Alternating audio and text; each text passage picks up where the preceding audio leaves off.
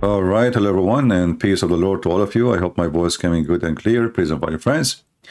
And today, our topic is just to continue, to share awareness of what's going on around us and how we always should be vigilant about what's going on. And sometimes it's not good to be suspicious in everything, but sometimes you should be. Like as I say, if it doesn't feel right, maybe it's not right. So we saw in the news that the mayor of New York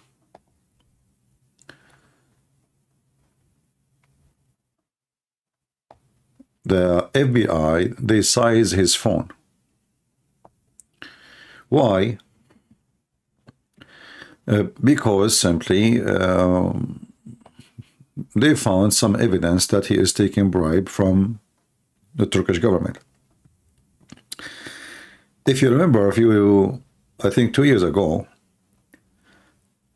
Erdogan, he come to New York. And I don't know if any of you remember this. They got the Muslim sheikh in the front of a building in Manhattan, reciting the book of terror to people, and the Quran, and Erdogan, he was there, and they celebrate opening a very huge a building in the heart of Manhattan. Cost like hundreds of millions of dollars. And you see the balloons, and and the Turkish flag is all the way up. And Erdogan, he used that for his election as usual, like, when they have a local election or anything, he used it to promote himself. Like, until now, things look normal, I mean, but what does building have to do with Turkey? I mean, why even the Turkish flag is here? Is it owned by Turkey? Is this a Turkish territory? Is this a Turkish assembly? So simply Erdogan, he used it to promote himself and to make himself like he have a weight in the heart of America, in New York. But there is something behind the story, which is obviously proving corruption.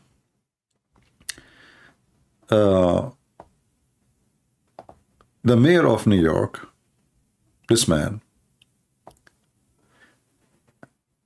when they felt there is something wrong about what he do, because the building, which is Erdogan, he went and he announced the opening and brought the sheikh reciting Quran and all those balloons and the mayor, and they have a picture of Kemal Atatürk in the back, all of this will not happen and should not happen because the building have problems. And the fire department would not approve the building unless those problems will be fixed. Suddenly, this guy, he became a mayor. A week after, he forced the fire department to give the Turkish the access to the building and to continue the work and to use it. That's it. But Erdogan is coming. So it's obvious that he did a favor to somebody. And this somebody is the Turkish government, because this is connected to Erdogan. And then when they checked the donation he received, always, remember we said many times, always follow the money. The money. Who support this guy? Like if I have I have my Patreon and then I receive donation from Al-Qaeda. Obviously, Al-Qaeda support me there, right? So I always follow the money. And who is the one who support who and where is the money coming from? So when they follow the money, they notice that there is 48 donors. And it's funny that all of them, they donated equally, like equal amount of money. And in New York, when the person who was going for election, Let us say you receive a 100,000 donation. The city, they give you in the top of them another 100,000 donation. They match the number. So whatever the number is, if it's 1,000, they give you 1,000. If it's 1,000,000, they give you 1,000,000. And they notice that the 48 donors, all of them, they are Turkish. And all of them, they work for the same company, which is the company in charge of this building. Right? And then they discover that this mayor, even before he became a mayor, because he is official already. I mean, he worked for government all most of his life. Now he became a mayor, doesn't change anything. So he attended more than 80 occasion has to do with Turkey. 80 occasion. And the guy who was mentioning to me, Fifi, my friend, if your sister Fifi dare to call me, 101 video about me, yet he don't dare to call me or to receive a call from me. You know, your sister is a girl. She's a whore. This is why she is intimidated. She don't dare to call me. Otherwise, if he's a man, if he really have one lie, he can prove it, he will call me. Trust me. But your sister, she's busy shaving her pubic area. So, and this is what we are doing here. We are shaving your private pubic area. Don't you notice? You know, you Muslim, you need to remember, if one of your guys dare, if he can prove me wrong, he will call me immediately. But because they knew that they are chocolate, and I can smash them like chocolate. That's why they don't dare. Otherwise, did you ask yourself, okay, you make 1,000 video about Christian Prince, but yet you cannot make a call or take from him a call? Like, he will not call me, and she will not call me. Something fishy, isn't it? Now, we go back to our topic. Are you proud about your... All right. So, he attended 80 occasion, all of them to support Turkey. You know, it's too much love, you know, like, do you notice? Like, New York mayor attended 80 events in 8 years related to Turkey. So look like the money is coming from long time. Right? 80 event in 80 years, which mean an average of 10 events a year. 10 events almost every month. This guy is invited for something have to do with Turkey.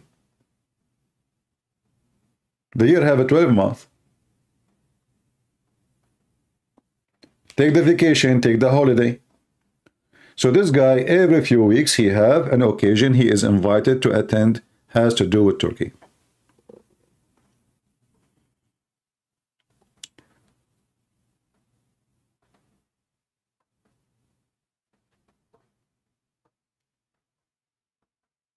A while ago, they took his phone to follow up with this.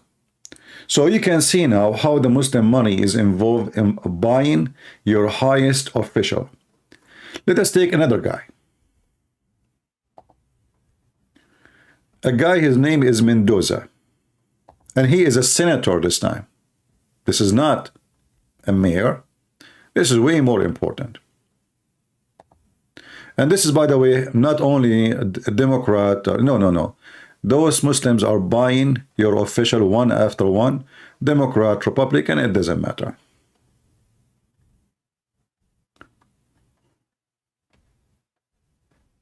It doesn't matter. So if we go to this guy, his name is Mendoza. Senator Bob Mendoza.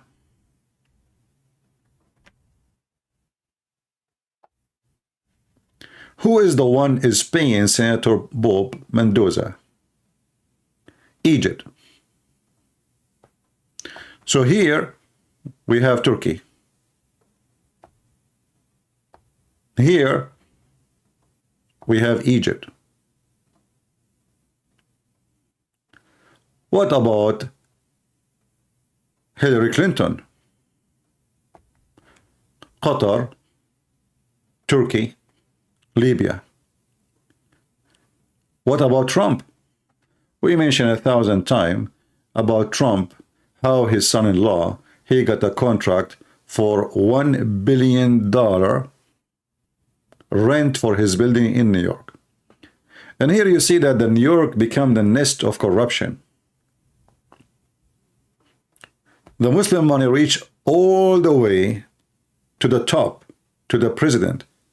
Clinton, Hillary, Obama, all of them, they received donation from Muslim countries. And Trump is no better.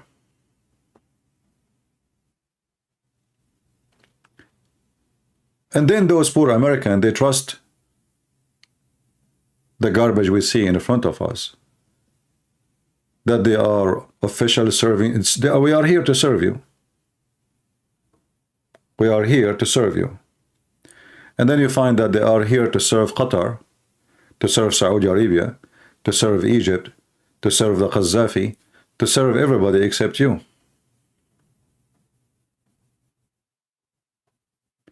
You know, when I mention many times that those people who,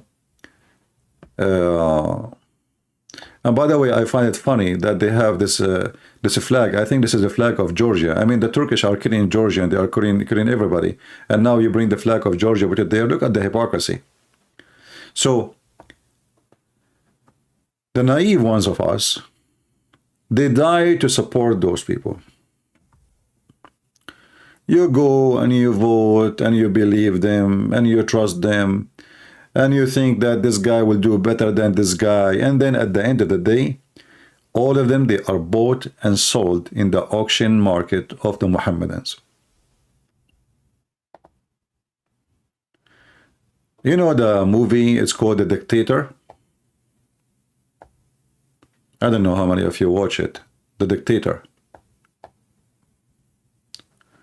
This is the dictator walking in New York and nobody making any protest against the dictator. Where is the human right? Where is those feminine? Where is this guy? I mean, this guy, he's arresting gays and lesbians in Turkey. I just saw a video, 2 days ago. They are arresting a transgender because they don't allow transgender or lesbian or gays to protest in the street. How come we don't see those people? We see them only when it's come to Gaza and Israel, and suddenly they are very active. The reason again is the money in the Middle East, as you see, because they are controlling the big names in the market of politics. So those are the one who move the crowd, the liberals. The mayor of New York is in the pocket of the Turkish. So he approved protest, he disapproved protest, he arrests somebody if he said something like, I saw somebody, he was arrested because he said that he said to a Muslim in a store, a guy, he said sandwich, which is very silly of him, by the way. He said to him that we killed 4,000 of your Palestinian children and that is not enough. Stupid statement. So they went to him and they arrested him for hate crime. But all the hate crimes against the Jews in New York, nobody is arrested. How anyone will be arrested if the mayor is in the pocket of the Turkish? The other guy, Mendoza, his job is to clear the name of Egypt from all human rights accusation. All the crimes happen in Egypt. Mendoza, his job is to make Egypt look good. A Muslim country which a human right have zero value, as we know.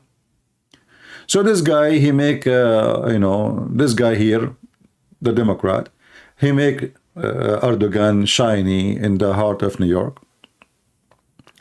The other guy, the Republican, the senator, Mendoza, his job is to make Egypt shiny, the president of Egypt, shiny in New York. Trump, he go in front of the White House, he accused Qatar that they are supporting terrorism. A week after, Trump, he signed a deal with Qatar, and he sold them $12 billion F-16, F-15 airplanes. So last week they are Al-Qaeda, a week after they are our friends. Why? Because simply they rented a building from his son-in-law. So it turned to be that all those who work in the politics in USA, they are a bunch of scumbags, liars. It doesn't matter if they are Republican or Democrat. And the poor people, you know, they think that if you have, you know, if you are voting for a Republican, those are the conservative. If you are voting for a Democrat, those are not conservative. But then you find that conservative and non-conservative, all of them, they share the same thing. They suck the money of the Muslims and they work for them. You know, if this guy, he is receiving money from the Turkish for the last 8 years or 10 years. 8 years, actually. That's what they discovered. We do not know what they discover else. How come nobody noticed? I mean, all this time, you know, I mean, it doesn't show where the money is coming from. It doesn't show that something weird. I mean, why somebody, is he, if he isn't originally a Turkish person and he became the mayor of New York, I would say, well, you know what, he is a Turkish. Originally, he's Turkish, so it's normal. You know, like if you are a Nigerian, you go to attend the church for Nigeria, no problem. I mean, this is normal, very normal. If you're an Egyptian, you associate with Egyptian. That's very normal, even if you became an American, right? You know, but he's not. He have nothing to do with Turkey. He does not belong to Turkey. And yet he attended 80 events, and nobody noticed that there is something fishy. And then nobody noticed that he is doing favor to Turkey. Same with the Republican senator. Same as Trump. Same as Joe Biden. You know, Joe Biden, his son, suddenly, he became the vice president of a company which is in Ukraine. Like the first question you ask yourself, like, I mean, Ukraine? Why in the world Ukraine, when I give a job to someone, is he like an engineer? Is he, you know, maybe like because the company is an oil company? Is he like, you know, oil engineer? Maybe like he have expertise in, maybe he studied geology. Maybe he have a degrees in marketing. What he have? The guy, he have none of those degrees. And nobody got suspicious that this guy, obviously, he got the job because of a bribe. The same as nobody got suspicious about Trump, son-in-law. He got rent from Qatar for $1 billion. $1 billion, not a big deal. I mean, you know, those things, man, it's just $1 billion. I mean, it's not a, come on, you know. I mean, all of us, we make $1 million a month, right? So nobody noticed, you know, nobody noticed that all those guys are a bunch of a fraud. And still they vote for them, they die for them, they defend them, they worship them, when reality is that you are really, you don't know you are voting who. You are voting for someone, he betrayed you, he sold you already. As simple as that. Hillary Clinton, you know, she received donation from Morocco. Okay, you know, Morocco is a very poor country. Every day, there's hundreds of Moroccans trying to cross the borders to go to Europe. Why the country and the king of Morocco, he is a very, you know, I mean, he is a king, yes, but his country is a poor country. Why they want to donate to Hillary Clinton? What is that? I mean, why they want to donate to Hillary Clinton? Why? Okay, why did they donate to me? There's a million organizations in the world. They need help. And Muslims, help your people, help the Morocco. There's homeless, there's drugs, there is a prostitution in Morocco. Still, they are donating to Hillary Clinton. Why? Well, it's okay. Nobody asks questions. I mean, the Clinton family are protected. They are very much protected. The same as the bribes of Billy Clinton.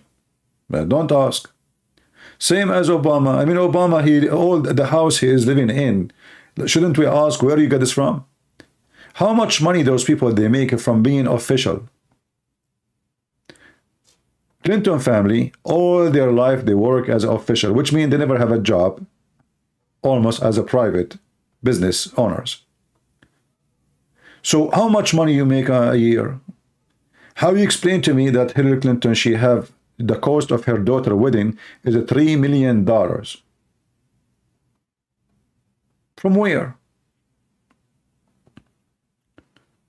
So always, you know, I wanted to talk about this so you can be aware. Don't, you know, don't drive yourself like in the mood. This guy is the you know, always those who they are desperate to go for the office, they are not desperate to go in the office for you.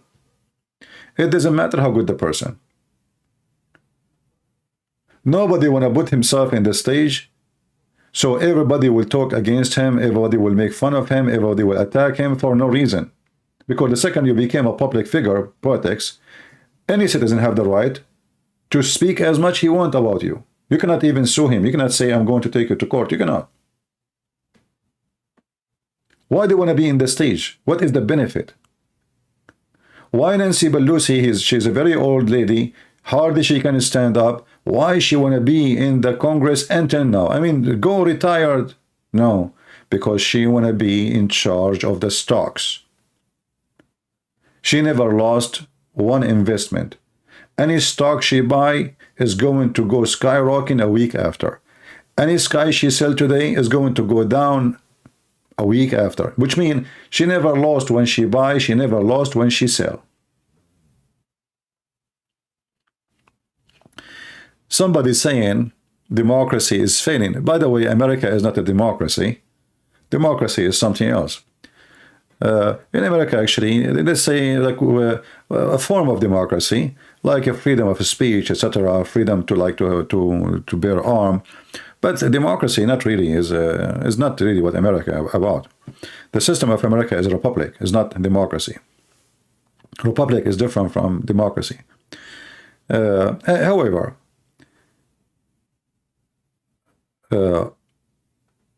if a country want to be proud about something, is about fighting corruption. But then you will find yourself questioning, okay, how come the FBI, they go and they get the phone of this guy so fast, so easy, but they could not find or do something about Hunter Biden all these years?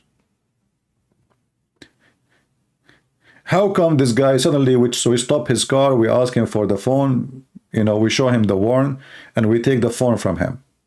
But Hunter Biden, all this time, it took forever.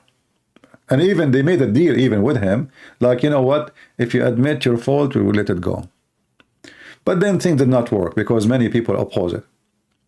So obviously there is a, you know, even in the FBI who they are investigating you, they are not really the one qualified to investigate you. Maybe there is some they are getting bribes too. And by the way, bribe not necessarily money. It can be a rank, you know, a job. Like I will make you the head of the department. I will make you the head of the FBI. I will make you the vice president. I will make you an ambassador, you know, if you do this to me later. So there is many ways of bribes, which there is no way to discover because it does not involve with money directly. It involves with position. So what I wanted to mention here, that don't really, don't trust what you see in TV, how shiny their suit, how shiny their shoes, how shiny their speeches. As the Lord, he said, from their fruits you shall know them. So don't get upset when I speak, I say Trump, obviously, he is bought by the Arab money, specifically by Qatar and Saudi Arabia. In fact, this guy, he moved, depend on who paid him more. When the Saudi, they asked him to go against Qatar, obviously they paid him. Suddenly he go in the front of the White House, he spoke against Qatar. Qatar, Trump is against us. Right away they fly and they come to Washington, D.C. They met with the Trump. Suddenly Trump, he forgot about everything, and Trump now is defending Qatar. Not only that, he favored them as a friend. The same as Biden, actually, he did. after he became a president, he elevate the position of Qatar to be close to a member of the NATO, but they are not. They are a friend, close to the NATO. Like he gave them like a, like this is my good dog, So money. You see the war in Gaza, you see everything happening. It's because of the money of those Gulf countries. All terrorism you see is because of the money of those rich countries, Qatar and Saudi Arabia and Emirates. And then the dummies, they think the problem is Hamas. Hamas cannot be Hamas unless there is money. Did you ask yourself, oh, like all this concrete there, the concrete alone, you need billions of dollars to build it. Not only to dig, not only, all the work, the equipment, not to mention the weapon. Where the money is coming from? So everybody's speaking about Hamas, but nobody speak about where Hamas getting the money. You want to fight really Hamas, you fight the money. You conquer the money. You chase the money. Hamas without money, nobody from those Muslims will work for Hamas if there's nobody pay them salary. They get paid. They get paid high, good pay. But nobody want to ask the question, okay, you know what? How they are functioning? Where this money is coming from? So they chase everything except the money. They chase the person, but not the money. In fact, the money is more important than the person himself, which means the leader of Hamas is not important as much as the one who support the leader of Hamas. Because if we stop the faucet of the money, then the leader of Hamas will not be a leader.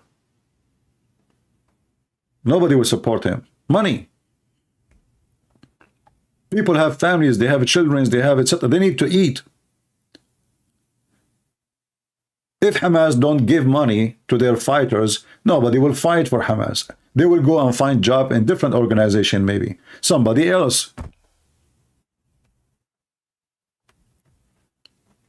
The same what happened in Afghanistan.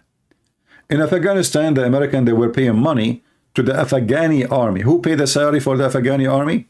It was USA. Then USA said, okay, you know what? We are done.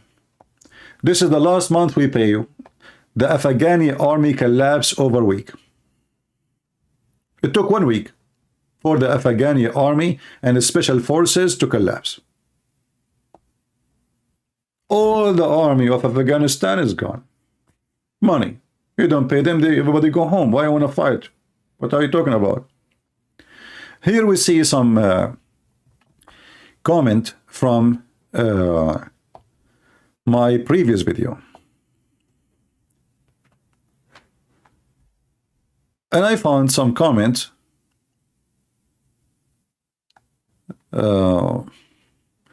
Obviously, still they don't understand what I'm saying, but let me see if I can find here. Christian servant. This is a video we made about the ceasefire. And, some they saying this is not ceasefire. This is a pause. I said to him, well, the first step of nakedness is to say, I want to get a suntan. You say, I want to get suntan, then people understand that you are going to get naked. This is the whole story. So now it is pause. Tomorrow it's ceasefire. The day after, we are done. Dear CP, and everyone following the great man in this channel. Okay. Let us gratefully bow your head. I don't know if he is the one have a comment about it. Maybe not. Okay, actually this is not the one. Okay, no, thank you. Sorry, this is not the one we want to answer. All right. And this one is not the one. And Thanksgiving, by the way, for everybody. Thanksgiving, happy Thanksgiving Day for everybody. We pray the Lord will keep you healthy and wealthy, you know, whatever wealth you deserve from the Lord to be fine. Let us see. I'm looking for the comment who don't agree with me, you know, so we can answer them.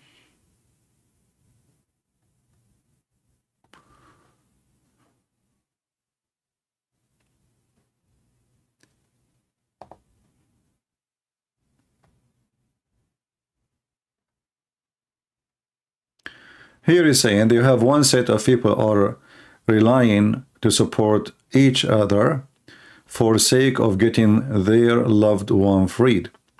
You have another group of people who they are relying in support of those who took hostages. There is no moral ambiguity between who is right and who is wrong. Well, you know, it depends in the position in life always. If you think terrorism is the right thing to do, then you don't think it is the wrong thing to do. So taking hostages for them is an act of being smart. And this is how it is. You know, for them, they don't feel guilty. They don't feel guilty if they rape your wife and they, you know, if they take your land and take your house. Let us see here. Thank you, CP. Only time I will tell you, will tell, sorry, if the right thing to do. The intelligence service and the IDF supported the decision. We have to trust them. Yeah, but you know, you have to understand that the IDF still, they are not the one in charge at the end of the day.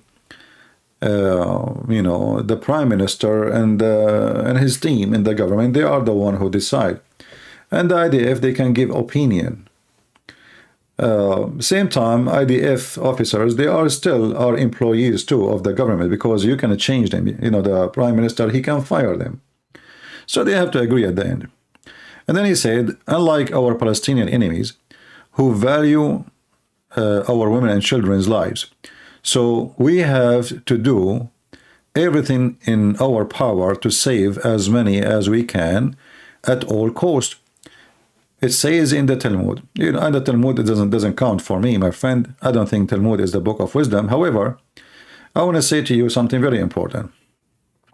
As long you have to save your hostages in all cost, well, didn't you lose already more than 60 soldiers? So you lost 60 soldiers, you free 50? You lost 60. 60 grown men, which means 60 families, not 60 kids. Kids don't have family yet. I mean, they have their parents. But we have more than 60 men. They have family, wife, children. They have to support them. They are gone. So you go to war and you get 60 of your men get killed to release 50? Is that how it works? Is that how you value your people? You sacrifice 60 to free 50?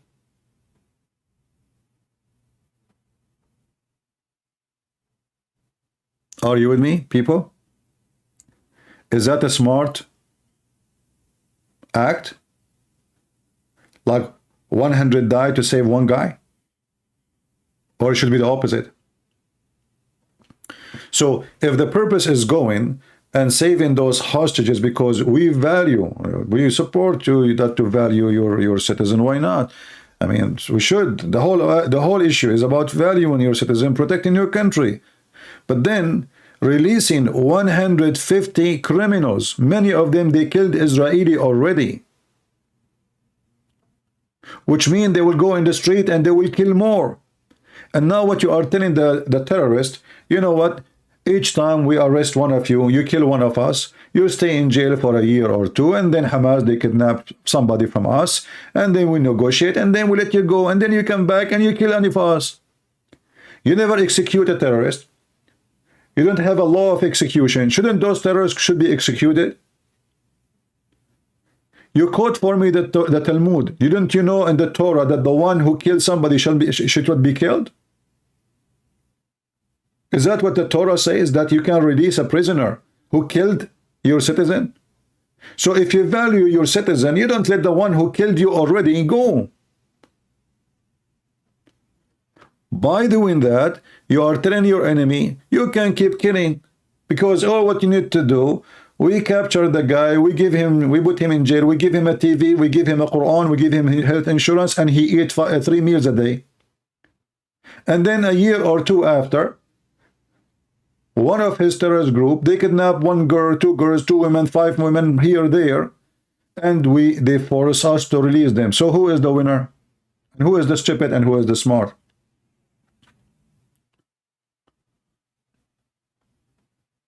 This is the most stupid idea ever. IDF approve it? Do you know actually that the head of Hamas now, he was in jail for he killed Israeli before? And the stupid Netanyahu is the one who released him?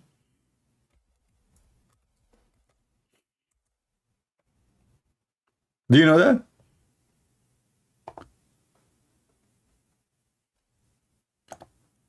This guy, let me put his picture for you.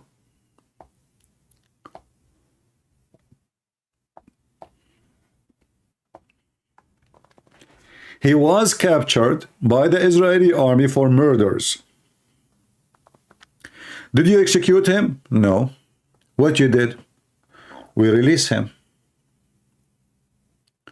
We release him and he come back as the top boss, because now what the Israeli did actually, they supported him. They made him, they gave him certificate. You see, I was arrested by the Israeli. He became a hero for them now. Do you understand how stupid what they are doing? You are promoting them. Those, the 150 you will release from jail, they will become leaders, because now they have certificate that they are a truly mujahideen. They do not need to prove themselves no more. They killed Israeli. They've been in Israeli jail and now they are free. So who is the stupid here?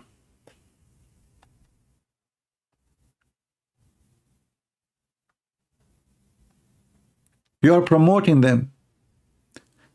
You are empowering them. This guy, he got his job as a leader because he was one of the more important reason, he was arrested by the Israeli. Your jail is like a PhD in terror.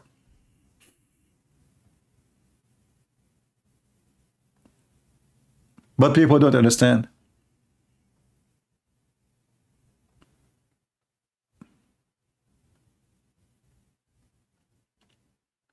We say something, they say something else.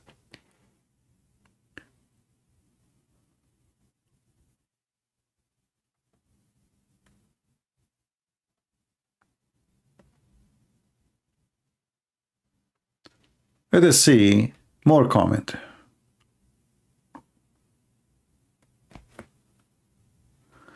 We have a person here. This is 5 minutes ago. His name is Brian.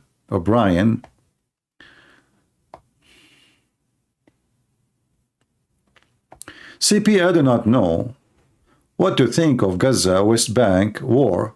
By watching IDF official video, I see that Gaza and West Bank people have been living in genocide by the Israeli government. I do not know what the history of who owns the land. I know how bad Hamas, but right now, my opinion, that Israeli government and Hamas both are very bad. I'm trying to understand the war. You know, when somebody say genocide, what genocide mean? I don't want to be rude and insult this person, but when you say genocide, it means killing everybody. Did the Israeli kill everybody? The Israeli, from the first day, they said to them, move from here, go there. They don't want to go. They throw flyers, all over in Gaza by airplanes, by balloons. They make phone calls, text messages, leave the area. This is going to be a battlefield. And then you say to me, this is genocide. So how they can fight Hamas?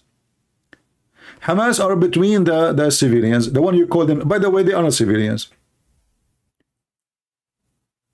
If they are truly civilian, they help the police to capture the criminals. If I see now a criminal in the street, he is wanted, I call the cops. I say, hey, listen, this guy you are looking for, he is here. I just saw him. Oh, you know what? I saw hostages. So all the civilians of Gaza, not even one of them, he saw one of the hostages where he been taken. Not one of them they saw where Hamas is digging their tunnels and where is the exit and where is the entrance. Not a single doctor in a Shifa hospital, he noticed that Hamas, they have the basement as under their control. They did not notice that they have tunnels. They did not notice that they have food coming from the hospital, gas, electricity, internet. And you say to me, genocide. If the Israeli want to do genocide, they can nuke them.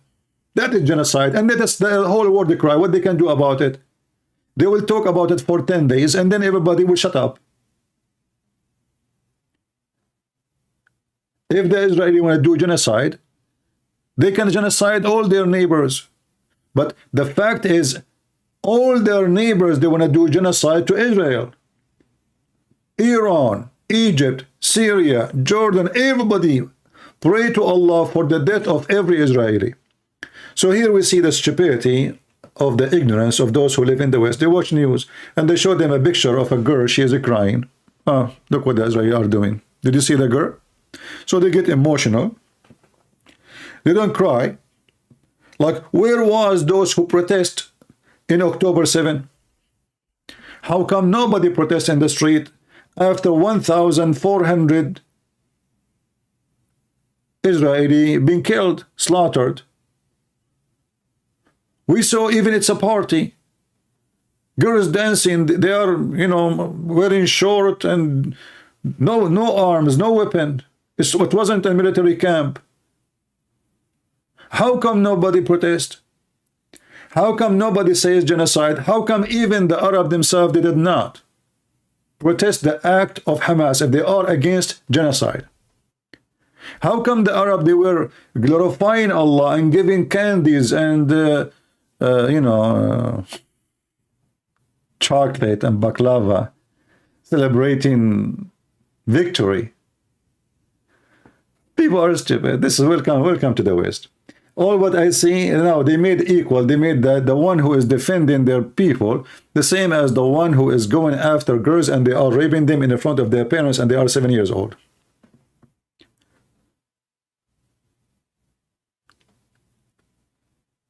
How come Israeli did not do genocide all those years?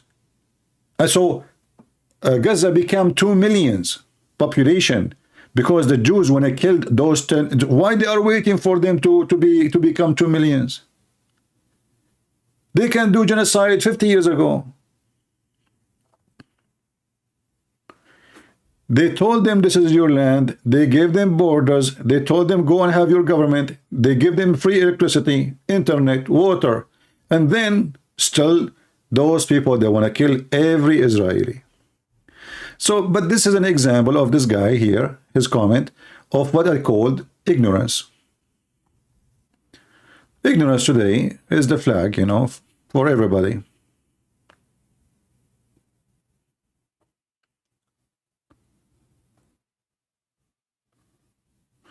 Do you know that Judaism women are not allowed to read Talmud? No problem. Talmud is a bad book anyway. It's a book of stupidity. Nothing, there is no wisdom in it. Israel agree to the terms of Hamas. Okay. All right. Let us see more comment.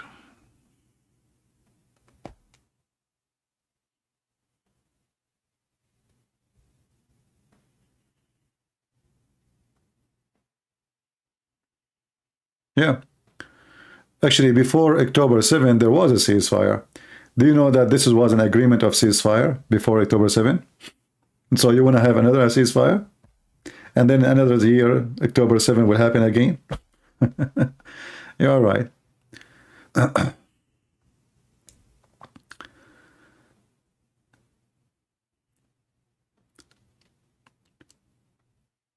Uh,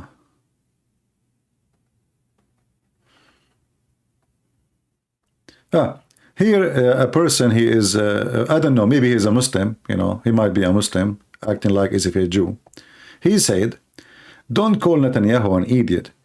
I always watch your stuff. It's not stupid to exchange one Jewish soul for even 4,000 barbarians. One Jewish fingernail is worth more than 1,000 Arab. I heard this before. Not sure where. This is what Muslims believe. That means exactly, he does not act like a politician. A politician would say, it is stupid to exchange so many for one. He is a human, a Jew who loves his people. We do anything for our people. Yeah. I don't know if you are a Jew or not, but I replied for him, by the way, and I said, I have to call you an idiot. Because first of all, this is not about how much the value of a Jewish life versus the value of somebody's an Arab. In case you do not know, supposedly I'm an Arab too. So your statement is very stupid and a dummy. And I am assuming that you are a Muslim, using the name of a Jew. However,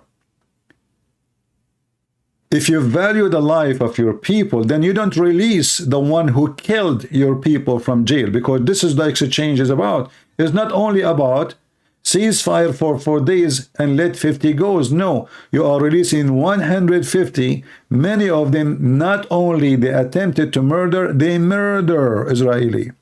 So the stupid you claim to be an Israeli, obviously you are not.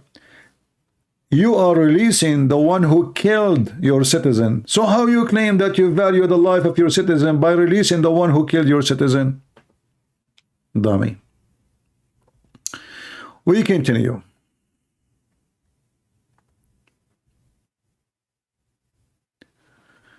Will Turkey end the occupation of Cyprus? That will happen only if Cyprus can take Turkey down. I am very scared. Do you think everyone in Israel is in danger? I love this country. I would not want to live anywhere else. You know, if I am an Israeli, why in the world I want to be scared? There's danger everywhere. Everywhere. Do you think there is like a country have no danger and this country have danger? You know, especially there's Muslim terrorists everywhere. We just heard that there is somebody in the street, he starts stabbing a bunch of girls and teachers in a Catholic school in Dublin. We do not know who did it, but you know, usually the one who do stabbing, you know, usually, but let us not assume. So those things can happen to you even if you live in England or Switzerland or Germany or Finland or America. So it's very silly to say I'm very scared. Do you know that there is a lot of people die every day in the highway? Do you know how many train accidents happen a year? So why you take the train? Why you take a flight? So the word I am scared, it's silly, you know, because simply if you are scared, don't live, but you are alive. Life is about death. You are alive because you will die. It's not the opposite.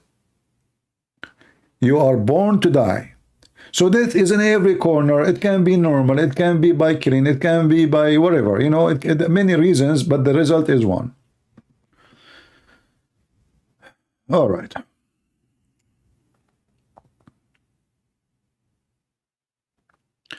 It was an Algerian immigrant? Okay. Well, I hope they will deal with him.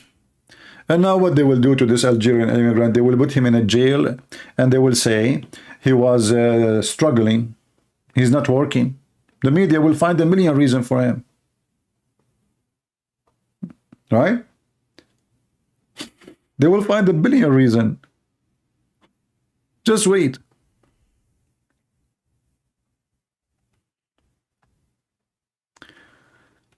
Lord have mercy.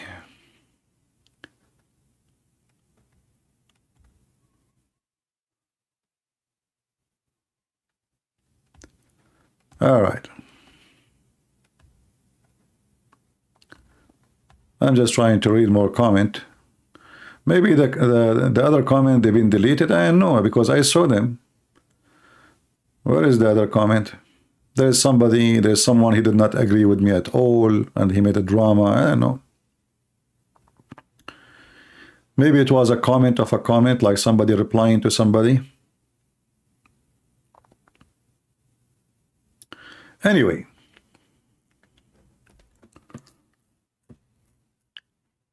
ceasefire.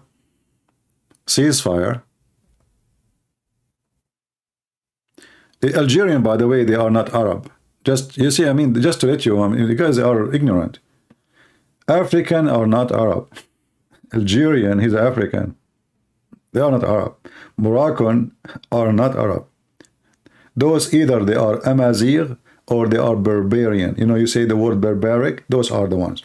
So people, they keep mixing. If somebody from Algeria, they think he's an Arab. They are not. From Morocco, not. Libya is not. Tunisia, they are not. This is Africa. They have nothing to do with the Arab. Egypt is not Arab. 4,000 Arab occupy a country, have 4 million.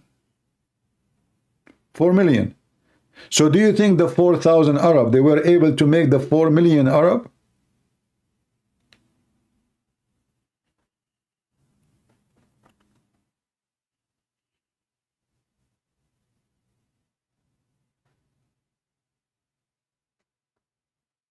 For them, anyone speak Arabic, they call him Arab. That's it. Algerian, he's an Arab. Moroccan, he's an Arab. They are not. In fact, there's nothing is called Arab. Arab is a word mean desert. This is what Arab mean. Arab is a desert, is a name of a desert. It's not a name, sorry. It's a word mean desert in the Aramaic language. So whoever live in the desert, they call him Arabian. But if you mean Arab as an ethnic from Saudi Arabia, well, those have nothing to do with the Arab. They don't even speak Arabic. If somebody now from Morocco, he want to speak to me in his own language, I will have a very hard time to understand a word of what he's saying.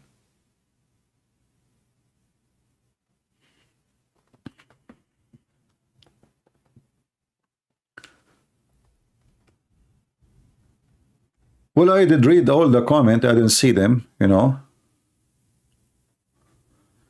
Yeah, I believe there was more comments. And there is a person, I said to him, I will answer you, I think. But maybe the comment is deleted.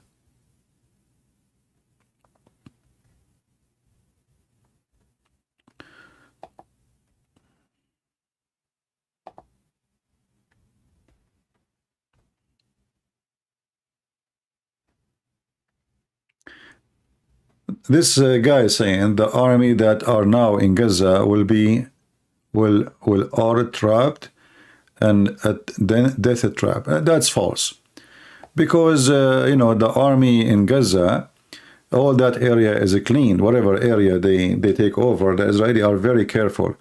So all those tunnels are destroyed, all those tunnels are buried or put explosion on them. So it's not a trap. Actually, what I suggest in my previous video, let us open the map.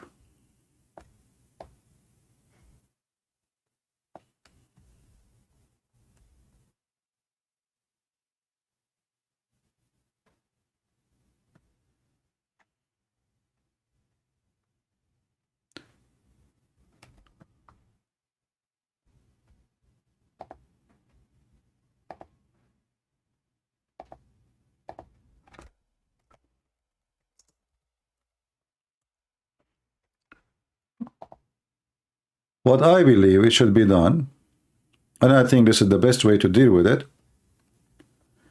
the Israeli, they made a very good move by moving the majority of the civilians to the other side of Gaza. So this is Gaza here. Let us go and zoom out. Give me a minute. Trying to take all of it in the map.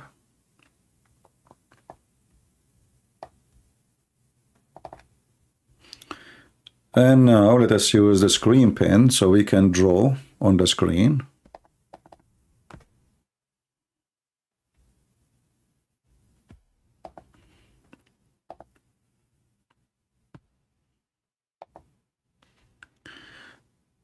So this area here is already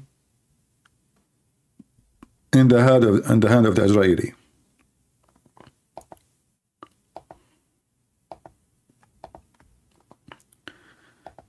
This program sometime act weird.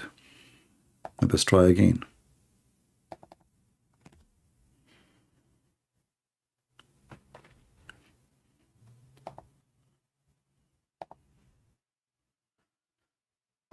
As long the Israeli, they took all over this area here, which is almost half of the territory of Gaza.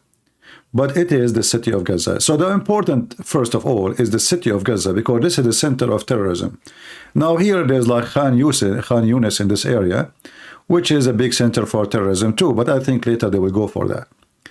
But what they should do, for now, Israel should continue cleaning this area totally, will have zero terrorist and zero civilian. Because allowing civilian to come back, you might allow terrorists to come back, because, you know, they would dress as civilians, and we are civilian, and then they will start doing what terrorists do. So this area should be totally cleaned from every inhabitant, and Israel should keep holding it until the international community around the world, including Muslims, agree to terms and conditions of Israel. What is the terms and conditions? We will not let anyone get back into this area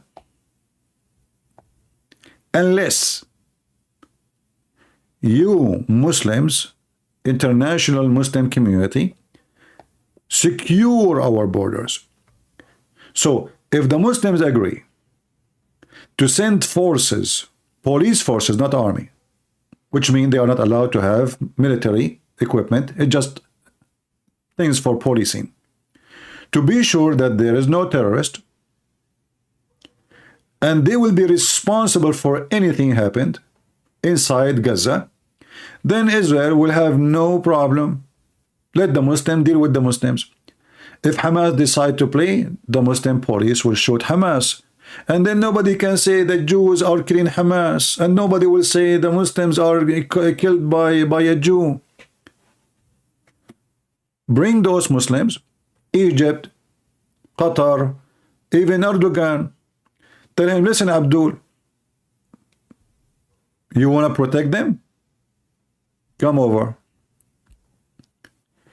You keep the area clean.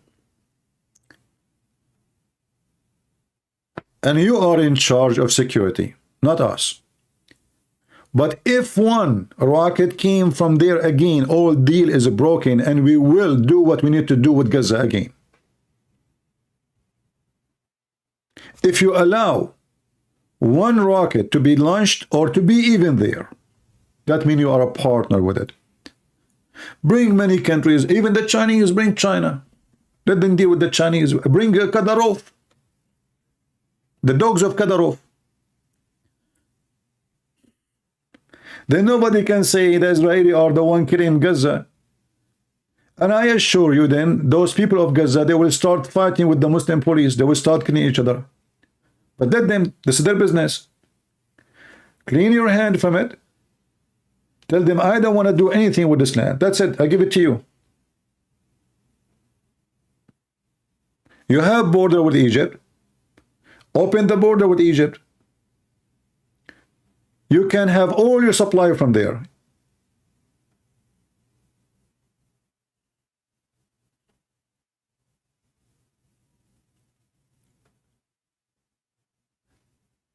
You see now, the Israelis did a great job by taking over that area, which is almost more than, or almost a half of Gaza. And this is actually where Hamas, all the activities of Hamas almost there. So Gaza without Gaza is not Gaza. To make it simple, this is the city of Gaza, which they took. The rest are not Gaza. The rest is not the city of Gaza. The rest is different towns. The major population, the major terrorism, the government, the heads, everything that is important is in that territory where the Israeli took over.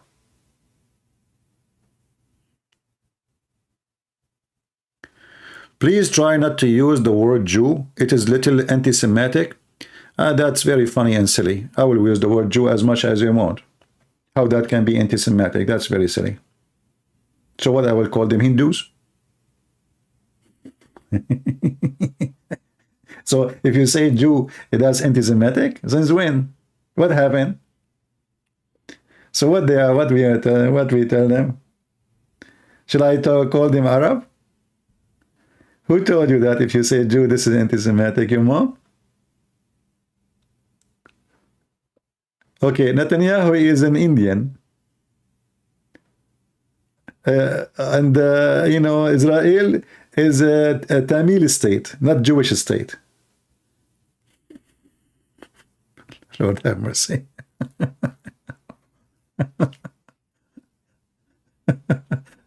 Isn't it the Israeli TV says the Jewish state, the Jewish state, the Jewish state all day long? Then you say to me, don't say a Jew. So what are they? Oh boy. Yeah, one of those things, you know, like, you know, the internet is full of comedy, you know. Yeah, and the guy is serious. Like, don't call them Jew, man. This is anti-Semitic. Yeah, you know, it's bad. Bad. So, like I say, I'm an Arab, so this is anti-Arab too.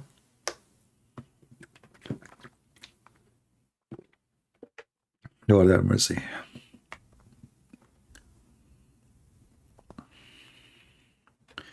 Thank you, Unicorn, for letting me say the word Jew. I appreciate that. You know, like, you remind me of the Quran, where the Quran says it is halal. It's okay for you to eat in the house of your mama, and to eat in the house of your dada, and to eat the house of your brothers and sisters, as if we do not know. All right. Yeah, you see the comment in the internet sometime in the comment section in YouTube. I mean, it's hilarious. You know, it's really weird. You know, like, I saw a comment, I deleted the comment. One person says, you know what, I was listening to you for all this video. Oh, what I know, your voice is so nice.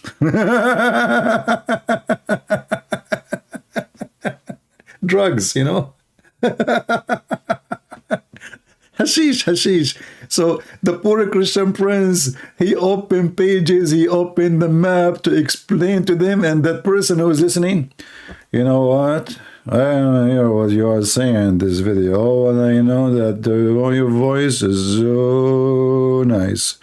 You know, and Christian prince, like, he was trying to prove his point, explaining, open a browser, close a browser. Oh, the mic was not working. Like, you know, yesterday I recorded the video 3 times, and I don't know why my computer is not capturing the sound. So after I finish, I click at the video to post it. There's no sound. Oh boy. So all this work, and you know, and you see those comments, you wish you are not there, you know.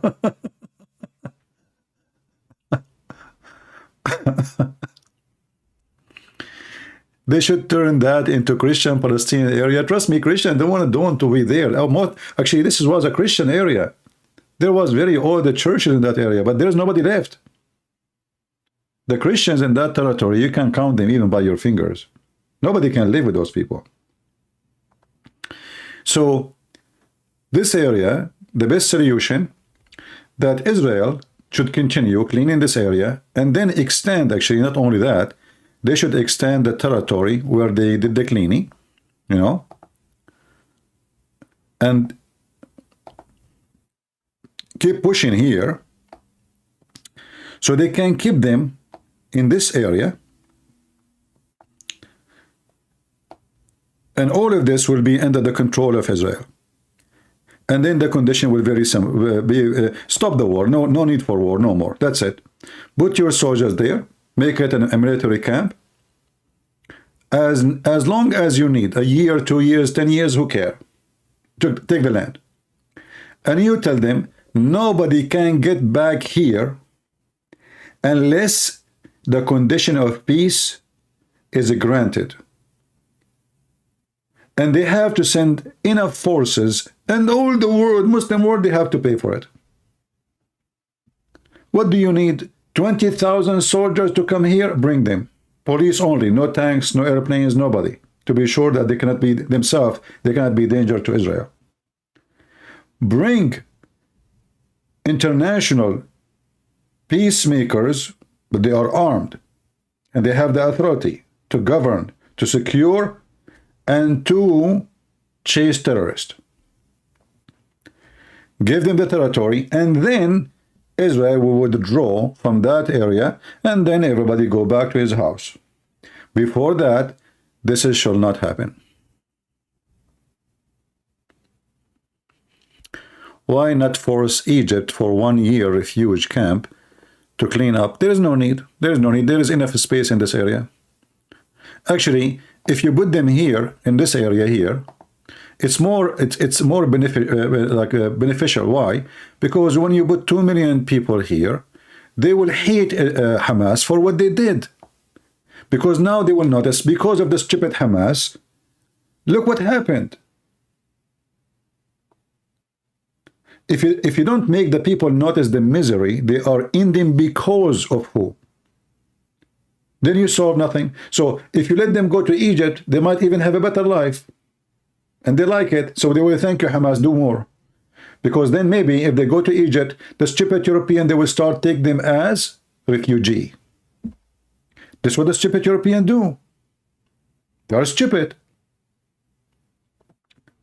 Many actually people of Gaza now, they are dreaming, like they heard that the Muslim Prime Minister of Scotland, he says we want to take many people from Gaza. They are dreaming about it, trust me.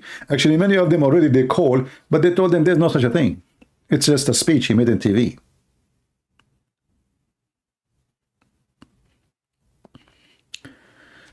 So bring international community, and those who have big mouth talking about a human right, come here. You take over. All what the Israeli want, peace. We don't care how. Come over, be sure, and give them all you want. Build for people of Gaza villas, swimming pools, make it paradise. But don't allow terrorists. You want borders? You have borders with Egypt. See? It's long border. You can open 10 gate, 20, 50, 60. It's up to you, between you and Egypt. All the food you want, all the supply, everything is coming from Egypt. So they have no excuse.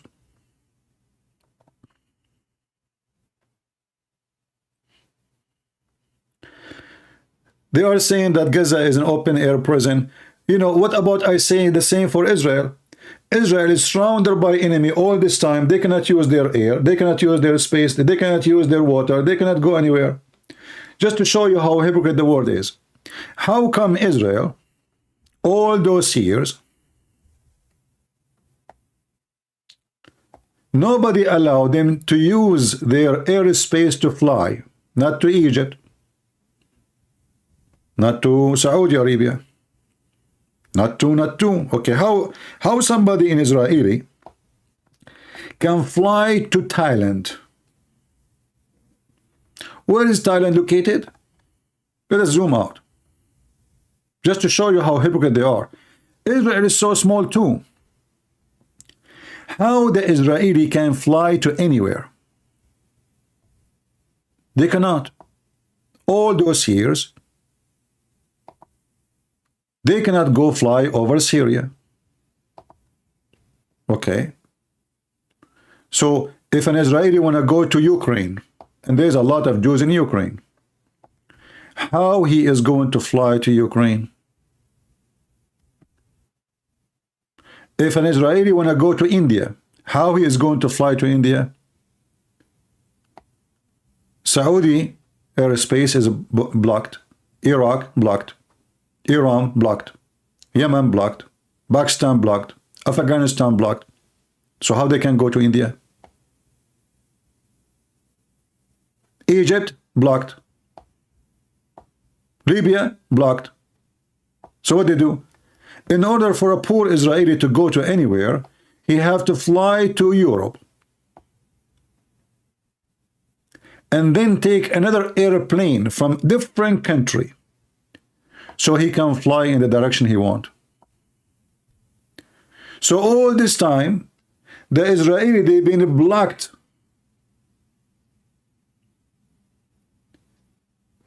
by their enemies from every direction, and nobody complained. Same time, they say to you that Gaza is like a jail. So it is a jail, but they can have smuggled rockets. What they want exactly? Bulldozers, they have trucks, cars, electricity, internet. What do you mean blocked? What is exactly you want? Sea, you have sea. Border with Egypt, it's open. So what do you want?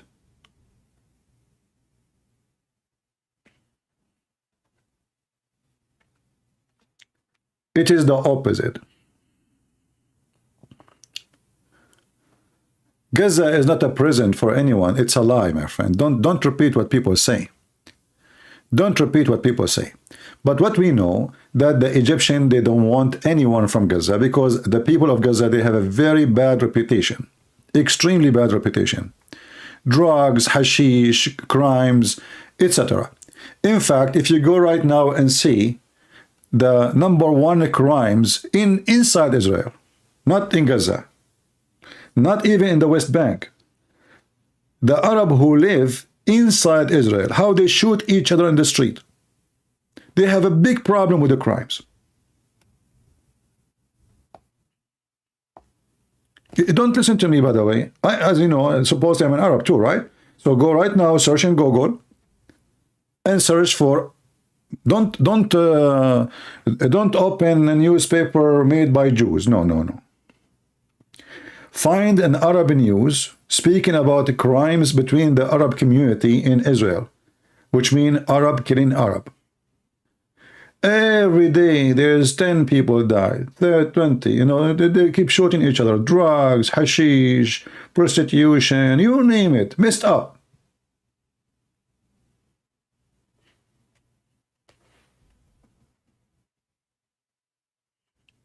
You can go right now and search. Actually, the Arab who live in Israel, they are lucky. They enjoy democracy. You know, they enjoy freedom. They enjoy even salary equal to the Israeli. They are treated as the same as Israeli. They have the right to vote. They have the right to be in the Congress. But they want more. There's an Arab in the Supreme Court. There's an Arab judge in the Supreme Court. Can you make a Jewish guy in the Supreme Court in any Muslim country anyway? I mean, Supreme Court in Islamic country is a joke.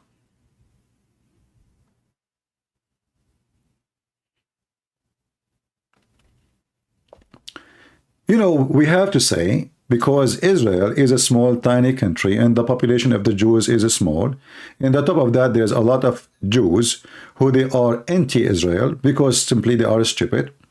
That gave the Muslim, you have 1 billion Muslim posting in Twitter, in TikTok against Israel. And then you have 6 million Israeli. Who is going to win the media? You have all the money of Saudi Arabia. As you see, the Muslims, they are buying Western leaders one by one. Trump in their pocket, in the Trump of Qatar. Mendoza, Senator Mendoza, peace be upon him, in the pocket of Egypt. The mayor of New York, in the pocket of Erdogan. Who's left? Clinton, the same garbage.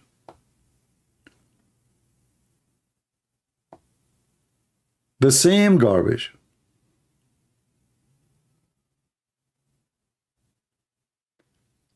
And here you understand why this all massive movement to support Hamas, even though they claim they are not supporting Hamas, but ceasefire is to support Hamas. Who is behind all this massive? I mean, the Muslims in America, they are not even 1%. They are not even 1%. So what is making all this movement? Even how in the world even you can mobilize the LGBT to support them? Like yesterday, there's an actress. What her name? I forgot. I don't know actress name. But let me search for the sentence she said. Now the Israeli, I think, or the Jews,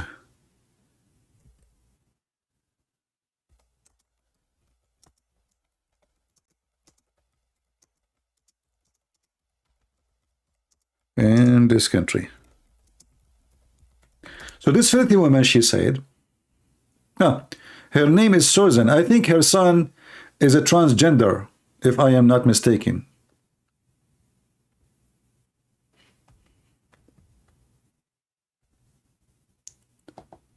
She said,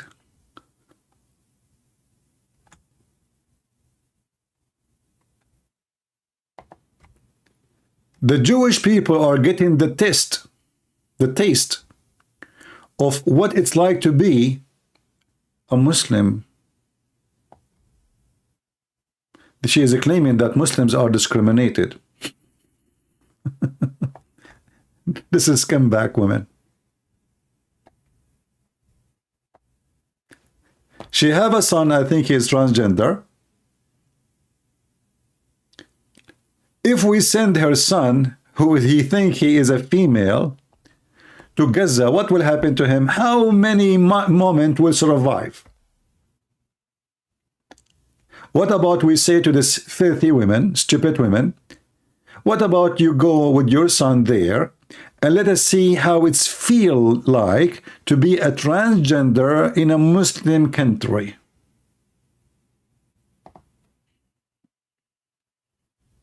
Do you see how stupid they are?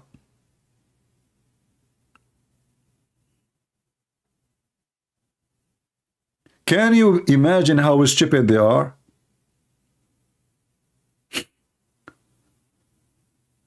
Your son, nobody will kill him if he go to Israel. But your son, if he go to any Muslim country, he will not survive a day. They will rape him, and then they will kill him.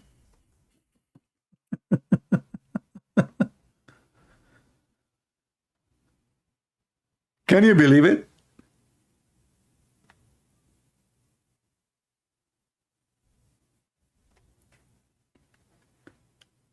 Those are the biggest enemy of the truth. Ignorant, stupid, donkeys. But they are the famous one. And, you know, many people, they worship famous one. You know, why we have 1,000 people here now? Actually, today is a Thanksgiving day, so people are busy with their family. It's fine. But, you know, if it is her going live, how many people will be watching her? A lot. There's a guy from England. What's his name? This guy, he like dressed like a hippie. Sometimes he go in the camera wearing no clothes in the top. He's an English guy. I forgot his name. He is a professional idiot. He have, I think, like 2 million subscribers or something. He knows everything. He knows politics. He knows religion. He knows everything. This guy. But the second you start listening, and not only that, the funny is, you will see how many people think that he's smart.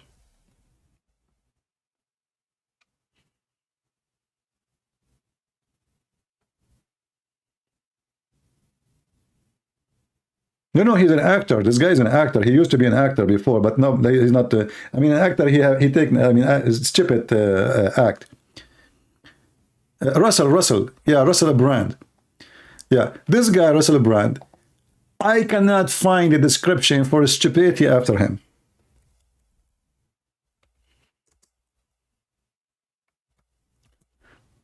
And then when he make a video on YouTube,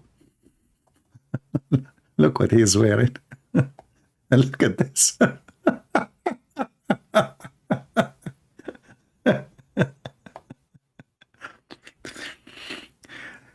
I mean, should be a national advisor to any president, any king in the world.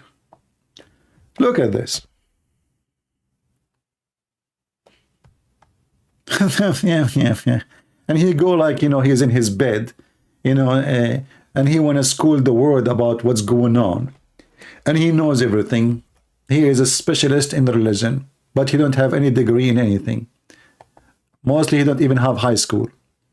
But he knows everything. Anything. Just ask me. Anything you want. He know it all.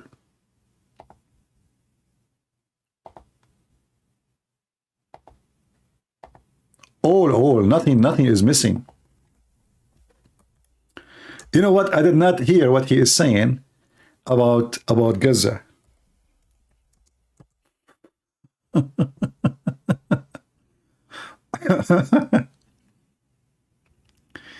It's starting what he is about to do in Gaza. Could it change everything?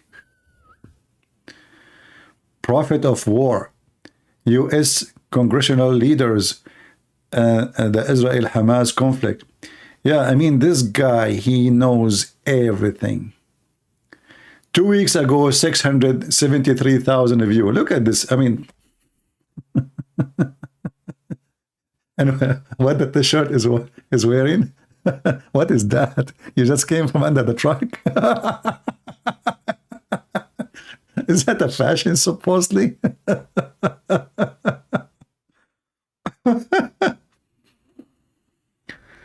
Oh boy.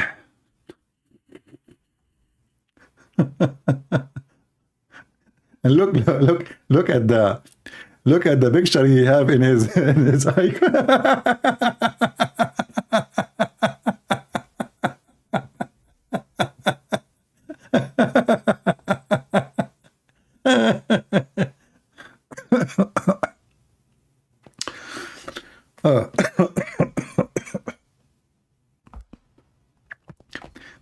And the funny is, like, this guy Morgan, even he invited him to there. Like, no, he's making a comment about it. Look, dangerous. Wow. Andrew Tate, Islam, Piers Morgan on Israel-Palestine debate. Top news. Oh boy.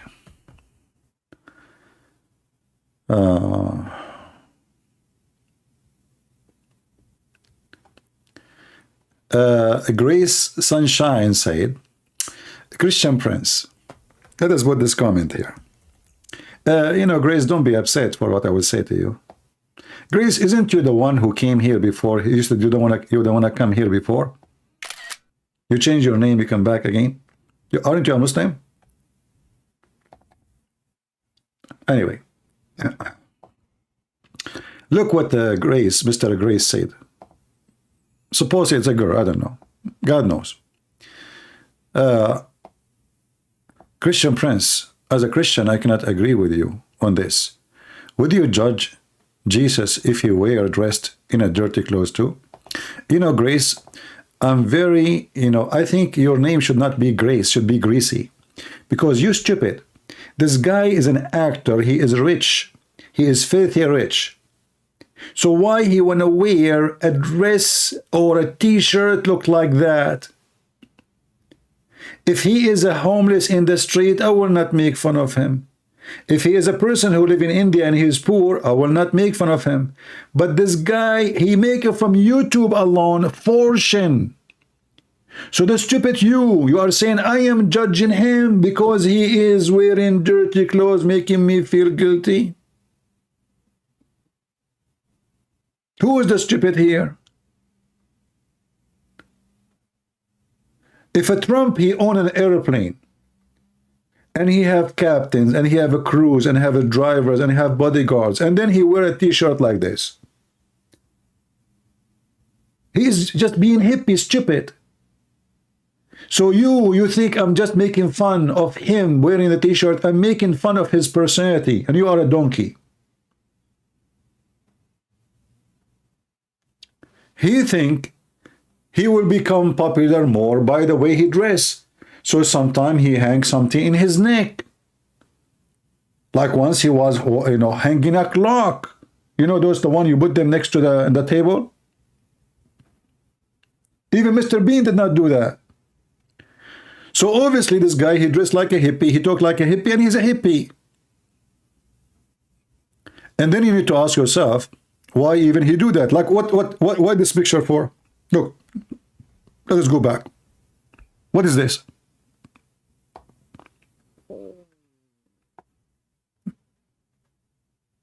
Can you tell me what is this?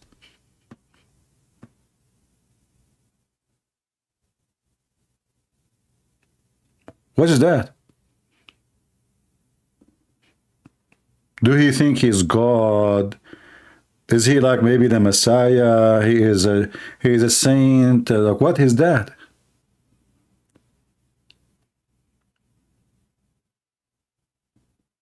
Isn't it obvious this person is mental?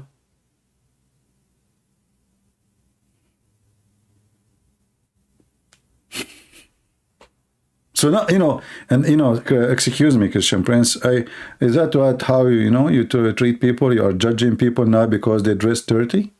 Is that what you do? Huh? Aren't you ashamed, Christian Prince? Why somebody he have 2 million subscribers, he make a picture like this, open his mouth like this. What is this? This is an act of a teenage. Is that supposed it will make me click now to watch because his mouth is open, his eyes is like that?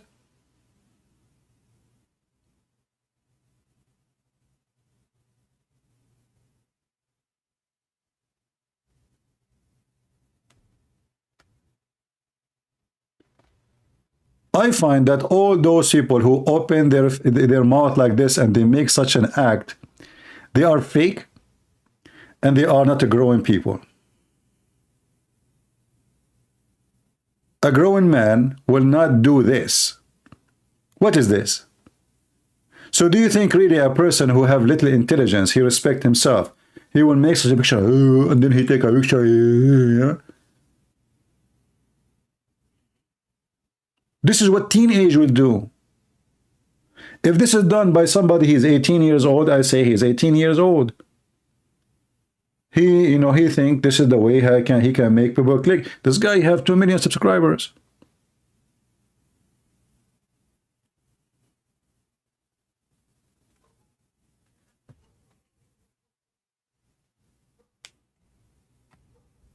What is this? And not only that, I mean, look at this. What is this? What is this necklace around him?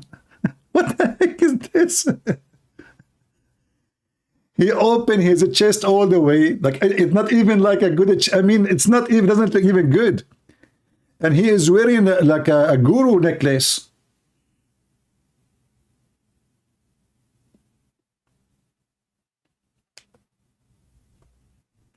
What the heck is this?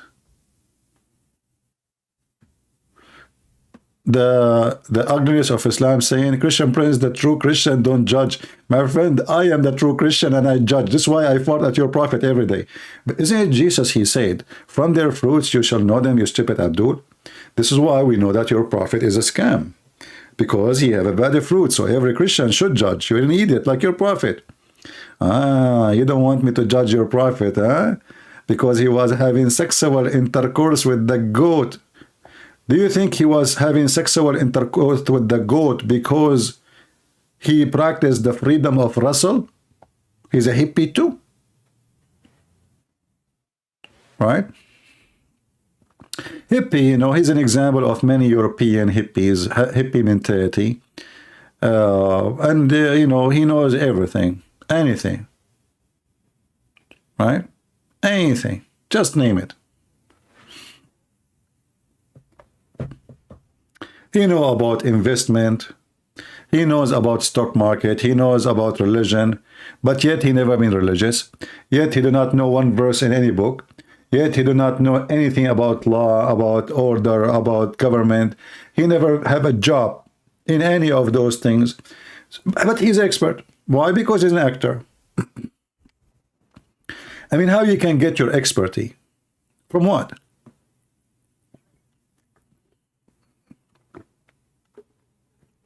What's exactly? They never been in war, but they can talk about war. Like, have you ever been a soldier? Did you ever hold a gun in your life?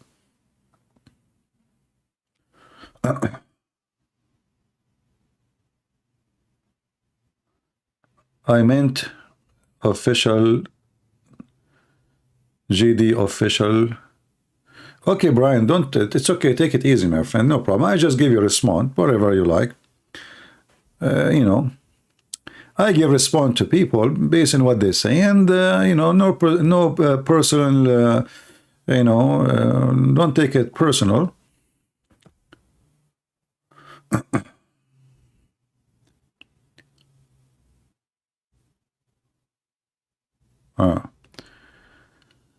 All right.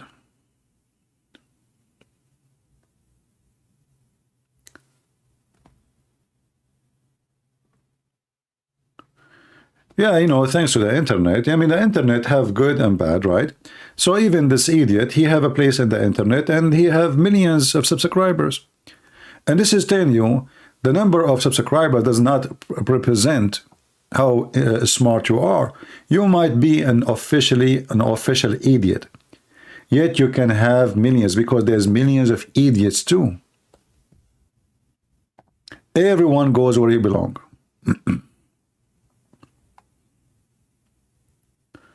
And this is maybe will encourage many to have their own channel, because if the donkey like this can have a opinion like that, and people still they listen to him, so who's left?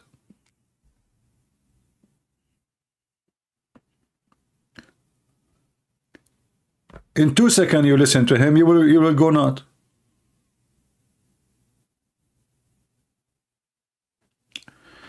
Look. He want to tell you about further investigation of Hunter Biden.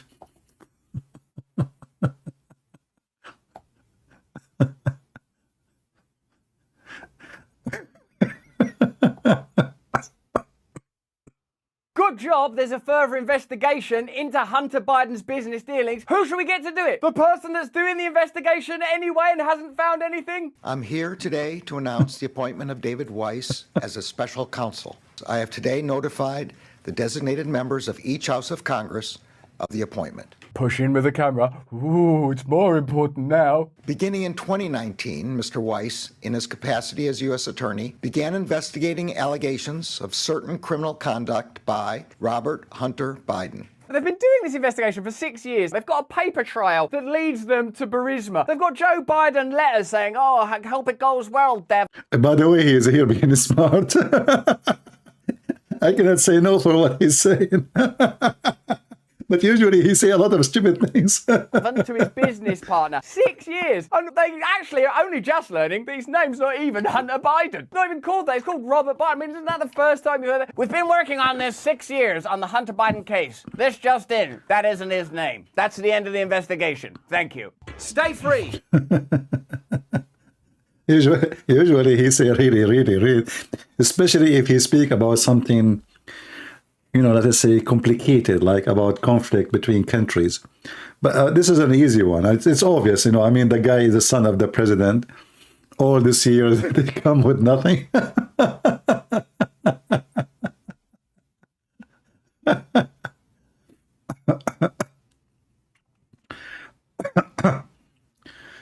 All right. Anyway, do we have any Muslim would like to join us live on air to talk about what's going on in Gaza? Anyone? Because until now, since what happened in Gaza, I could not find one smart Muslim like this. He's not a Muslim, but I mean, they are the same, to come and prove us wrong.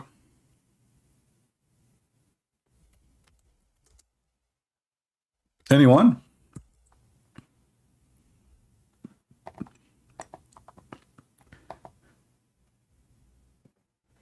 You know this guy Morgan, he go and he's desperate to find who is the one next will be in his program. I mean, everybody in the street is in his program, including a pimp. But then if you watch any of his program, you will see nothing said there is true. Nothing.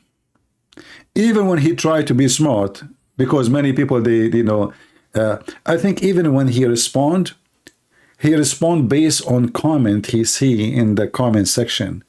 Like, why you did not ask him, so he write it down. Why you did not say that to him, he write it down. So next time he go live, he try to use what people said in the comment section in his program. But I never saw anything smart in his program. So maybe we can get a Muslim who is smart, God forbid. He would like to join us today. Anyone?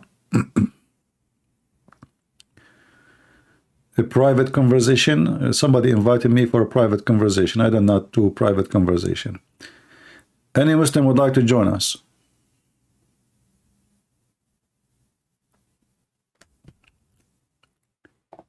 Do we have any Muhammadan would like to join us and prove us wrong?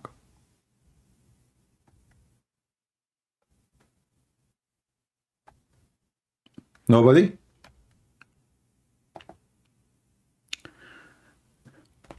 Would you listen to what Russell Petrus said about Arab men CP? He is hilarious. Indian comedian, born and raised in Canada. Well, sometime you might play a video, they can say to you it's a copyright. You have to be careful.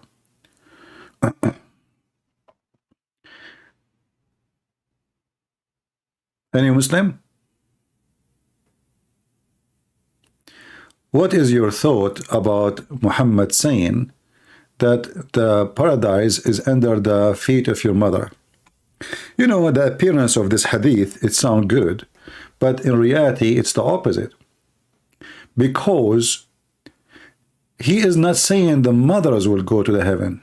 He said, when you treat your mother nice, that will lead you to heaven.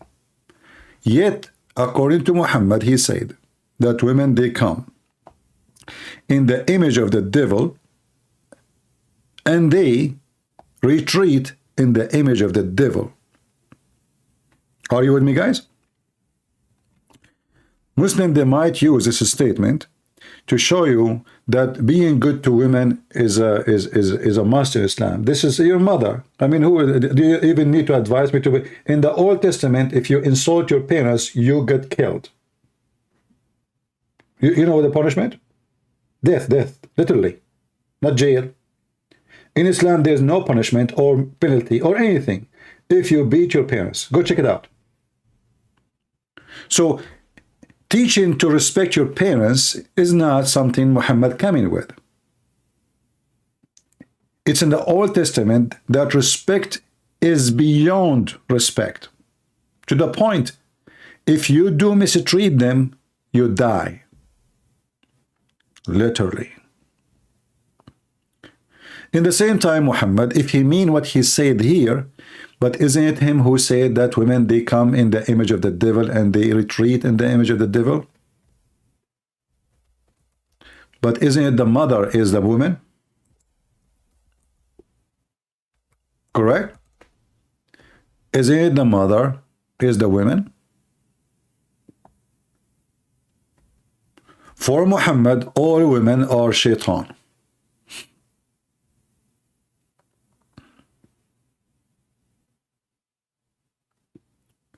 So which one is the one to follow? No problem, we follow both. You treat your mother nice, you are a good Muslim. You believe that your mother is the devil, you are a good Muslim.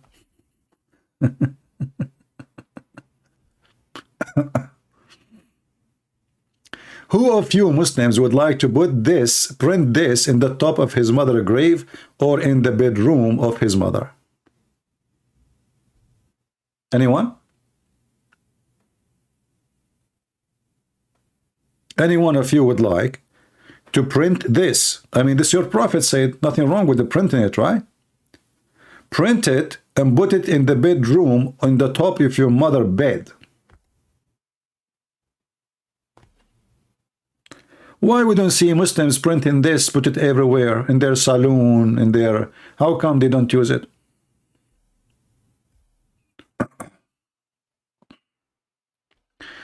Why all government officials don't never mention that Islam is a problem? Because they are government official.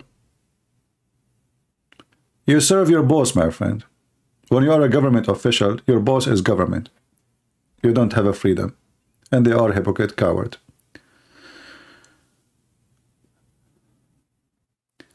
This verse, for those who they are bad mother-in-law, Islam will lose, he said, that this verse is for those who they are bad mother-in-law. You know, Islam will lose.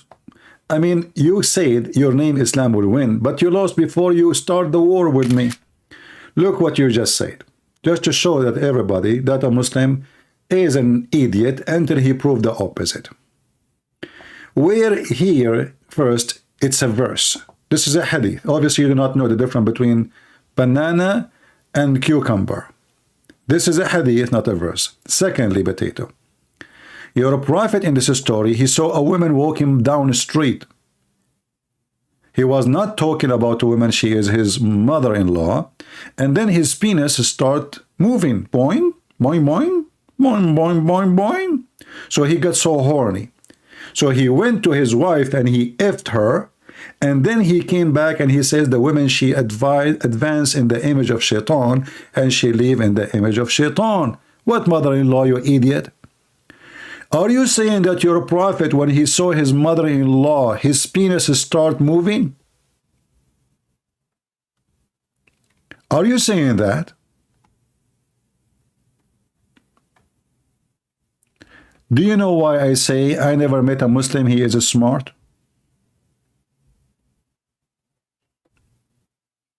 You want to play with the Christian prince? Those answers you give them to those silly, stupid Western who do not know what they are talking about. Those hippies, you know, in New York. Not to us here. The chapter name, recommendation to the one who sees a woman and attracted to her. Are you saying to me that your prophet was attracted to his mother-in-law? You know, the Abdul, when he tried to fix it, when he debate me, he make it more horrible.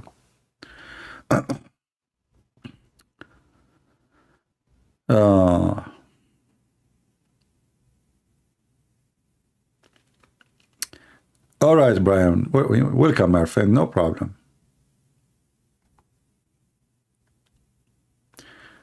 I really want you to know your opinion of the GD official video.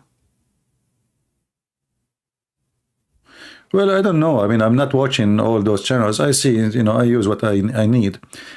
I don't get my opinion from those videos. I don't even get my opinion from what the IDF say. I'm coming from that land. I know already the history. I study it. And I know everything about this conflict. All this conflict is based on religion. So I never saw actually any videos in Israel, anyone, mention something useful. Nothing.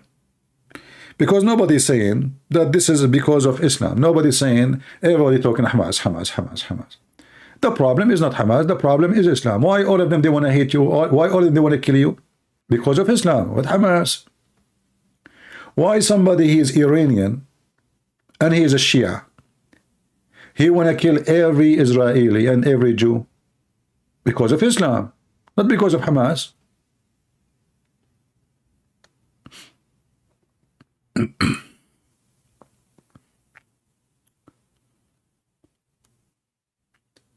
So everybody, you know, like all the news speaking about, you know, the action, but nobody talk why the action happening. And many, even the supposedly the one who they are smart, like, you know, this Andrew Titz, he says, if somebody bombing you and killing you and etc., what do you do?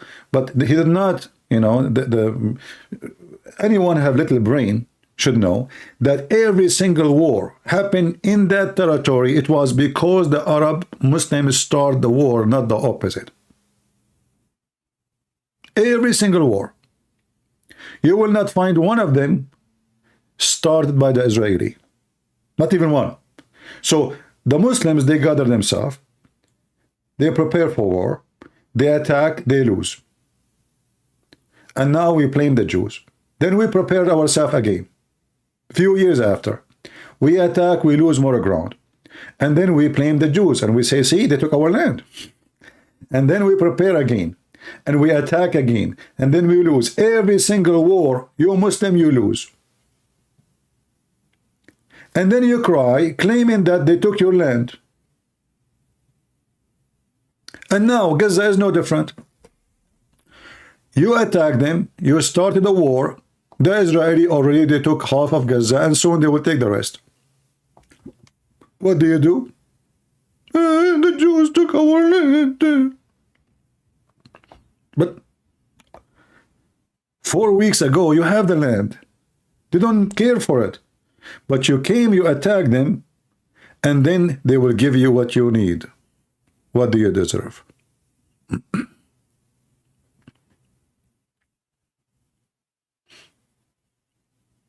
That is reality.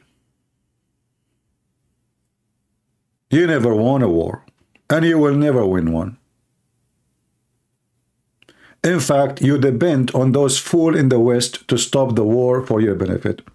All what Hamas is waiting for, those dummies in New York, San Francisco, in Germany, and the dummies, you know, those European, Western dummy ones, the one they have a green hair and blue hair and all kind of hair, you know, ring in the nose, ring in the toes, ring in the ear, ring in the vagina, ring in the penis, ring everywhere. They have rings all over. I mean, there's actually, by the way, the ring price is increasing. Yeah. I cannot even, you know, you cannot even understand how in the world somebody want to kill the homosexual is supported by the homosexual. It's hard even to understand. This is how dummy Western people are. Extremely dummy.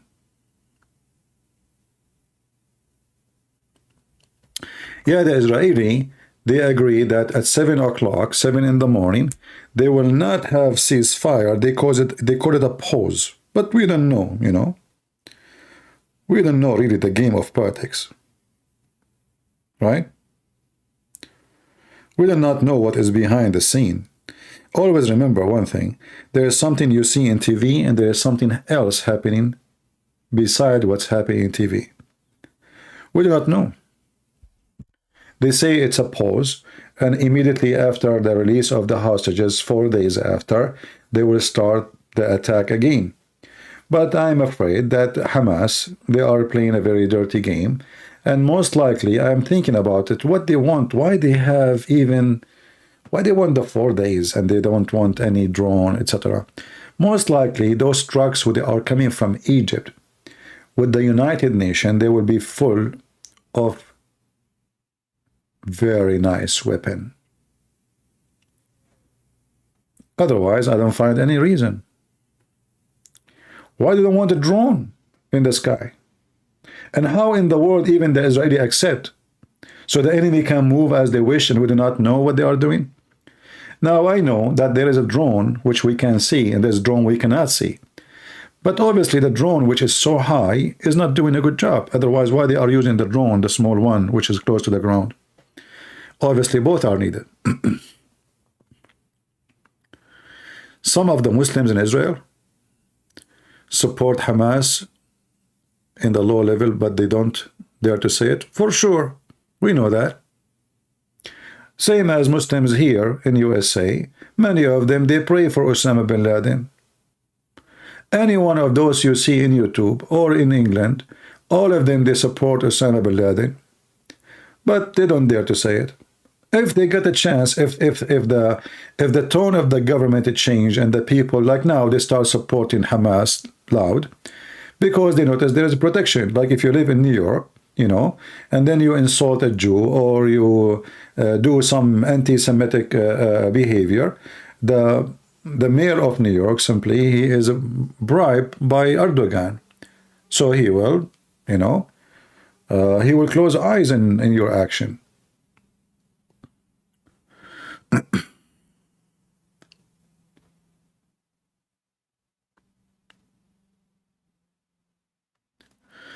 Islam will win. He is saying, you see, I say, you know, Islam will win.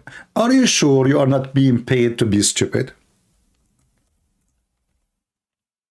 Honestly, are you sure that you are not paid by Christian Prince?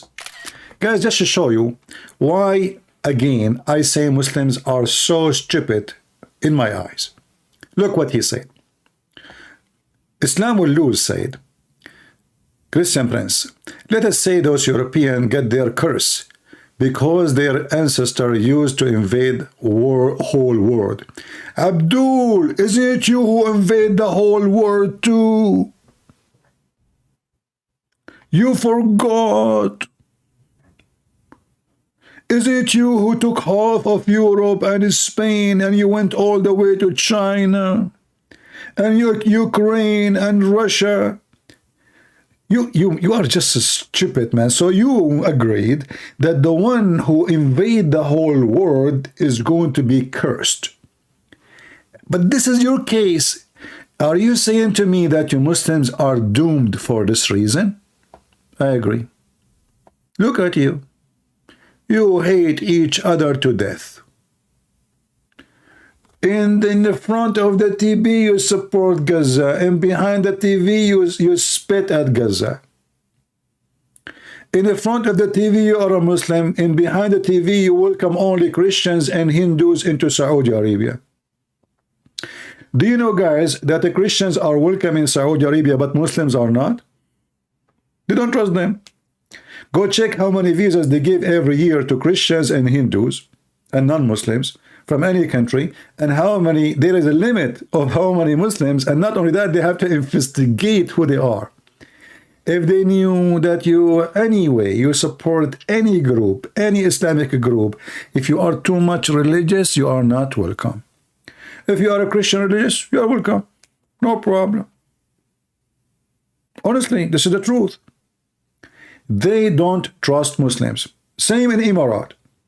Emirat have a very limited number. They have to be careful about how many Muslims enter the country a year. But they welcome way like 20 times more Indian, Hindus, and Christians, and anyone except Muslims. They will never let the number of Muslim migrant, which is just working visa, you know, it's not a migrant, to increase from a very limited number. Muslims are not welcome. I assure you that. They don't want them. Muslim don't. Why the Syrian don't go to Emirat and why no? Why they don't? No, because Muslim, they will not welcome those Muslims. They will not.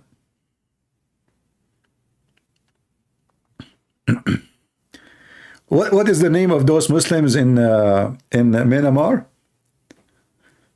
The Rihma, what they call them?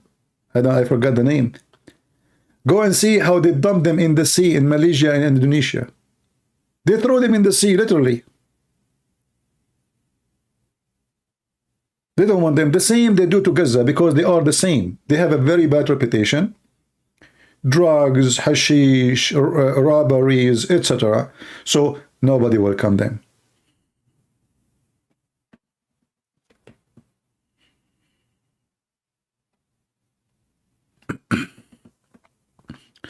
Rohingya. All right. Nobody want them. Why nobody want them? What is the Muslim charity? What happened? Suddenly you Muslims, all of you support Gaza? Why Erdogan don't open his borders to the Rohingya? How come the money of Qatar don't go to Rohingya? They are poor. Where is your money?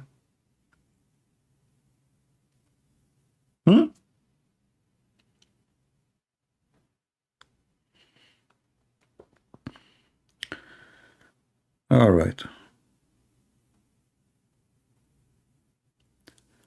Where did you study history? Oh. Well, this is a very good question.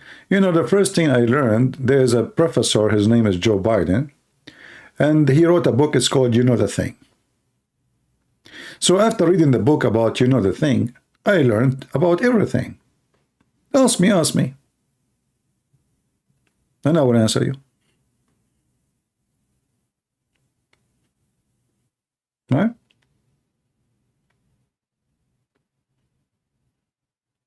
We have a president in the White House. His name is Joe Biden. You know the thing.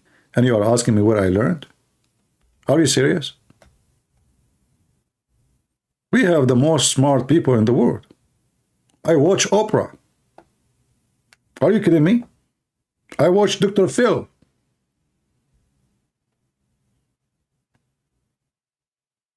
Plus Mickey Mouse.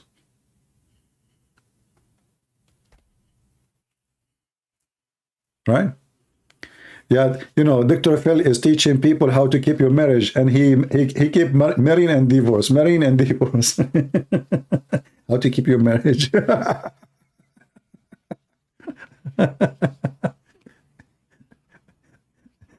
Louis Farrakhan, the head of the Nation of Islam, is teaching Muslims the good ethic, and every secretary she worked for him, she end after 6 months with baby in her belly.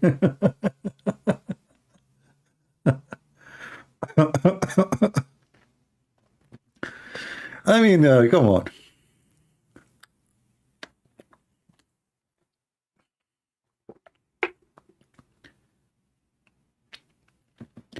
The Arab, they never do bad to me, only the Jews. Okay, give me an example the Jews did to you, Mr. Bambang Trito. And where are you from, my friend?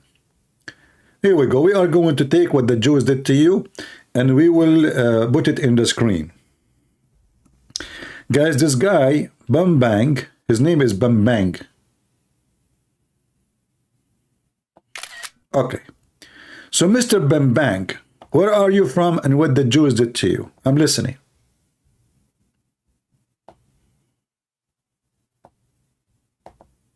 Can you share with us?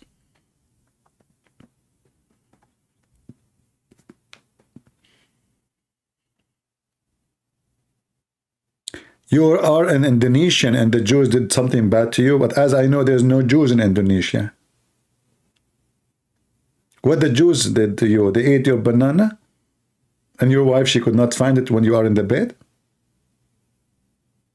What happened?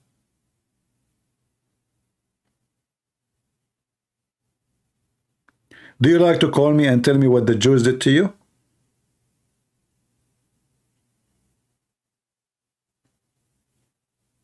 What happened? How even you been in contact with the Jews in Indonesia? Okay, guys, I speak Indonesian, as you know. Orang.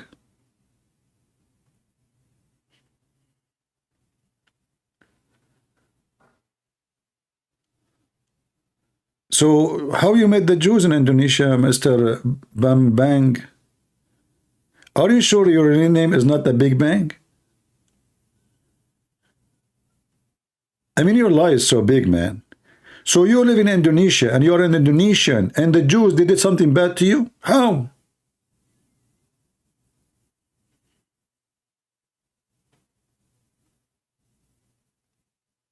Can you call me and help me to understand?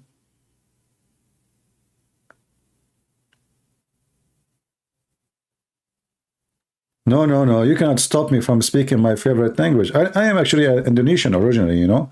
But what happened when my dad was hijacking the airplane, you know, my dad is from a very well-known family in hijacking business. So, you know, what happened, like, he was hijacking the airplane. My mom, she was dropping me, you know, but the door was open. And, you know, she dropped me and I went all the way in the floor and I forgot because I fell on my head, which is in my feet. And then, like, what language is mine? What language is my line, you know? But anyway, the first thing I saw, it was a banana tree. I jumped in the banana and then, you know, I found myself in a city. It's called Jakarta, you know? Now they call it Jakarta, but at that time, long time ago, they call it Jakarta. So, you know, I noticed that, okay, I'm here, so I must be from Jakarta, you know, which is now Jakarta. And then, you know, I start teaching Indonesian language to the people local. They don't speak any language. They don't know anything. You go to any one of them, but they say orang, orang, orang, orang. This is the only word they know, you know. So bang, bang, all those words they didn't know it. You know, because when I fell down, like, you know, bang, bang, bang, I just it hit my head, you know, like. So anyway, you know, and by the way, just to let you know, when I fell in Indonesia, I feel I found a Jew there. Yeah, you know, the Jew, you know, he was there. He was wearing a hat, you know, big hat, like, you know. And then I asked, where are you from? He said, I am from Jerusalem, Mexico. Because he was wearing a Mexican hat, you know, big like tray, you know. You can put even food in it. So I said, you know, like, you know, I like your, you know, your umbrella. And then, since then, they call it beach umbrella. Like, you know, like, what the heck? It's so big, you know. So, and then I used to open a business in Jakarta, Brazil. And then I start selling umbrella. And those local, they learn from me how to make those umbrella. Otherwise, those people in Indonesia, they don't know anything about it, you know. So I start teaching in Indonesian language and selling the umbrella, you know, the Mexican hat. And then, you know, I said, you know what, this country missing something very important. What is that? Mexican food. So I opened Mexican food restaurant. The first customer for me was a king from Jakarta, you know. I cannot tell you the name because it's private, you know. It was a like private restaurant, so like only kings come to it. So we are not allowed, you know, to to share this information, sorry. So anyway, this king, he come, you know, and then he says to me, do you know what the Jews did to me? By the way, I cannot tell you that the name of that king at that time, his name is Bambang Trito Iskandara. Anyway, King Bambang, which I cannot tell you his name, he is suffering from a very bad injury because of a Jew. Why? He bought a van made in Israel. And when he was closing the door of the van closed in his penis. And since then, he cannot forget that. So he, like, wherever he go, he says, do you know what the Jews do to me? Actually, he says, the Arab, they never, I want to quote what the king said. The Arab, they never do bad to me, only the Jews. Yeah, because the Arab, they cannot make vans, you know, the Jews did. And you know, you are so close to the door of the van, my friend. I don't know even how to close in your, it's so small. But anyway, this is a true story, by the way. Where is the guy? We are waiting for him to tell us how the Jews, how he is from Indonesia, and the Jews, they hurt him. Do you like to tell us? What's wrong with people? I mean, they blame the Jews for anything. The guy, he live in Indonesia, and yet he blamed the Jews, and what they did to you? Did you call the police? Did the doctor took some semen? What happened? What do you think about how Gaza and West Bank people were treated before October 7? Why Israel and not someone else his land? I am a Christian, by the way. Why is it Israel land?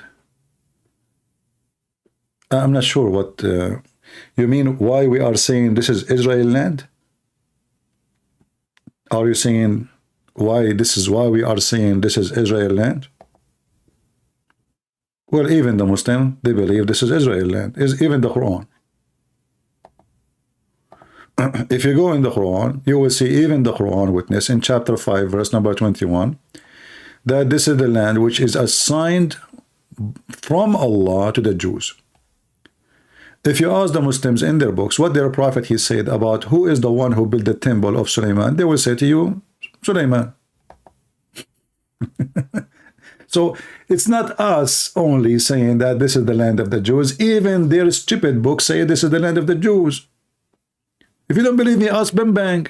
Hey, Bambang, can you join us? Bang Bang, are you there? Do you agree with the Quran, Bang Bang, or you don't? You agree only with the book of Bang Bang? By the way, I play Bing Bong. Bang Bang and not so. I mean, like Bing Bong, like Bing Bong, Bing Bong. So why it's not the land of somebody else? Well, this is their land. The Bible says so. The Quran says so. History says so. Everybody says so. It's not up to you. If you don't believe me, ask Bang Bang.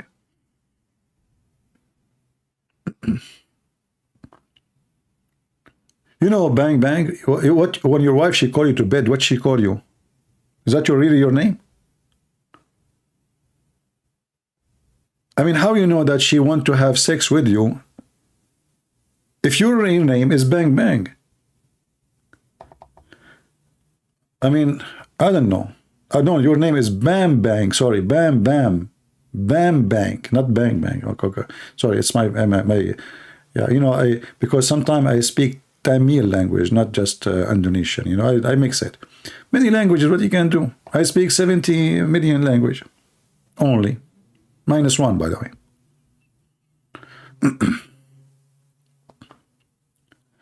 What Bam Bang mean? I hope nothing dirty like Zakir Naik. Anyway, so my friend, those questions are not even valid. Why you don't educate yourself?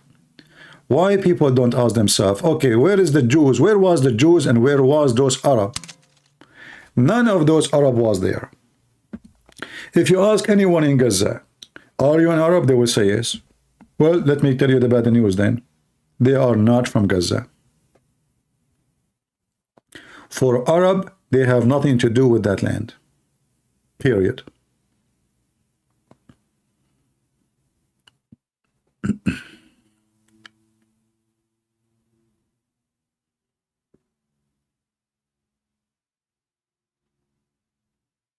How does the cadence of CP's voice both annoy and entertain me? That's deep. That's deep, my friend. It's like ceasefire. Like cease and fire. How both they come together. Language. Cease, fire. What the heck? How we can seize the fire? Can you? Well, in politics you can. By the way, language, all languages, they share the same thing. Like in Arabic, we say, وقف النار. وقف, which means stop. Nar means fire. Can you stop fire? Language is very funny. Since it's a proof Arab are first in Palestine. You see, Bang Bang, you are stupid like your prophet. If your God in the Quran saying that this is the land Allah assigned to the Israeli, and you say to me the Arab was there, wasn't your prophet an Arab? He never mentioned the Arab. He said it is the land of Israel. Isn't it your prophet? He says you will open Constantinia, which means you will occupy it. Are you going to say to me they were there? Isn't it your prophet? He said, look, hold, let me show you what your prophet he said about that area. Your stupid Quran. I mean, I show him the verse in the Quran saying, Allah, he said, this is the land of the Jews. He says to me, since the Arab was there before. You Abdul, the Arab, they never entered this land. Entered the year 700 after Christ. 700 years after Christ. The Jews are there for thousands of years. You are a donkey. Like your prophet.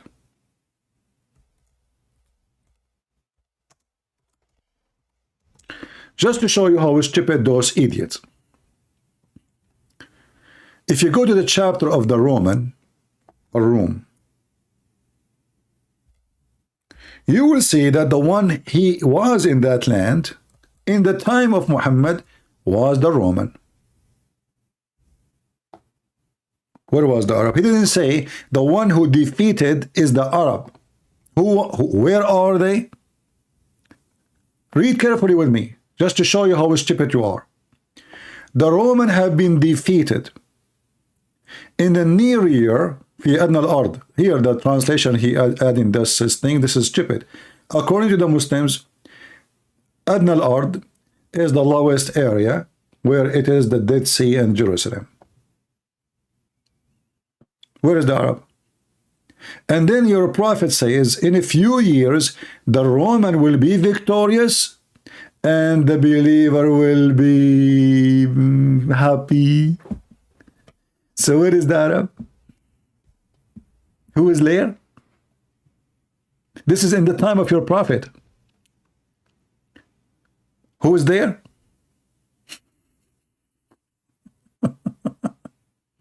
Petito.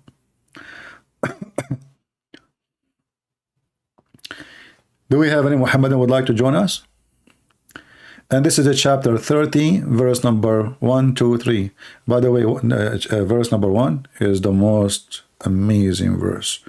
Look at the stupidity of Muhammadan. Alif, Lam, Mim. Between two brackets. Brothers and sisters, these miracles are one of the most important miracle in the Quran. You stupid. If they are letters, how they can be miracle? What do you mean? If they are letters, is all that letter exist before the Quran? Yes. Okay. So how if I say AFN, that is a miracle? Brother, and none knows what they mean save Allah. That's deep. That's it. The problem is solved. It's a miracle and nobody knows what they mean save Allah.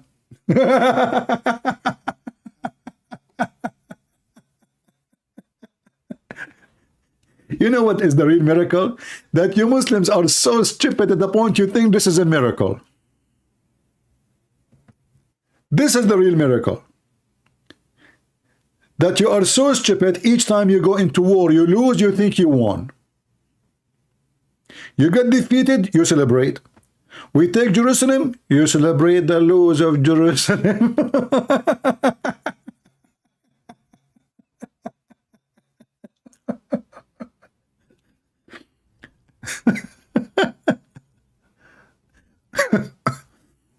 You know, when I was in the Middle East, like as a kid, they say today we are celebrating October, the same, you know, October 6th, because this is the day when they attack Israel.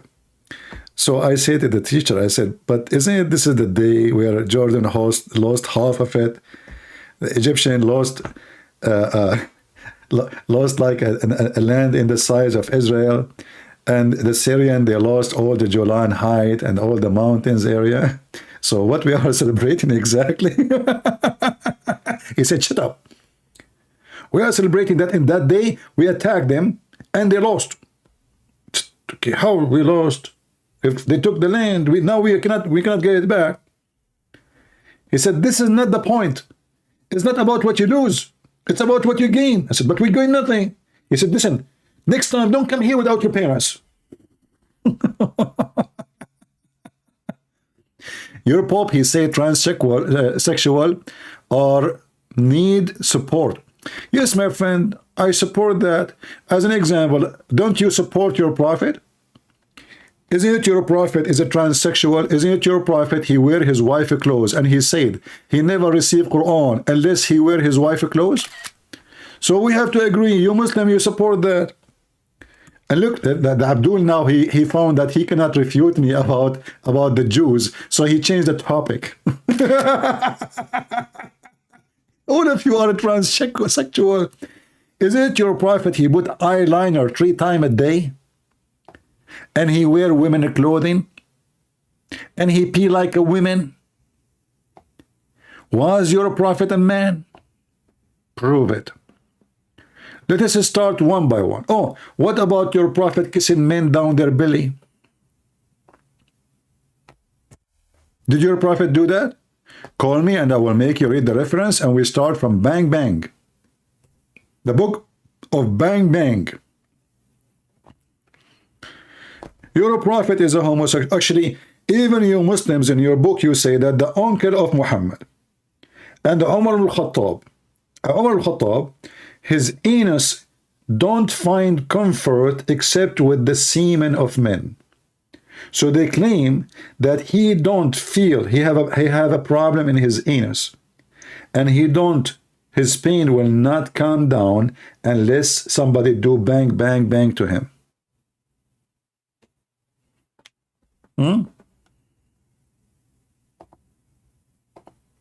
Do you want to call me?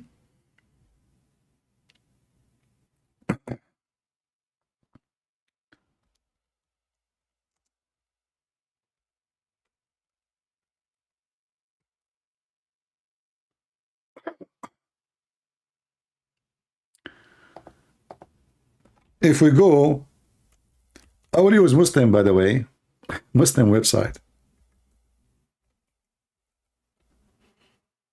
Muslim Shia website. You see, Shia, they are supporting Hamas now.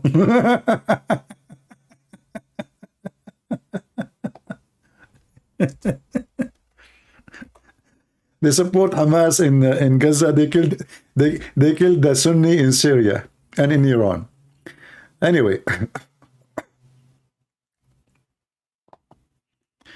don't talk about sexuality, Abdul.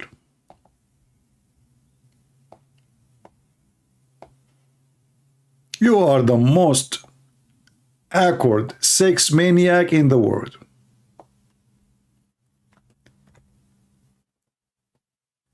You Muslims, you have sex with watermelon.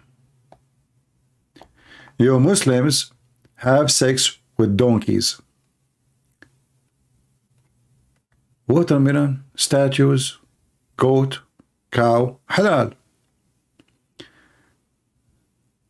Example of Sunni morality as a Salafi woman can suckle a Salafi man. You Muslims, your wife, she can give her breast to me so I can suckle her. And this is the hadith reference, you see? You see the reference? This is the command of your prophet. This was a verse in the Quran. Let us continue. You know, we did not even touch the, the base.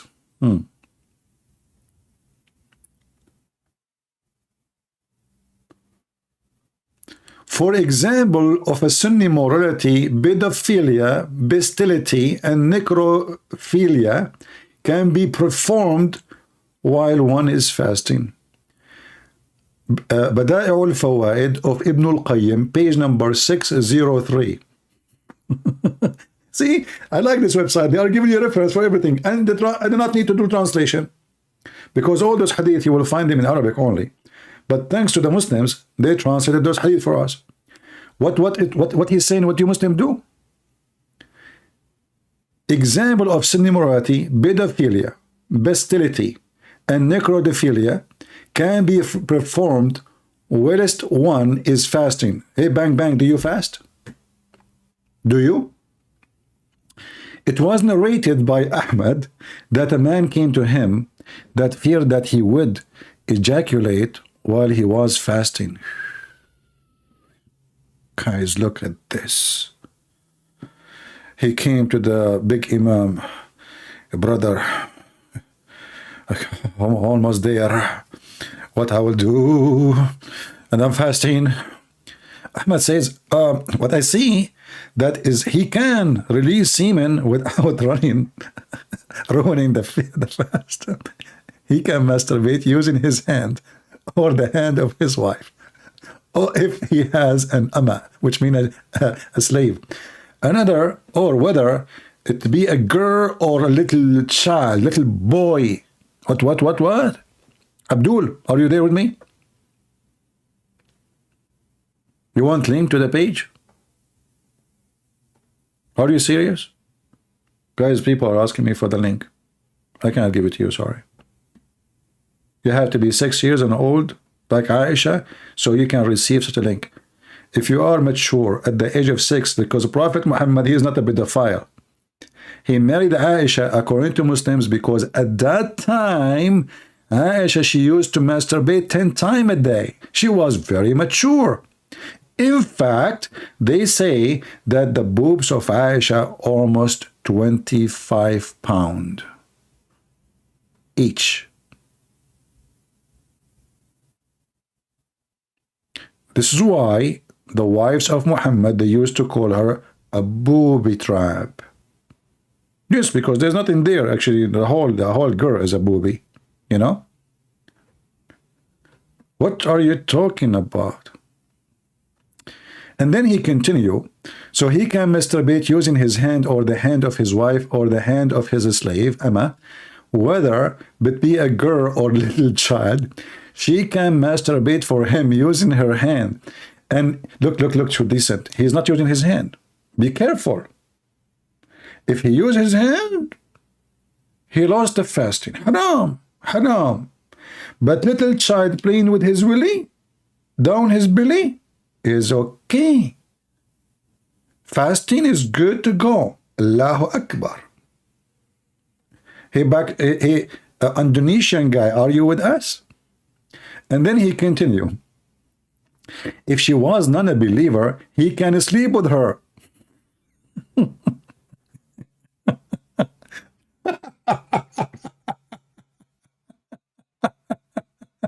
By the way, Mimi Hijab, he keep mentioning Ibn al-Qayyim.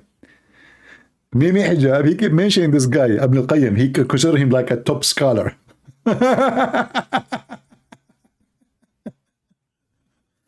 Let us see something else, man. What the heck? You mentioned this, so you get with it. Seventh example of Sunni morality: pedophilia, bestiality, necrophilia, and sex with hermaphrodites. Does not. I don't know even how to read it. Hermaphrodites. What does that mean? Hermaphrodite. What? Hold on. Let me use Google translation. Peace be upon him.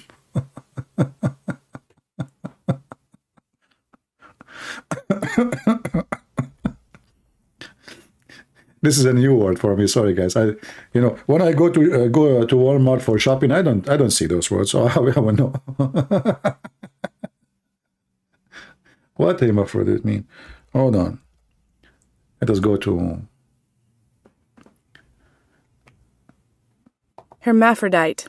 Man, I was saying it totally wrong. For what? Hermaphrodite. Forget it. And organism having both male and female sex, or organic with sexual character, either abnormally. What is that? What? A plant having sunflower. Oh boy. Let it go. Whatever it is. Imam Fakhruddin Hassan ibn Mansur, blah blah blah blah blah. Look at his name. All of this is a name.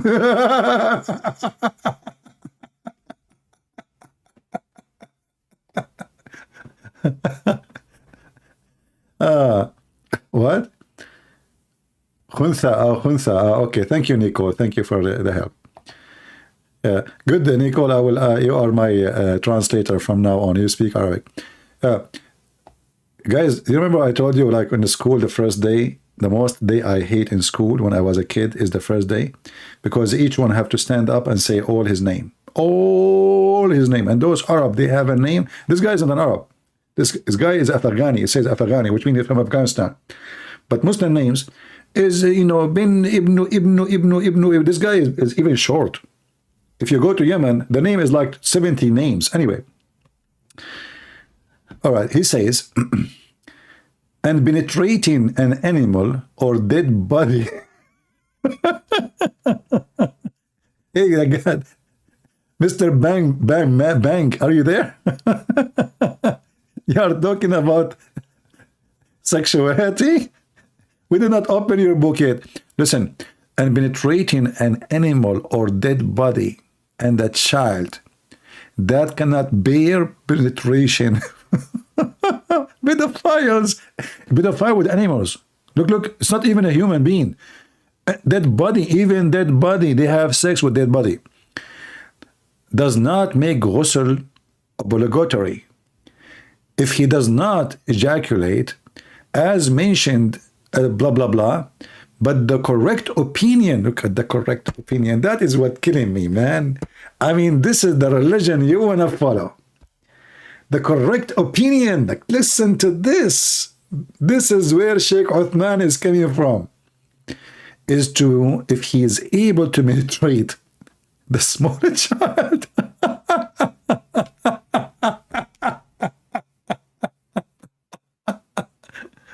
This is Hamas. Hey, hippies.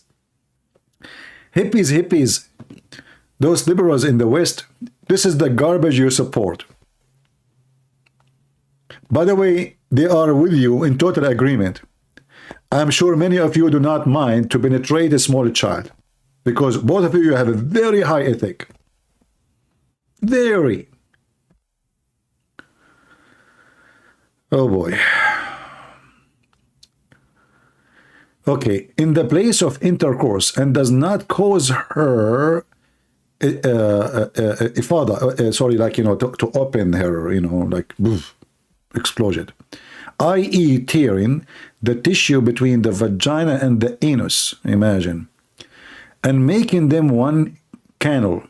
Then she count as a woman that can bear intercourse, as it is mentioned in a Sirajul Wahaj. This is the name of the book. And here is the name of the fatwa and the reference. See? Everything is there. And for the one who asked me for the link, here we go. This is donation from me because today is special day. Save it. Save it and post to Muslims in their comment section. When somebody like this potato speak about sex, give him what he deserves. Shall I read more? All of this is garbage. Disgusting. If you read, it's so disgusting. Very filthy religion. Very filthy.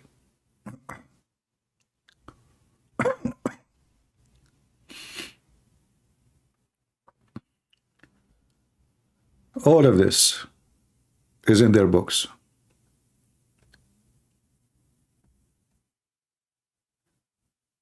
Abu Hanifa, and this is true, by the way, they are not lying. This is not a lie. Those are Shia websites. They are saying the truth. A person, he have sex with his mother, even though the Quran says it is haram, but there is no penalty. No problem. So if a man, he slept with his mother, no penalty.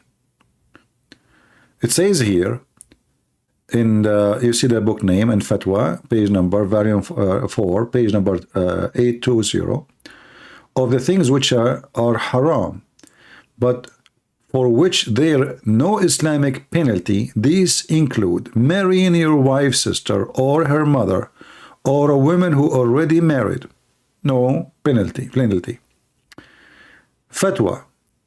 If a person marry muhram, between two brackets, mother, sister, daughter, aunt, etc., and has sexual intercourse with them, and even admit the fact that he knew while performing the marital rite that it was haram, which means forbidden for him to do that, even then, according to Imam Abu Hanifa, he is not subject to any Islamic penalty. Having sex with your mother, your sister, your daughter, etc. You see it? And the reference in front of you. If someone marry 5 women, because Muslim they can have only 4, you can read the rest.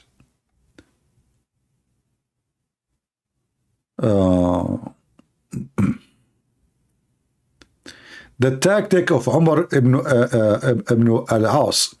Umar ibn al-As, he was fighting with Ali. So when Ali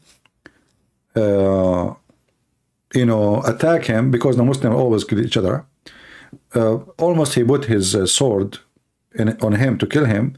So Ibn al-As, he took off his pants and he bent over, showing his anus, and that made Ali stay away from him so he will not be killed.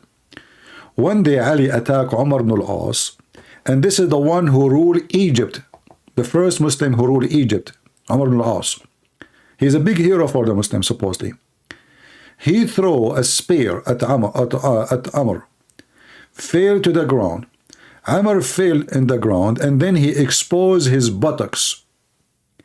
Ali then, he turned away his face. People said, this is Umar ibn al-As, ass. The one, you know. Ali replied, showed me, he said, he showed me his anus. And this has made me merciful to him. So you see, Muslims, if somebody showed them anus,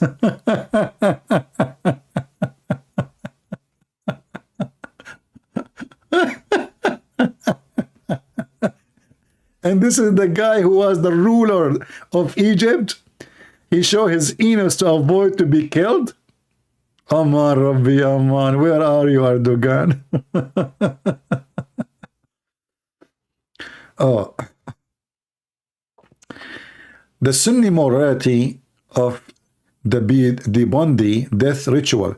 You remember once this guy Uthman, he was arguing with this guy, what his name? Daniel Hitchcock, whatever his name, Hitchcock, whatever. They were talking about this sect. Look what happened. I had opportunity to see a dead body. And I said, he is not dead. Do you remember? I mentioned the story before. Do you remember? But I don't know, really. It's here on this website. Okay, good. So I had opportunity to see a dead body. And I said, he is not dead, but alive. People ask me, how do you know? I replied, when a man dies, his anus go cold. And I have made this comment in the light of this fact, which means he put his finger in the anus of the dead guy. Verily, he is alive. Upon saying this, all those who present in the funeral place their finger in the body anus.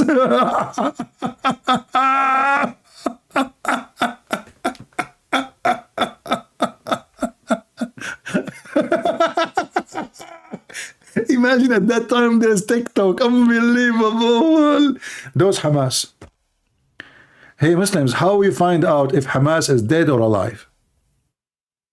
We bring everyone in Gaza, one after one, they place their finger in his anus. If his anus is warm,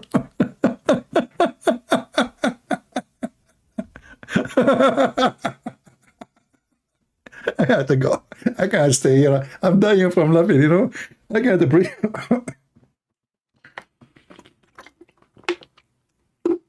I mean, speaking about this stupid topic, even it's cold, even it's winter, you get hot. And you sweat. Oh boy. So, bang. Bam, bang. My friend, please don't hesitate to leave your address, because in the day of your funeral, I'm going to call some Arabian friends to check on you. We don't want you to be buried and you're alive. I will send all the tribe, and one after one, they are going to place their finger, I promise you, in your anus. May Allah bless your anus, brother. And if your anus is warm, you are alive. I mean, the guy is expert. Look, look, look. He is not a doctor, but look what he... So this guy, obviously, he have a mental illness, you know. So maybe they saw him doing it, you know, like he's pushing his finger there. So like he want to explain why he is doing... He have obviously have a, you know, he have a sexual fantasy with dead men. So otherwise, what kind of an idea come to the head of any human being to do such a thing to a dead man? I mean, how even he learned that? If he put, what about put it in his mouth? Why his anus? You know, when a man he died, they put him in his back. So he flipped the man. He flipped him in order to put his finger inside his anus. And then since then, and this is what the Sheikh Uthman, the guy who took the wife of that guy, in the video we saw, Abu Adnan, and Daniel, whatever his name, they were arguing about this school.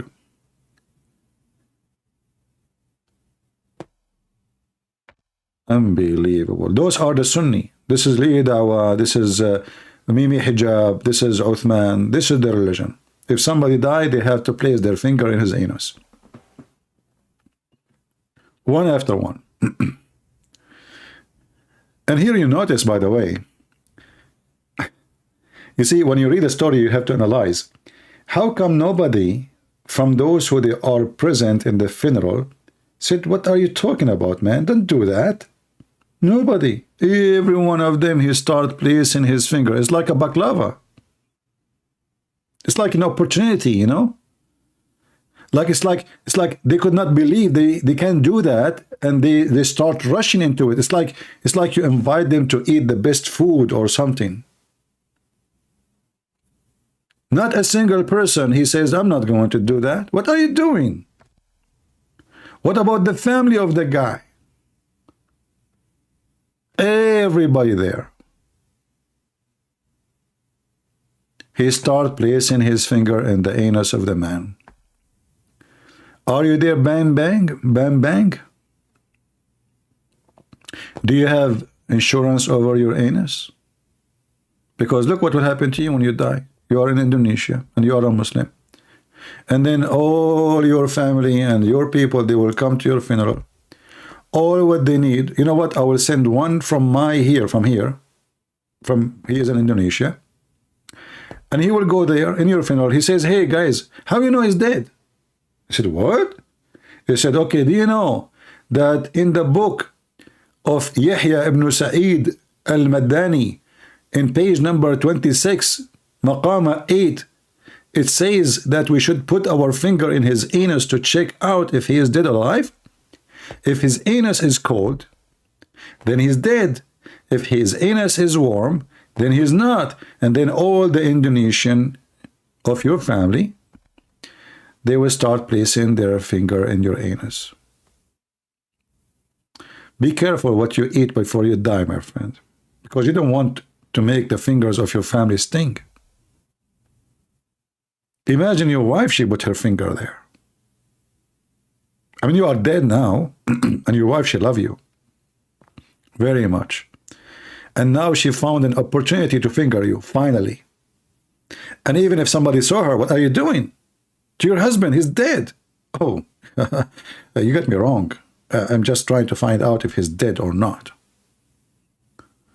So, bang, bang. You want to stay as a Muslim? Is that the reason behind this? That's why you want to be a Muslim, don't you? Are you going to act like you are dead so everybody in town will finger you? Be honest with me. Because all what you need to do now, you know, like heart attack, and you act yourself you are dead, and then they lay you on the table, and then the whole tribe in Indonesia, they will come one after one, they take off your pant, and the whole tribe, they start placing their finger in your anus. And then after you finish the enjoying the party, you wake up, it says, I was alive. Got you busted.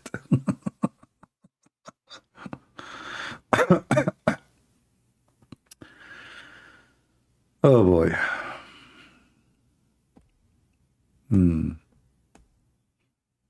Still, when I talk about sex, bang, bang. I hope I gave you a lesson about to behave. Next time, don't mention sex. You are following the most filthy scumbag religion. And you are talking about sex, my friend.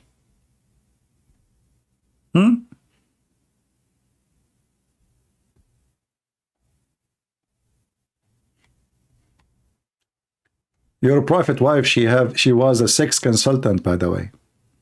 13 example of Sunni morality. Aisha would give sex advice to the Sahaba, which means companion. Oh boy.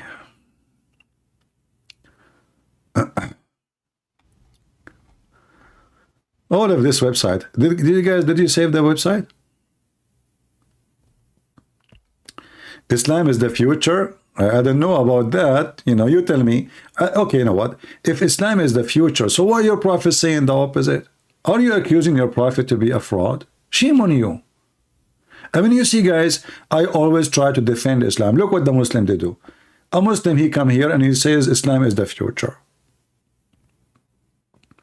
So why you don't tell this to your prophet? Why your prophet said that Islam is going to die?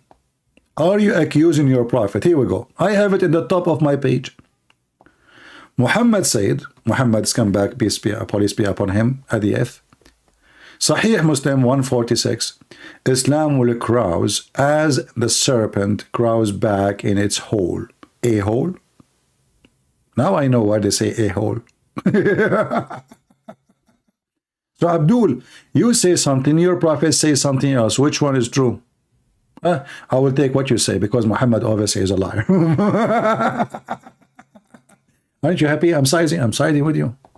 Don't be upset. I'm siding with you. Abdul, what Islam is the future? Don't you see? The Israeli, they took all of Gaza, and none of you have the guts even to open his mouth. None of you actually support Gaza. You are a bunch of liars. You hate each other. You kill each other in Afghanistan, in Pakistan, in Libya, in Syria, in Iraq, in Yemen, in Somalia, in Egypt, in Morocco. Everywhere you kill each other, and you are talking to me Islam is the future. You have no future. Didn't you see even in Saudi Arabia, there's no Islamic police no more? Don't you see, like if I go right now and search in Saudi Arabia, this is the center of Islam.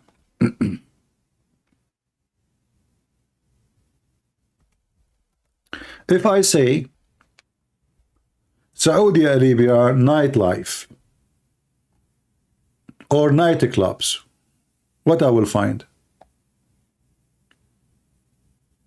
This is Jeddah. Do you know Jeddah? Jeddah, Jeddah, how do you do?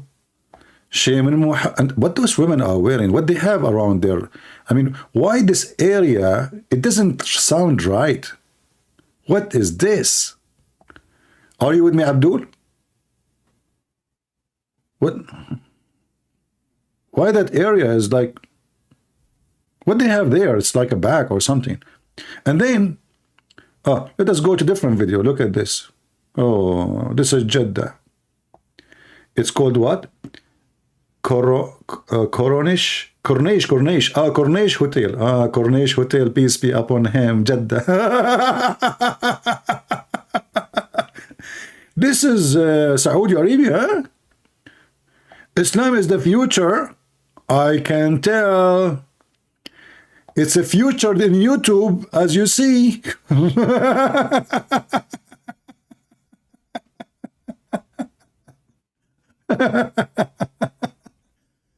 Hey, by the way, why it's a future in YouTube? Is that what they meant? Is that what you meant, really? That Islam is the future? Because YouTube is future in the Saudi nightclub? Oh boy. I mean, I never thought about it this way. You are so smart, man. How you do that?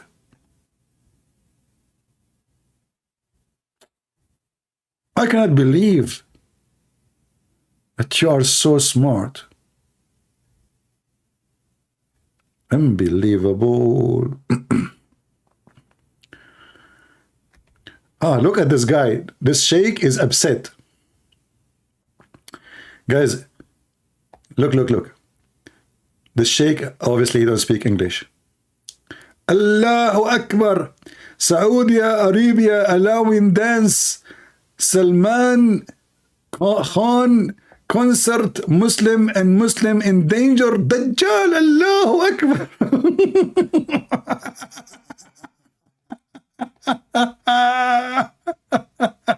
Oh, hold on.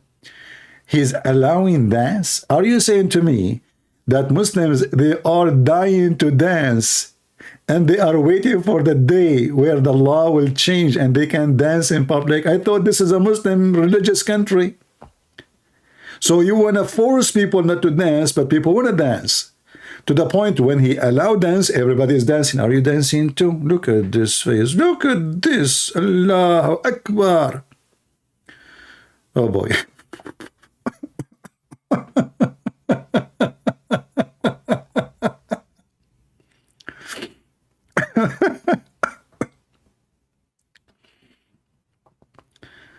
Oh.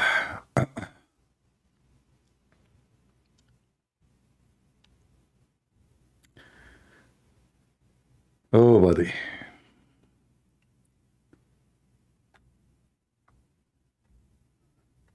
What is that? Oh, look. I found a video. Oh, that is a good video. Hold on. That will be a very, very, I want to quickly share what for very good video. Let us watch it together. Brother, warning, brother. Warning. Establish a masjid and community center in Norway. Every person who Okay, hold on. And he put songs too. Okay, guys, listen carefully. This is serious. It's time for all of us to take the matter into seriously matter. Look at this face. Subhanallah. Smash Allah. Hey, Lily, what's going on? have literally lost their minds, I don't think you would really blame me. What? Lost their minds. What? These two Saudi women that I'm about to show have literally lost. What? If I was to say these two Saudi women that What? If I was to say these two Saudi women that I'm about, if I was to say these two Saudi women, What's wrong with you? If I was to say these two friends, if I was to say these two friends, if I was to say these two Saudi women that I'm about to show, sisters and dear friends, if I was to say these two Saudi women that I'm about, I will not let you continue talking. If I was to say these two, Don't even think about it. If I was to say these two Saudi women, No. sisters and dear friends. If I was to say these two Saudi women, I will not let you gossip. If I was to say these two Saudi women that I'm about, Keep going.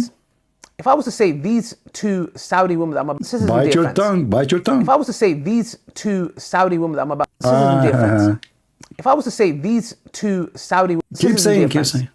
If I was to say these two Saudi women that I'm What the about, heck with you? sisters and dear friends.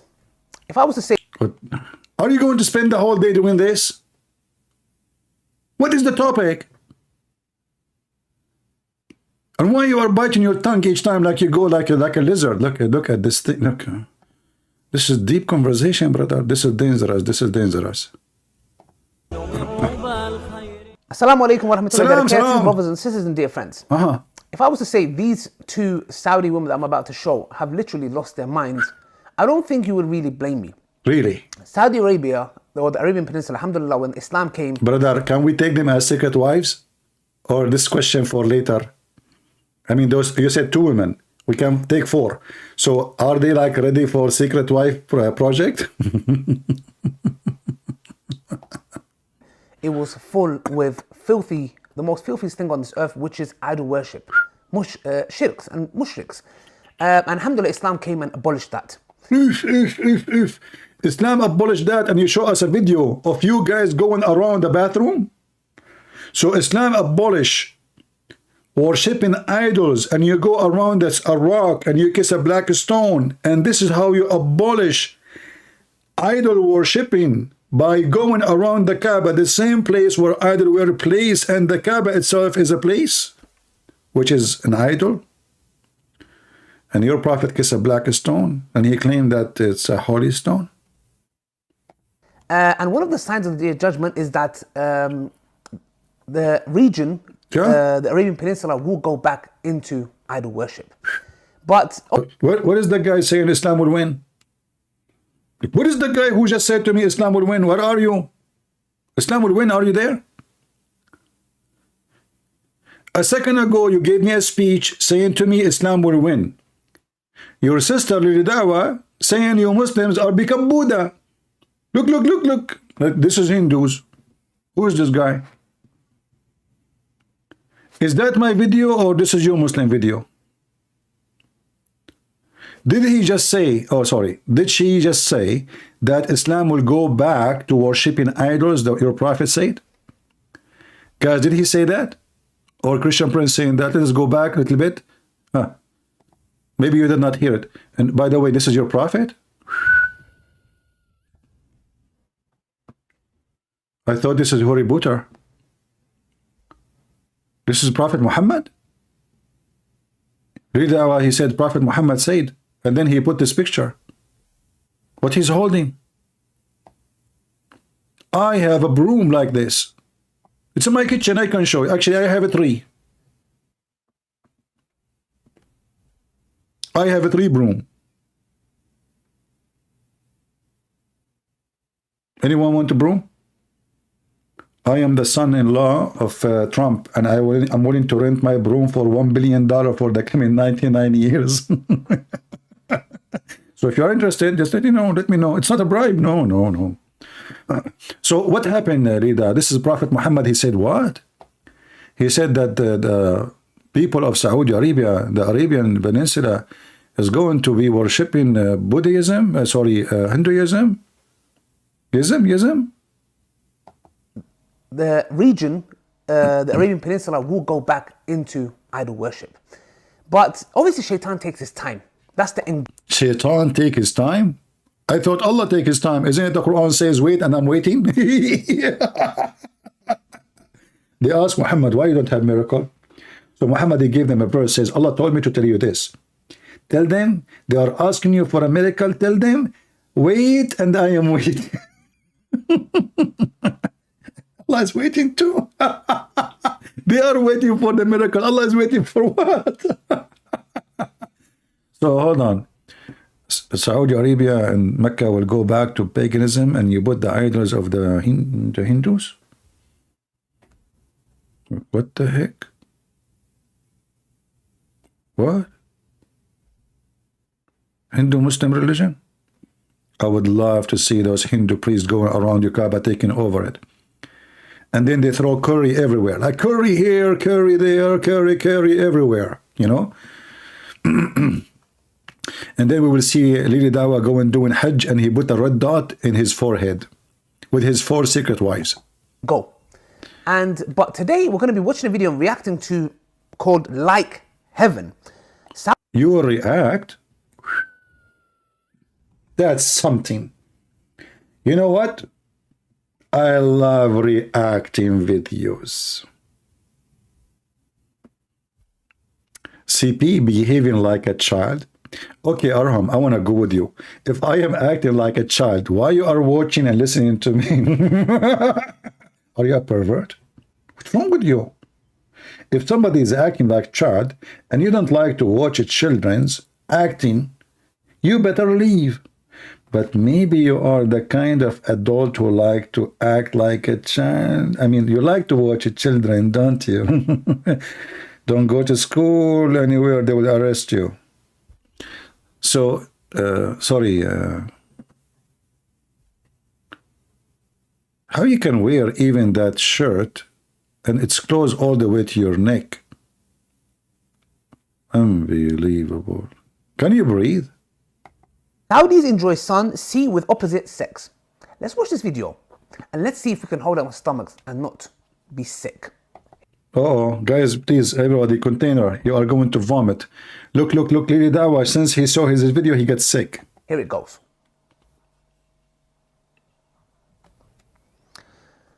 All are welcome at the Saudi beach.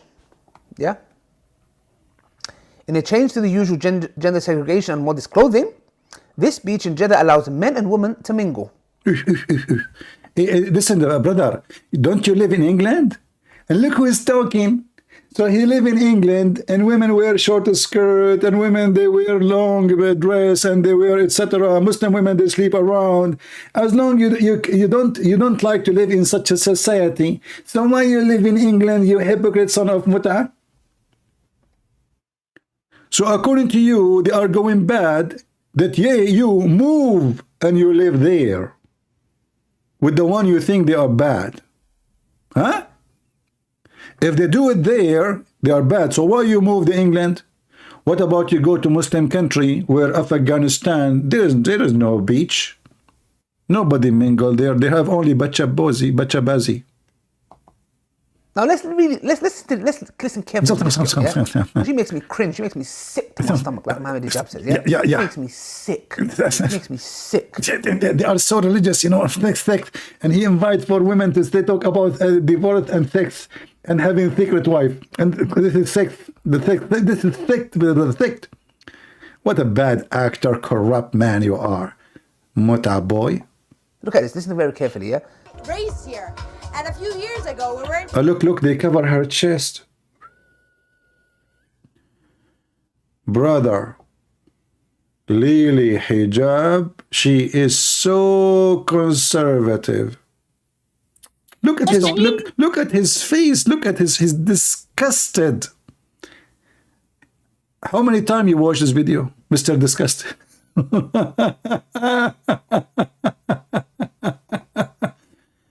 Disgusted? What?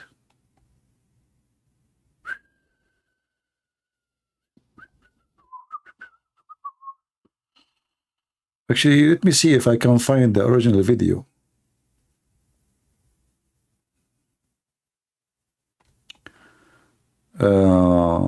What he said, the name of the video? What he said? Anybody remember what he said? I was just laughing at him. Anyone remember what Bam Bang is asking me, you don't have a wife? My friend, I'm waiting for you have a fight with your wife and call me, and then I will do what Sheikh Uthman does. I will take her.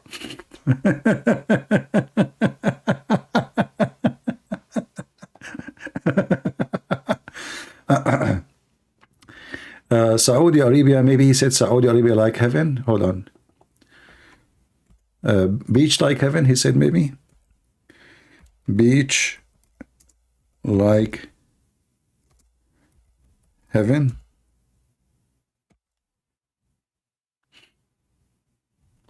Maybe this one here. Hold on.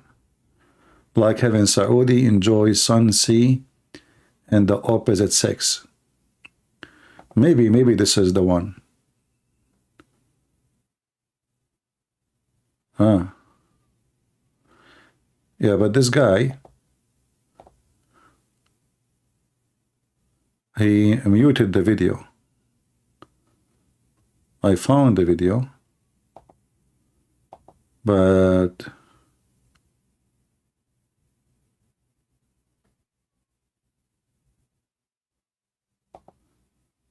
yeah, I found the video actually, but it's muted.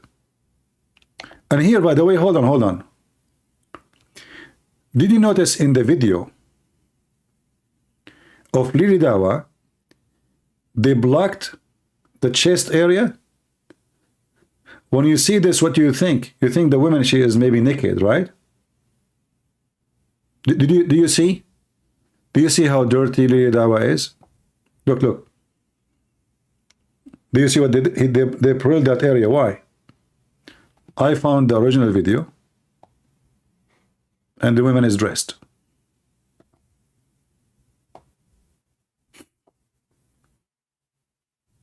So in order to serve the topic of his video, to make the video more disgusting so people more will join and like in his opinion, he made it as if the woman she is talking there, she is naked, and he pearled the background. In fact, if you look carefully, you will see that the filter they put in the screen, before they do that, they wipe the color to make it look like she is naked, and the skin, you can see skin. Just focus with me, please. Do you see what they did? If you look at it, you will think that there's no clothing. So what they did in Photoshop, they put a filter, in the video, and that filter will make the background light background, so she will look like a see-through nakedness. But the real video, as you see, the woman, she is wearing a dress. She is not even in the bikini.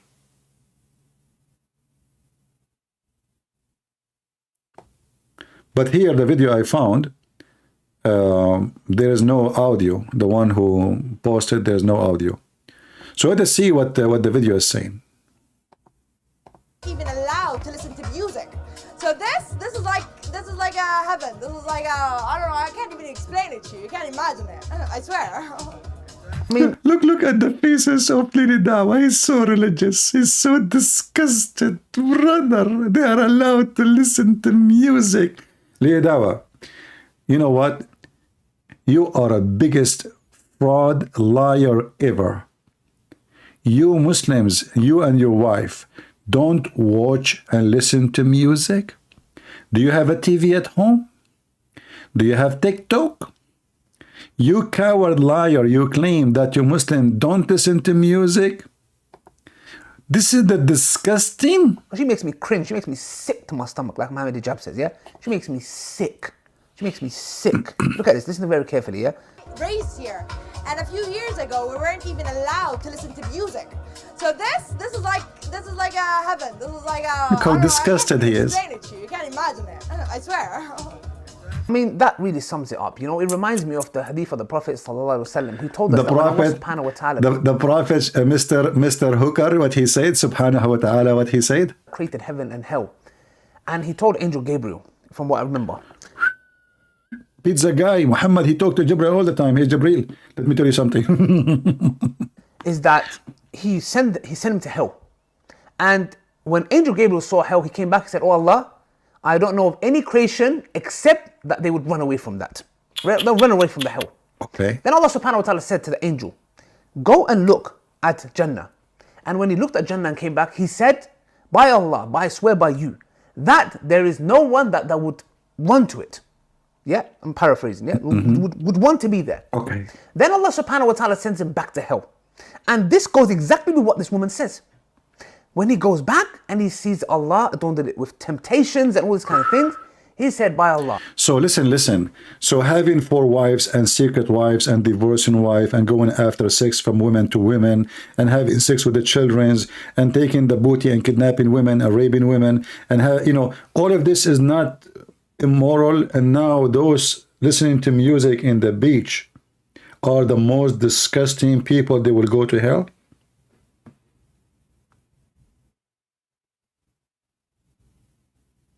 Do you see how filthy they are? Those who claim to be religious? Arhum Tajmal, he want to call you. He asked if light of a Christ means that Jesus was light bulb. Okay, he can call me. No problem. He can call me and ask me the question. No problem. Text me, please. Text me. I will, I will take your question.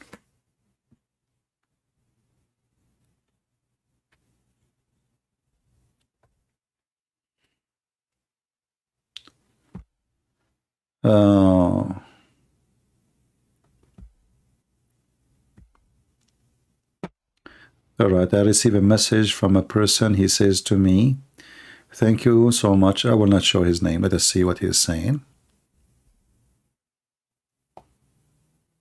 Forget about this scumbag potato.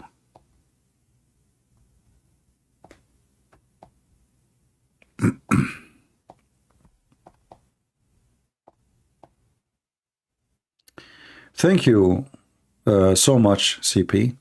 I don't have much money right now to donate, but I want God to bless you, reward you, and help you with everything in life. I pray for you, brother, in humanity. You made me so happy in life. I watch a lot of your videos in the hospital after my big surgery, and you made me forget about the pain. You always make my day destroying these potatoes. Handicap people. For sure he mean handicap, that mean his mental brain is handicapped, not thank you very much. All right, thank you, my friend, and may the Lord bless you and keep you healthy. And I'm so happy that I was able to help you during the time you need help, at least to feel better. Do we have any Muslim would like to join us? Who is a Muslim would like to call me? What is this guy, the Muslim here, want to talk about Jesus, the light, the light? Are you there, my friend? This is my Skype. Just look for me in Skype and call me.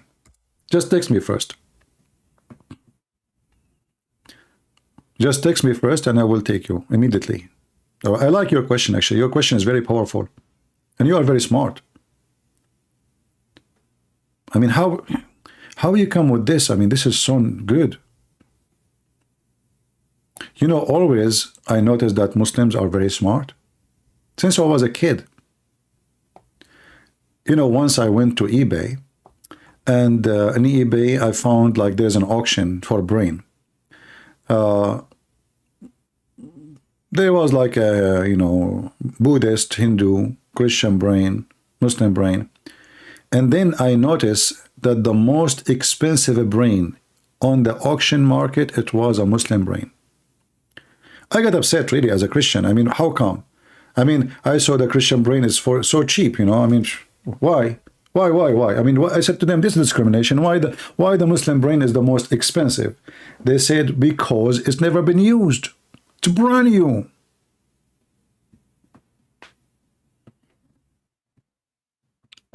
Okay, that makes sense. I mean, you go to auction to buy a brain, and do you think really that the brain never been used the same price as the one been abused by use? It's a Muslim brain, never been used, brand new.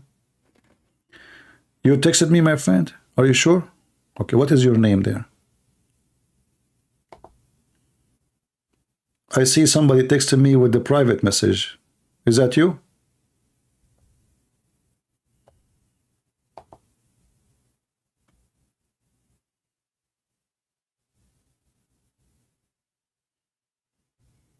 L.I.? Is your name L.I.?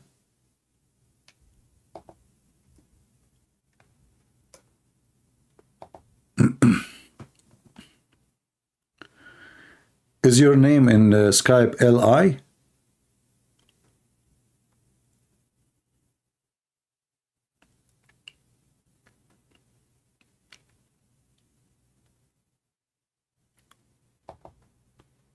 Search for this exact, because I don't think you text me. Maybe you text different name. This name, here we go. Do you see it? Do you see do you see this account?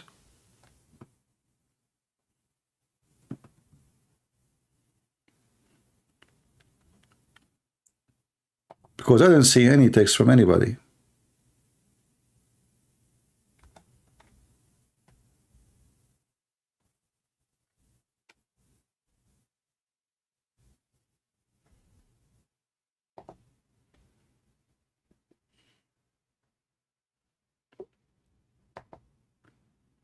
Let's see. Maybe this is the one. Let's see.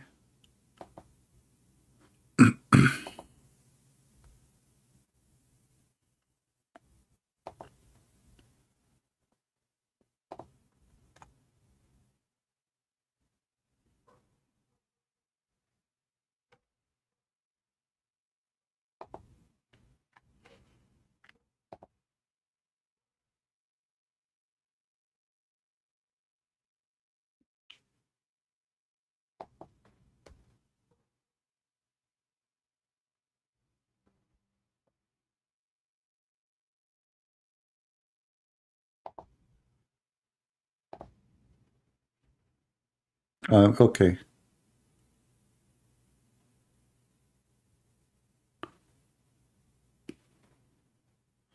No, this is the Christian person who texts me. Where are you, my friend? Give me your name here. I will call you. Give me your name in the comment. You did not text me. You are texting different person. Again, this is my, either you click in it and you go there, or you give me your name, I will find you.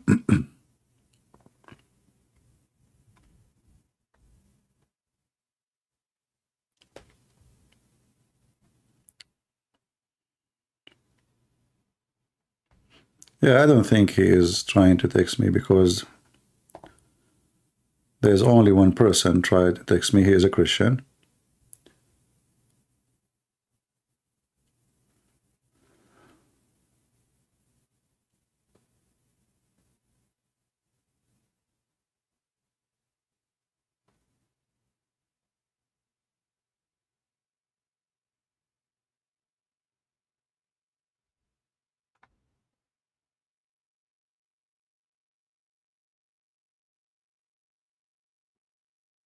Anyone?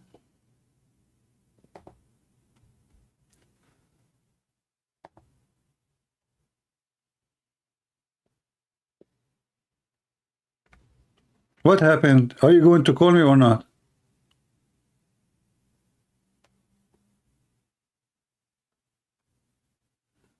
Why Muslims these days are so scared and so...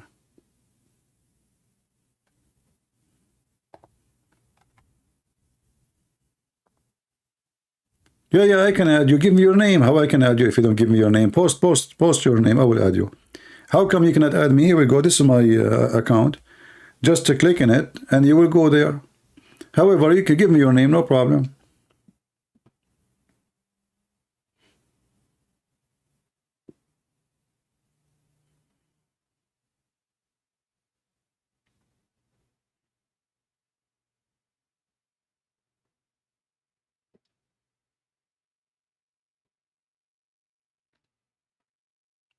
He cannot speak or a spy. Okay, no problem. Maybe it's true. Maybe some people do not know. They never used it before, so it's possible.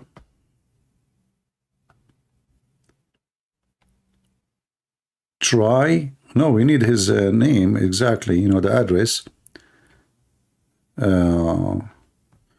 Otherwise, you might find 1,000 name people have the same name. It's a Skype. You know, people they name themselves as they wish. Right?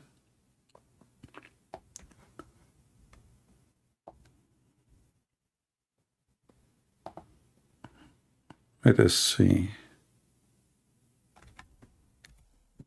Arham.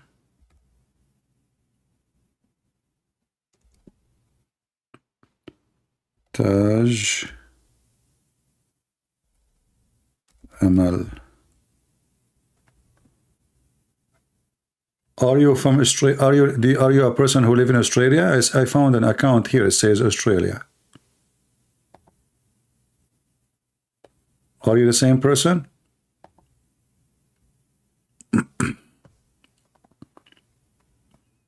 Is that you?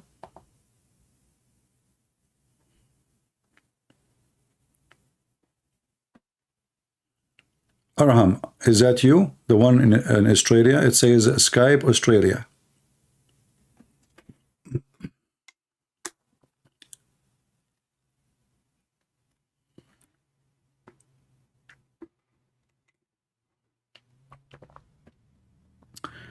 Okay, let's call him then. Let me text him first just to be sure. I just texted you, so now you will be able to see me. If it's you, answer.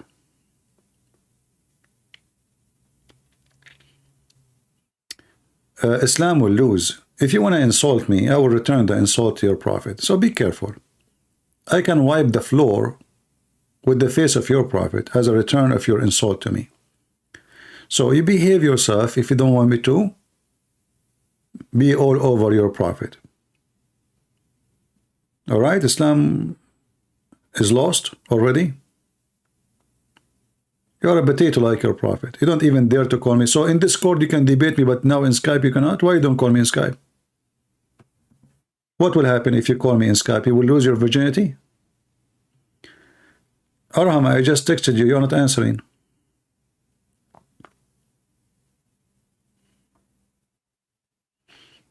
I don't think this is the same guy. Maybe a different guy.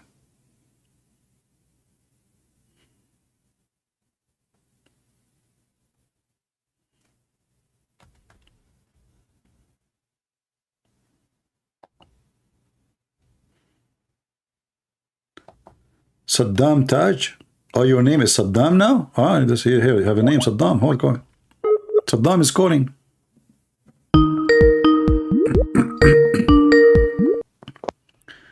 Hello? Hello. You are Saddam? Yeah, how you doing?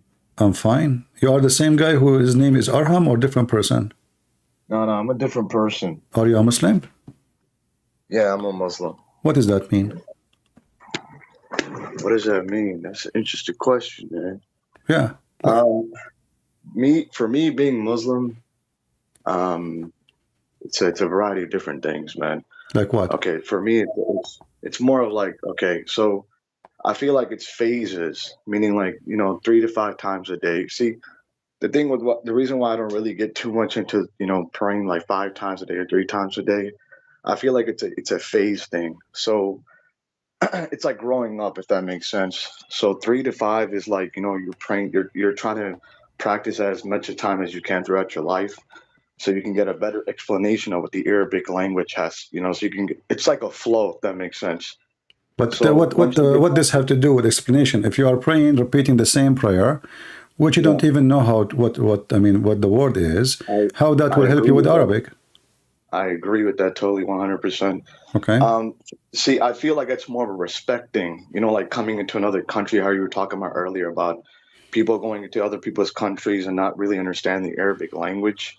I agree with that. But it's like, for myself, it's kind of like, wait, what did I really learn from that? So that's the part where, like, when I was growing up being a Muslim, it was mostly like, I can't really learn anything if I'm just going to be speaking Arabic and not understanding it. So this is where oral communication comes about. If that makes sense. Oral tradition, meaning like, I don't want to get too deep into it. Let's just say that, oral tradition coming from my background, it's like, rocking back and forth. A lot of the Jews would do this stuff too. I'm just not going to get into all that in details, just because you know how some people are with their, what's it called? They get so deep into it, they actually think they are like Jewish people. I don't want people to confuse that, if that makes sense. I understand what the Jewish have to. I ask you about Islam, you start talking about the Jews, and what this have to do with going deep, but yet you don't want to go deep. Is that because if you say I want to go deep, then you cannot go deep because you do not know anything about Islam anyway, and this is maybe the reason you cannot go deep, because you know nothing about Islam. Okay, let us see how much you know about Islam. If I in the beginning you said I'm a Muslim, I say what does that mean? You start saying to me, pray like 3-4 times. What does have to do? I ask you what Islam, what being a Muslim mean. I did not ask you how many times you pray. So don't you think that you yourself you are confused about what it's mean to be a Muslim by answering me about how many times you pray?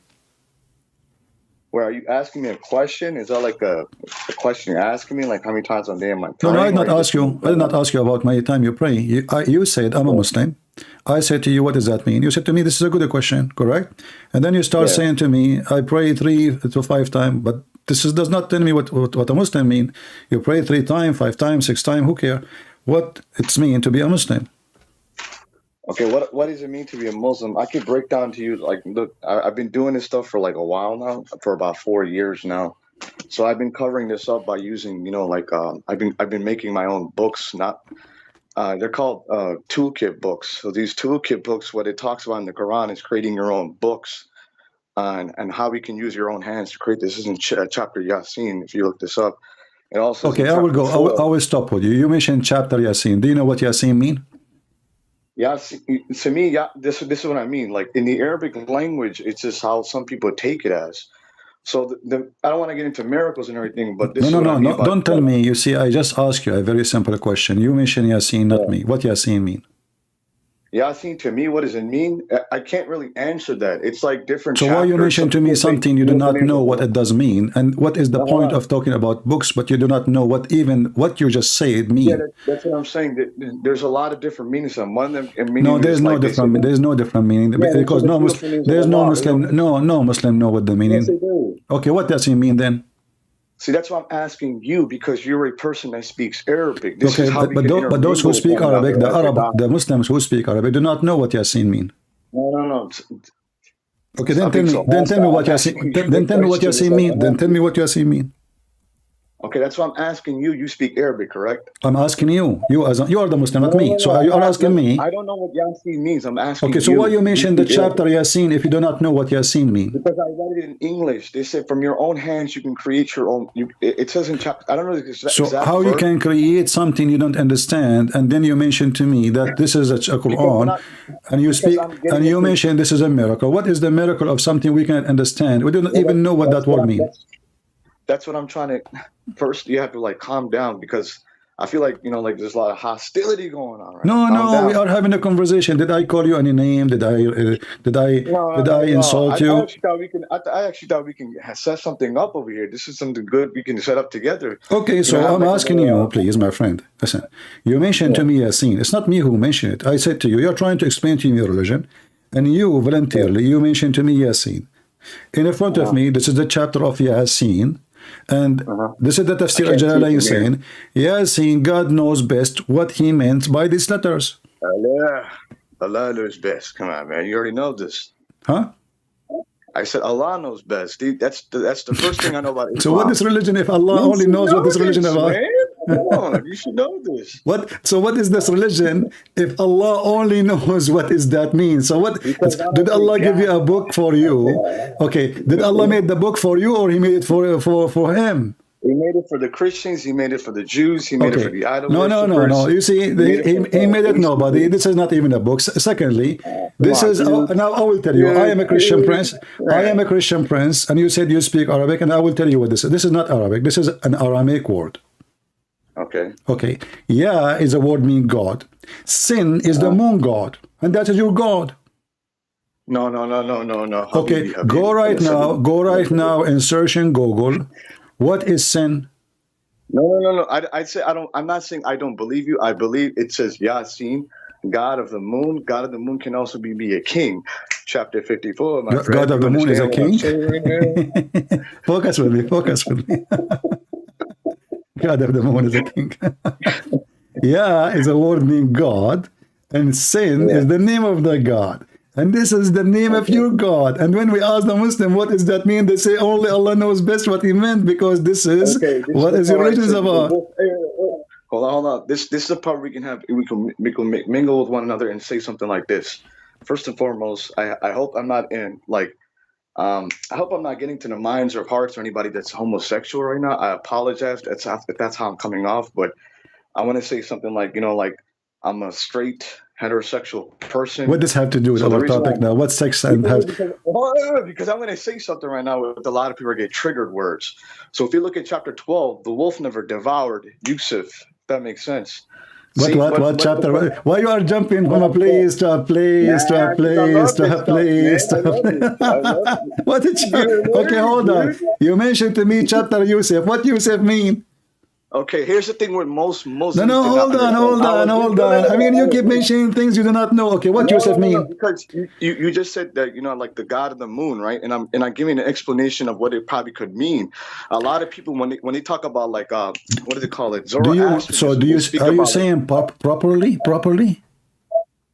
Zoroastrianism? No, you just said it properly. It might be meaning like maybe, right? Maybe this is the meaning. Maybe it's a possible meaning. So what is so are you following the prophet maybe and Allah maybe and God maybe? By the way, no. Jeez, call us Habibi. Such a Dunkin' Donuts. Calm down, man. Calm down. What calm down? You like Dunkin' Donuts, man? Listen. As long as we mention maybe, do your God Allah he do work by maybe, or he is sure of what he do? See, that's what I want to get into first. Like, if I say maybe, like, are we talking commandments? Because the first commandment is La ilaha illallah, baby. You already know this. Come on, man. Did you just call me baby?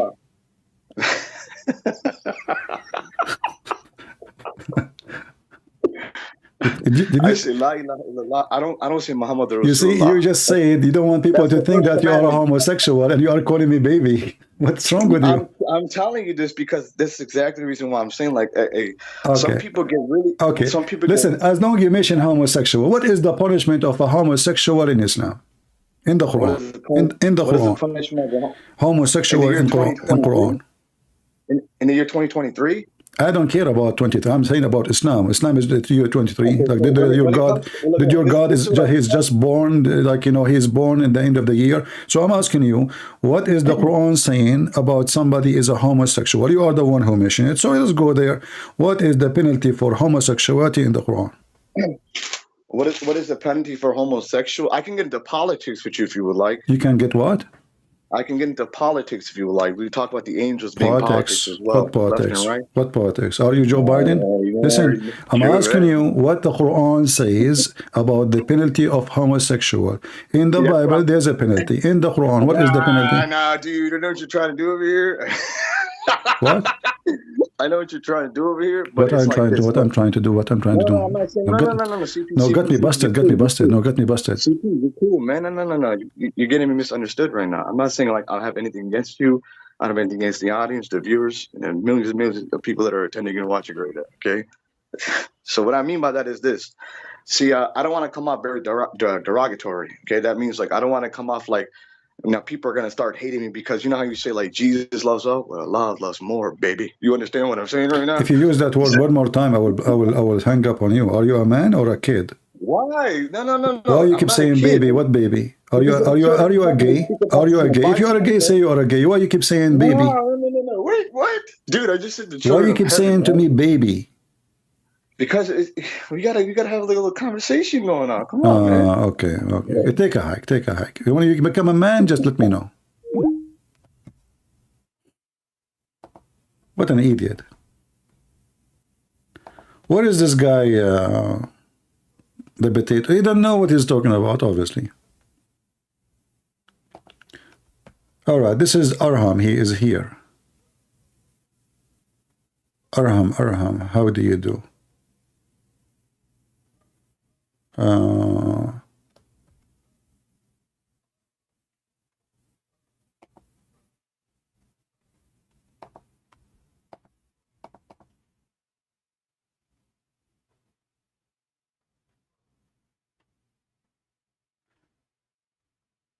For this group around time. Okay, this is not Arham.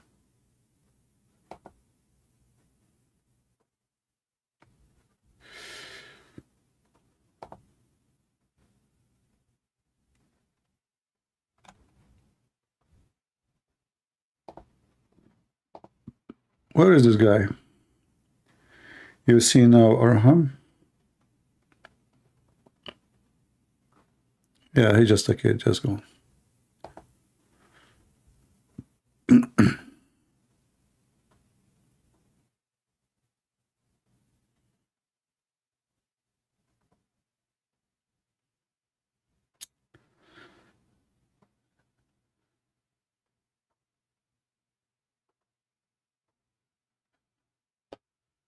All right.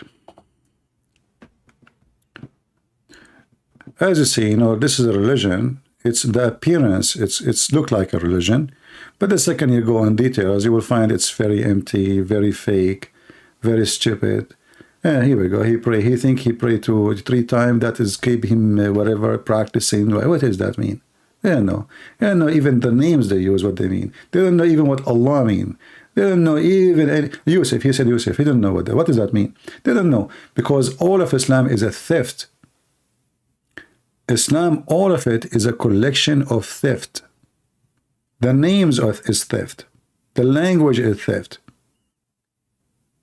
Does it make sense? Like, if you go to different interpretation, just to show you how stupid they are, and not only that, they admit that this is an Aramaic word. Why Allah is using an Aramaic word? Look what they say. And from his narration, the authority of Ibn Abbas, he said, upon the interpretation of saying of the Creator glorified, he mentioned Yasin. He said Yasin is a human being in the Syriac language, but this is false. But why they are saying this is Syriac? Because it is Syriac. The old pagan people who speak Aramaic, they worship the moon god, God Sin. In fact, the word sin in English is coming from there. So when people, they become a Christians, they say, don't do that. This is sin, which means this is moon god, this is pagan. This is sin. And what that have to do even with the verse? There's no meaning. It doesn't make any sense.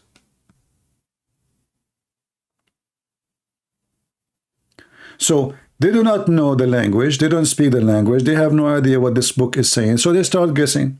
Each one he give you different. One he says no, Allah, and only Allah knows what they mean. The other one he says it's Syriac. The third one he says it's the same. You remember the noon? Noon. You remember noon?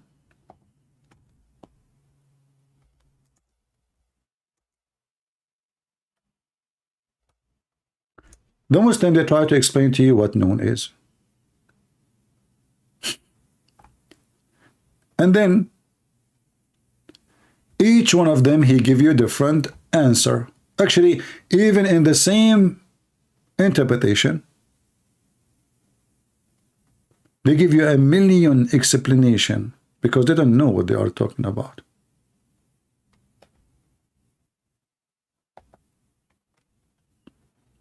The most stupid cult ever.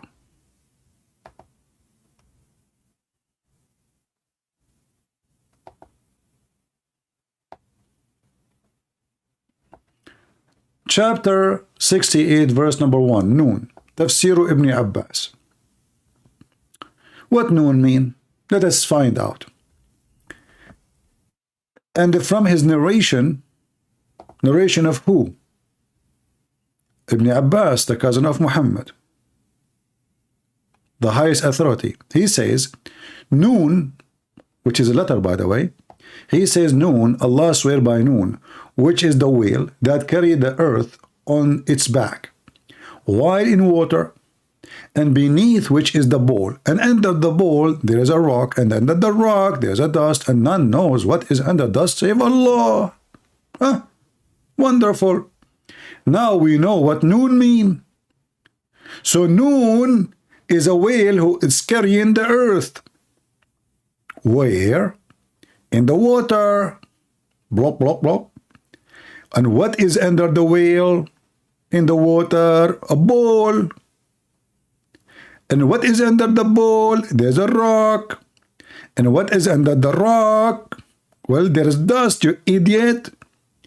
And none knows what is under the dust save Allah. So brother, don't ask me more. That's our limit. We do not know more, okay? We know that the earth is carried by a whale. And the whale is on the rock. And under the rock, underneath the whale, there is a bowl. And under the bowl, there's a rock. Because there is a bowl, they need a rock to stand on it. He cannot stand in the sand, like, hello.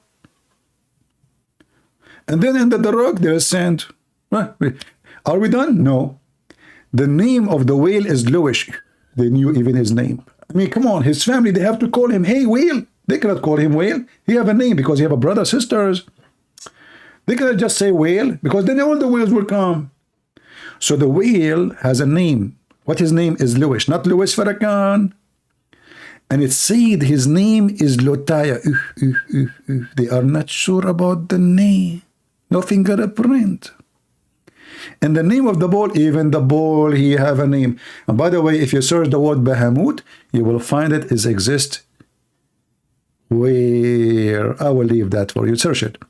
Then you will find that all those stories is taken either from other religious books or from fiction stories. What a stupid religion. And some say the name is Talahut. Look, is it a second ago you said Bahamut? A second after they say Talahut or Liwan. Look, what the heck? And the whale in the sea called Adwad. The sea name Adwad? Adwad.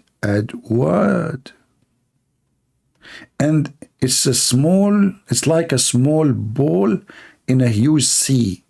The sea in the Hollywood Rock, whereby there's 4,000 cracks. Even the Muslim, they count how many cracks in the sea. Who can get this? Let us be honest together. Who can count the cracks in the water save the Muslims? Now we know why Hamas is digging their tunnel.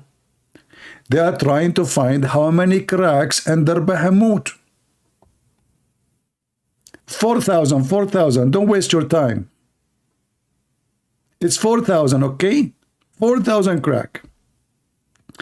And from each crack, a spring out of the earth. It's also said, like, what the heck? I thought we are done. No. Noon is the name of Allah. A second ago, it was a whale. And now we switch, and the Noon became Allah. So we start that Noon is a whale. Now Noon is Allah. Are we done? No. Absolutely not. Allah swear by the pen. The pen is made of light. Its height is equal to the distance between the heaven and the earth. It is with his pen that the wise remembrance, i.e. the guarded tablet, was written, brother. It's also said that the pen is one of the angels. Look, so the noon, now the pen is one of the angels. The pen is an angel.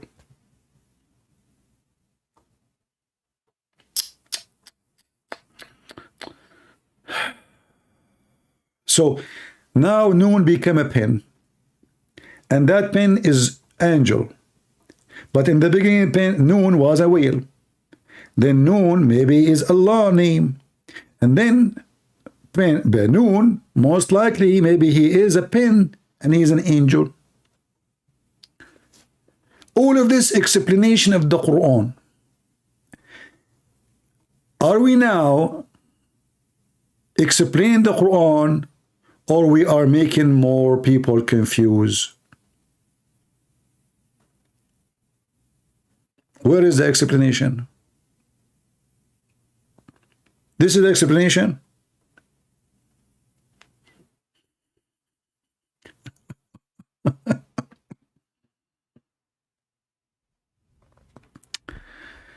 Oh boy.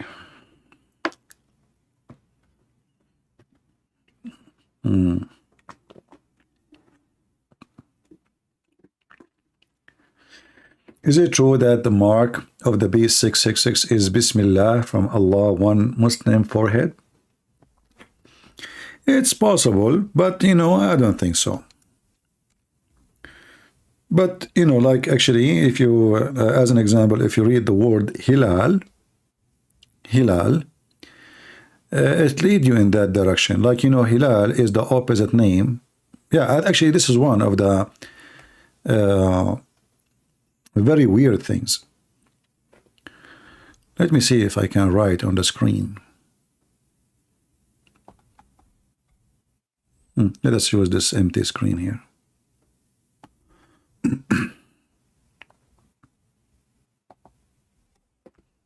I don't have like a tablet to write, so I'm using my mouse. So sorry for that. This is the word hilal.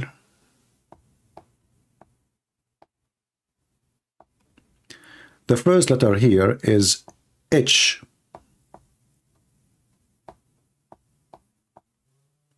The second letter is L. Actually, let me type it in English, and then we separate it.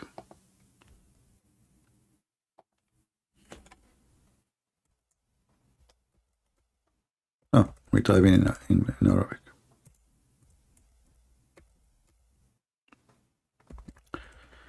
Let us use bold.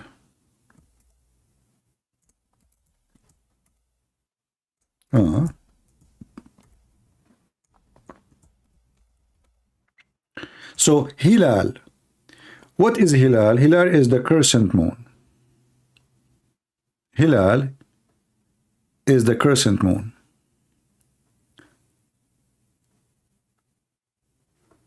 If you read the word in the other direction, which means not from right to left, you will find that hilal is the same as Allah.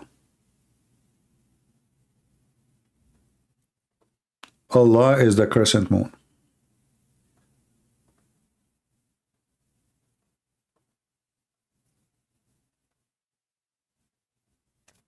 Isn't it? This is very strange. Like, the way I type it in English does not present really the letters in Arabic, because this is how we pronounce it. Like I added H-I. But if I want to type it as it is there, hilal will be like this as letters. Hilal. And then you divide the letters.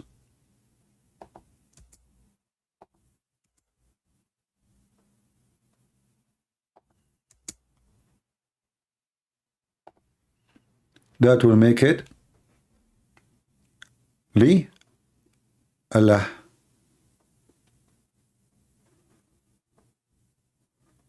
Lillah. Li I don't know if you know what I'm. It's better if you like, if you know, if you speak Arabic, you can see it better. So the crescent moon is exactly the name of Allah.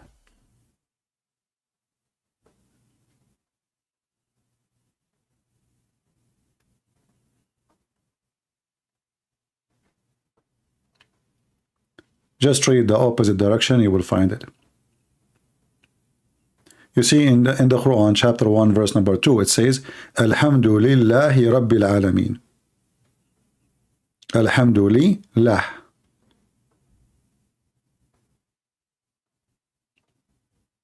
Lah is the name of the God. Li is two.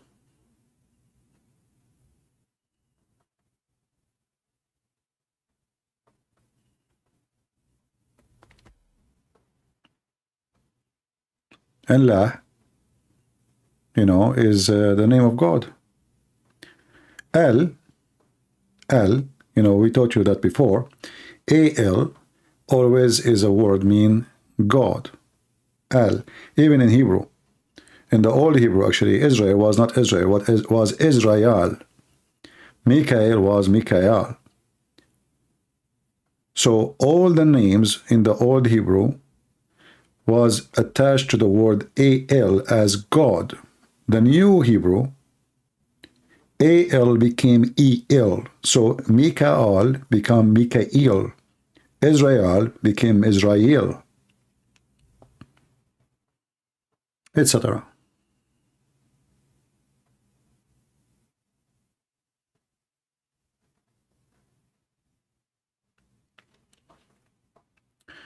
The 786 numbers is just a stupid, mean nothing, my friend. Don't waste your time breaking it up, etc.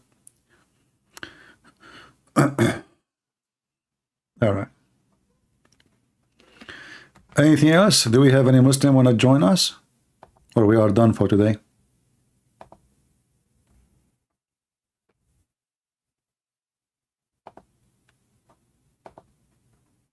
Are we done? Any Abdul?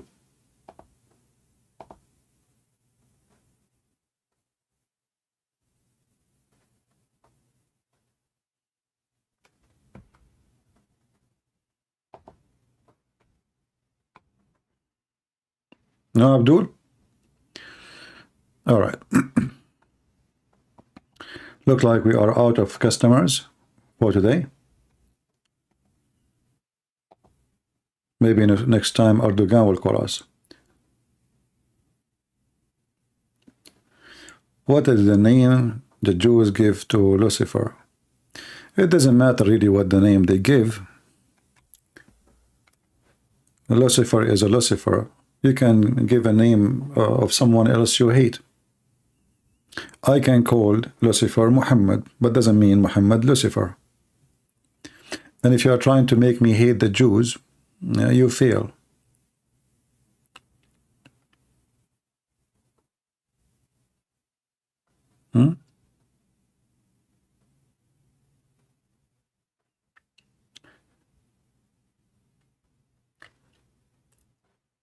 Any Muhammadan? Nobody? So the only one we got is a guy who does not know anything about his religion and he's trolling us.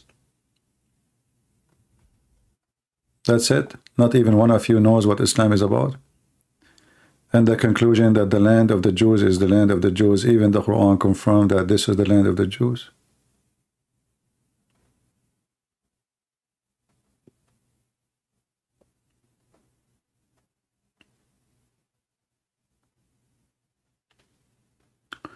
Many questions. Wilderness, Russia will become a Muslim country. How Russia will become a Muslim country?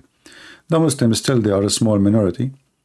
If they are invading Moscow, because now Putin, he becomes so, like he gave the Muslims a lot of hands in Moscow, so they are invading Moscow, but to be a Muslim country will never be. They are still a small minority. The honeymoon between the Muslims and the Russian will not go for long. As soon Putin goes, somebody else goes, and this guy Kadyrov goes, the people of Chechen will ask for their independence, and the war will happen again. You know, and then all those Muslims who they are in the Christian cities, they will run, you know, and they will immigrate as usual. The honeymoon, it go up and down between those. You know, remember the Russian, they have a very bad history with the Muslims in Russia. And they are controlling them, not the opposite. So how Russia will become a Muslim country? And you know, those Kadyrov group, they are not even Muslims, they are Sufi, you know, they have nothing to do with Islam. By the name, you know, they speak too much, they brag about Islam, alhamdulillah, etc. But in reality, they are drug dealers. Everybody knows. They are drug dealers, they are, you know, prostitution, mafia, gangs. What religion they have? Their God is money. If you go and check this Kadyrov, how many cars he owned, he buy the most expensive. He's like Andrew Tate, you know, he like to show off, he like expensive cars. Where is the money coming from? Is that because he's a decent man? Is that what a Muslim is supposed to do? Gang. No, Putin is not a pro-Muslim. Putin is using them. You see, not only Putin, he do that. American, they did that for a long time. The American, they are the one who armed Osama bin Laden, and they taught his men how to do attack the Soviet Union, how to use missiles, how to do bombing, how to do booby traps, all those things. The CIA. Osama bin Laden in Washington Post, they have an article, huge one about him. In the first page says, a hero, freedom fighters went to Afghanistan to help for freedom. So always empires, they use the fools. Hitler, he used them. Hitler, he used them. The Ottoman, they used them. You know, when the Mongol, they came to the Middle East, and they invade, and then they told the ruler, okay, listen, if you say Shahada, those Muslims will never oppose you. You can do whatever you want with them. Just say Shahada. Yeah, okay, say Shahada. And since then the Ottoman are taken over. The Ottoman is the last one to call them religious. Prostitution, drugs, hashish, you name it. Go to Turkey and see. The country of a fraud. The whole country is a fraud. But yet Erdogan, he keeps saying, Aman Rabbi Aman, mashallah, alhamdulillah. Their women is naked, their nightclub, the drugs, the scam, the spam, you name it. This is Turkey. But have you ever heard of a Turkish don't say alhamdulillah? Even the woman who is a prostitute? Welcome to Turkey. So in the appearance, Muslims, they share like certain words like praising Allah, etc. If that will make them Muslims, that's a good thing. But none of them is a Muslim. A Muslim is someone oppose music, oppose art, oppose drawing, oppose like women swimming, women and men, they associate together. Chess is haram, TV is haram, radio is haram, everything is haram. But all those people, they go to YouTube and TikTok and they talk about sex and they make videos and women are dancing. If I say now, right now, what is the best place to learn belly dancing? You know the answer. Is it in America? No.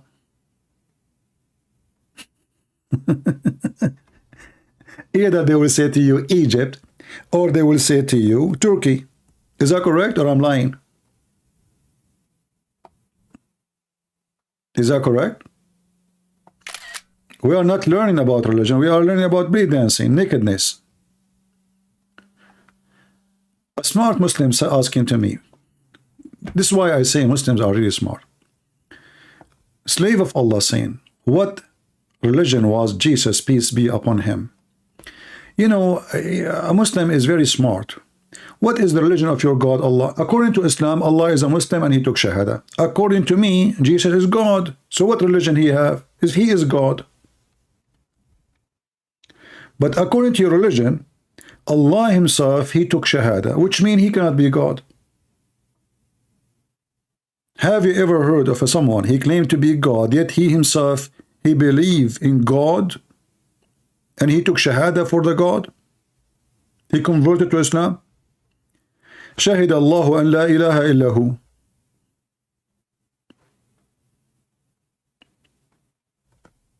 Have you ever heard of a God converting to a religion?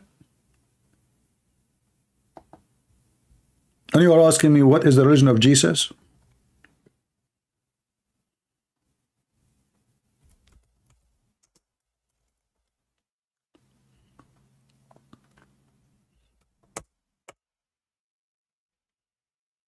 What is this?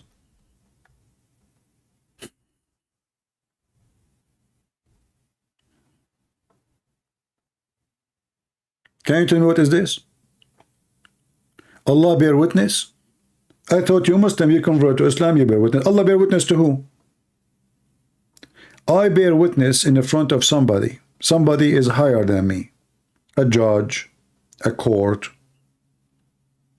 Almighty God. But Allah, he bear witness to who? Are you there a slave of Allah? Or because you are a slave, you cannot answer such a question, because a slave, he have no education and he is just a slave, make coffee and wash feet and clean the floor.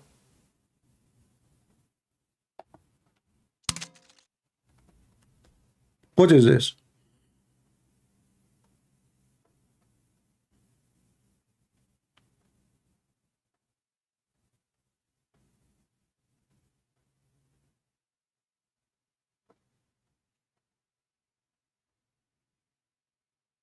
And when Allah, he says, there is no God but He who?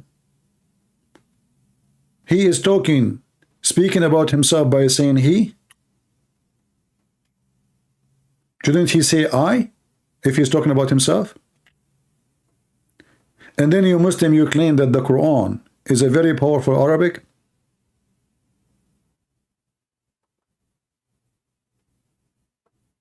Chapter 3, verse number 18.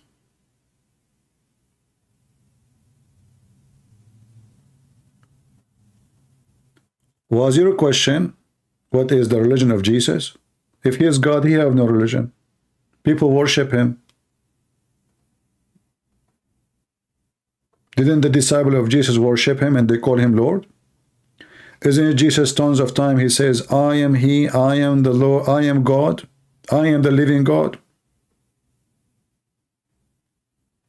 So your question is not valid. Now I'm asking you, why Allah is taking shahada, and he is taking shahada to who? To who? Who heard Allah taking shahada? Who is talking?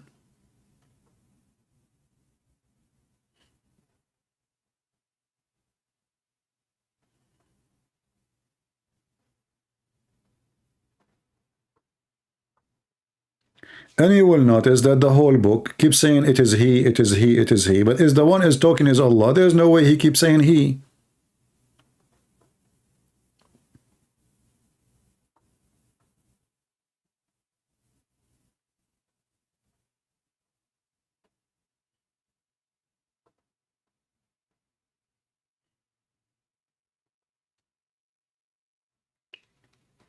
What do you think?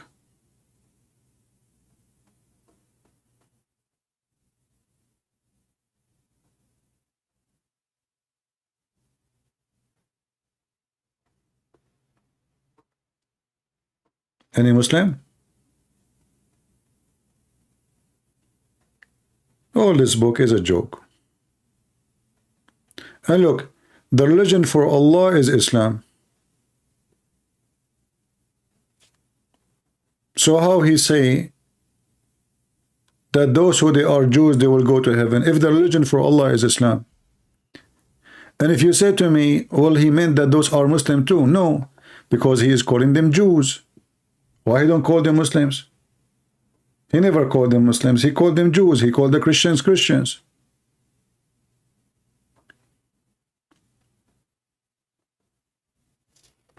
I think Allah is Al-Badi. What Al-Badi mean? This is the more stupid answer ever. What Al-Badi mean? Is that an Arabic word? Are you supposed to claim that you know Arabic now?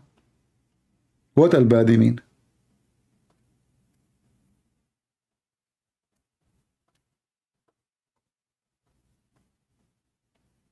What is that? He start? What do you mean by Al-Badi? They don't know what they are saying. You know, he heard this word somewhere. Somebody told you, hey, throw it. Hey, Al-Badi. Hey, what is that? What Al-Badi mean?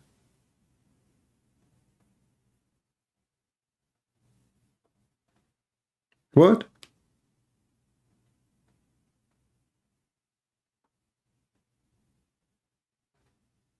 They don't know what they are saying. Copy paste. This is the religion. Alhamdulillah, Bismillahi wa la hawlata wa la quwwata illa billah. The second you ask a serious question, they have no idea. This is all what they know. They don't know what Allah means. They do not know who Allah. They never saw Allah. They never heard the part of Allah. And their Prophet himself never spoke to Allah.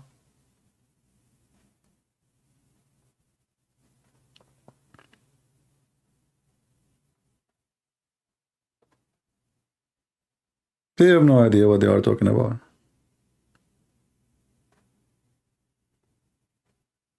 Nothing compared to him. That is even more stupid. You see, you Muslims, you copy what is the Old Testament. In the Old Testament, it says nothing like God. But you, when you say nothing compared to him, that is stupid. Because if you say nothing compared to Allah, so why Allah compare himself to many things in the Quran? Guys, nothing compared to him, into him. Okay. So are you saying to me that when Allah, he compared himself to a tree,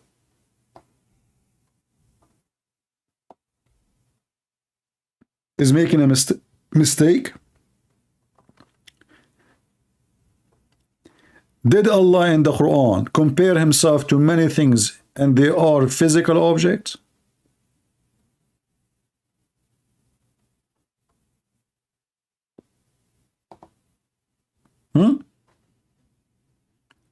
How in one hand, you Muslim, you say nothing like him, and then Allah, we will find in the Quran, there is many things like him. Actually, all the 99 names of Allah, they present things like him. As an example, Allah is the angry. Okay, I am angry. I am angry now. Here we go. Allah, he forget. I forget too. Do your God forget? Yes. Allah, he forget in the Quran. I forget. Allah, he revenge. I revenge. Allah have a shin. I have a shin. I have two. Allah have 5 fingers. I have 5 fingers. Nothing compared to him, right? Allah have a face. I have a face. But remember, Allah, nothing compared to him.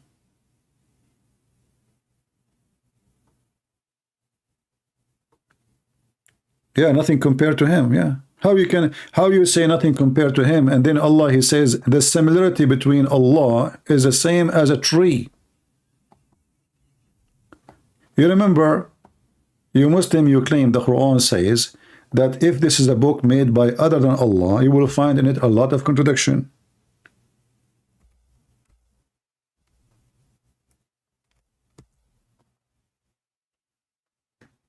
Right? And then if you go in the Quran, we will find Allah compare himself to a tree. Do you Muslims worship a tree?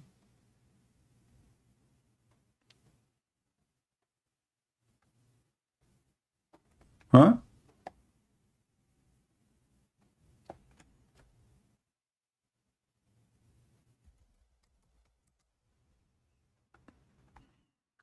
What is this?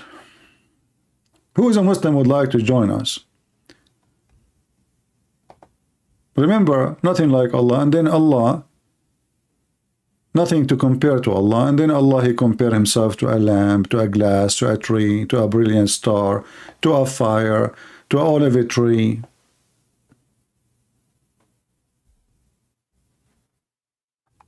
Comparing himself to highlight the attribute. But a second ago you said nothing can be compared to him, and now he is comparing himself. That is even more funny. Guys, a second ago he said nothing can be compared to Allah. A second after said Allah compare himself. What the heck? Which one of them? Which one? If nothing can be compared to him, that means he himself making a big mistake by comparing himself to something, when he himself, he just said nothing compared to him. So are you saying to me, Allah said to you nothing compared to him, and then Allah himself compare himself to issues and to things we know and we see?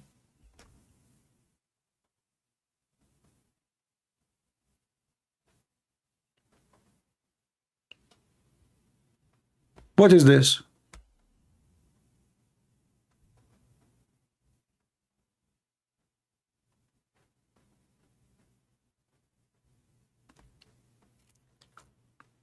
When you're a prophet, he say Allah have 5 fingers.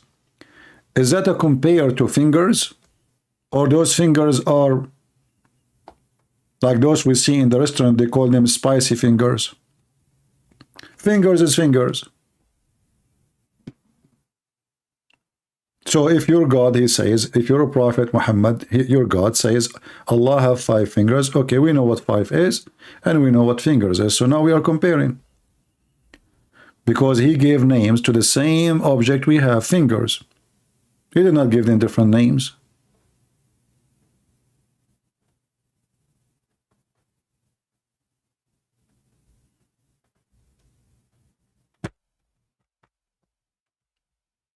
Any Muhammadan?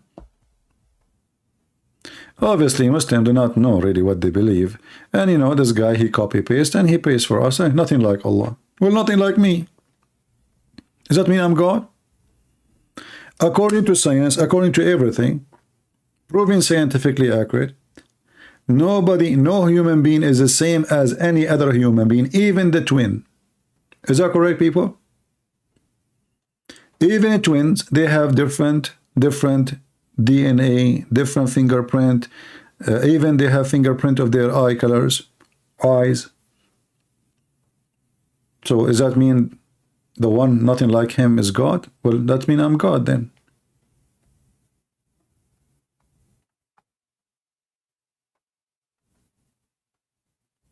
So now, because you cannot answer, you are saying to me, you're pretty good in insulting. Did I insult him, guys? So when you refute them and you get them busted, they say, oh, you are good in insulting. And here we go, and he play the Jews. And what? That you want to worship a Jew. You see how they are Antichrist? They don't speak to Jesus with respect. They say, you want to worship a Jew. Do you see it? Well, just to ask you, as long you are making fun of Jesus, the Jew, well, why the Jew is in heaven and your stupid, filthy Muhammad is in the grave? Is it fair that the Jew, Jesus, according to you, is right now in heaven and your great, child molester prophet is in the grave? Is that fair? Are you with me? You see, you said you accuse me I'm insulting. Now I have to insult because you insulted Jesus. Is it fair that the Jews, Jesus, the Jew, Jesus, according to you, right now is in heaven and Muhammad is under our feet with Hamas? Is that fair?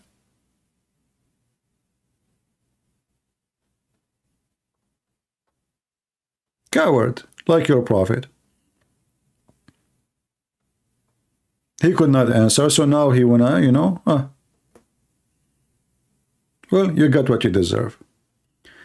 The one you call a Jew, the Jews worshipped him. The one you call a Jew, he walk in water, he create from the mud the bird according to your Quran. He made the blind see, and he create life. And he is the one who feed. You have a chapter in the Quran called Al-Ma'idah. He fed thousands of people by bringing from sky 7 wheels and 7 sandwiches. So now you remember he is a Jew. And by the way, why the Quran did not say he is a Jew? Why your stupid Quran did not say he is a Jew? Can you show me a verse in the Quran where the Quran says he was a Jew?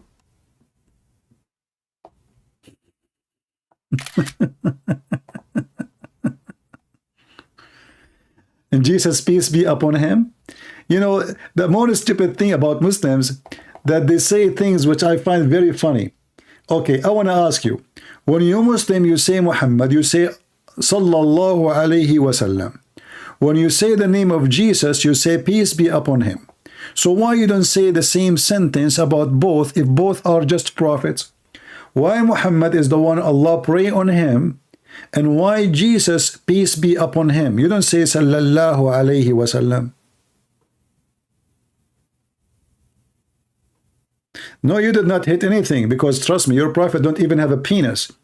Like, did you hit anything when Allah, he made the Quran a chapter about his penis? That his penis doesn't stand up? Did you hit anything? Did we hit anything when we make a cartoon about Muhammad and you Muslims go crazy? You are the one talking about hitting the thing? Did we hit anything beside Gaza and Jerusalem and soon Mecca? Did we? Focus with me, Abdul. Why you say Jesus, peace be upon him, but you don't say Muhammad, peace be upon him? Because simply, you Muslims are the slaves of Muhammad, and Muhammad is your God. To the point, Sallallahu Alaihi Wasallam mean Allah pray on Muhammad. So if Allah pray on Muhammad, who is Allah and who is Muhammad? Allah, obviously, is not God. He pray on Muhammad. He pray to who? Yeah, we are back to insult again. Look like I'm getting bad like your prophet. So when your prophet, he called non-Muslim najis, he was a bad person? He was a scumbag. Back to insult again. When your prophet, he called the Jews donkeys. What a filthy man, Muhammad. Back to insult again. And by the way, when your prophet, he spoke about the Jews and calling them donkeys, what he said, why they are donkeys? He said, they carry books they cannot read. But isn't it this is the scenario for your prophet? Which means he is the donkey. Remember, the Quran says that the one who carry books he cannot read is a donkey. Not me. Remember, we should not insult a brother. Islam is against insult. But is it your prophet who cannot read neither the Torah, neither the Injil, neither the Quran, which means he is X3 donkey? Is that your book? Or I am the one is insulting? As the likeness of a donkey who carry huge burden of books, he cannot read them.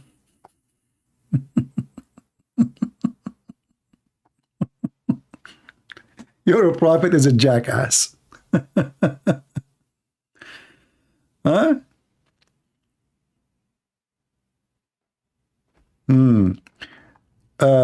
Your mean victory saying, this is came up to my mind. Can someone say their God and my God? Well, yeah, he can say, because simply Jesus, he, under the authority of the Father. Isn't it Jesus who said that everything I have is given to me from my Father? So God the Father is the highest authority, and Jesus always is under the authority of the Father. So my God and their God. But isn't it Jesus, he said, just to show you the hypocrisy of the Muhammadan, As long as this has come to your mind, how come did not come to your mind the verses before it and the verse before it and the verse after it? Isn't it Jesus, he said, I was with you before the world? Isn't it Jesus said that you gave me the power over and the judgment over all the flesh? Isn't it Jesus said that me and you, the one who saw me, he saw the Father? For me and him is one. So you take only one sentence. It came into my mind. Only that word came to my mind, but the rest will not come to your mind. So Jesus the Son, he said, your God and my God, for my God the Father, he is the one who sent me. Jesus did not come from himself. You know what the Father mean? Mean the authority belonged to him. The Son, he received the authority from the Father. If somebody is a crown prince, he is a crown prince because of the king, not the opposite. So you, because you are a hypocrite like all the rest of the Muhammadan, you take only one sentence and say, see, how come Jesus, he say that?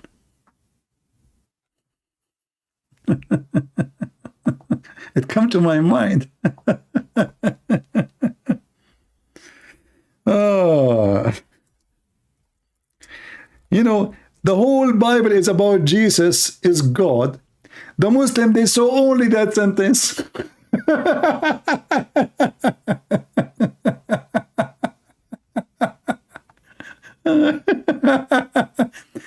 So, do you accept the holy chapter we are reading from, or you accept only one verse? Potato, like your prophet. It came to my mind, by the way. And you know what?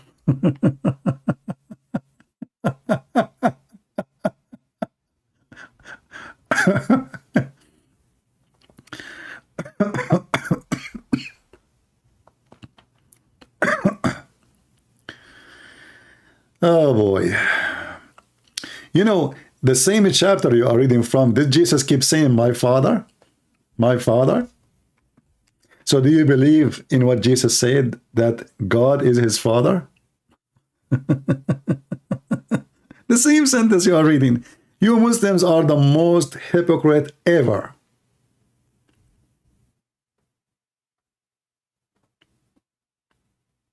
The most hypocrite ever you can imagine. Isn't it in the same chapter, the woman, she called him God? My Lord. She had seen the Lord. Coward liars, like the devil, the father of all lies.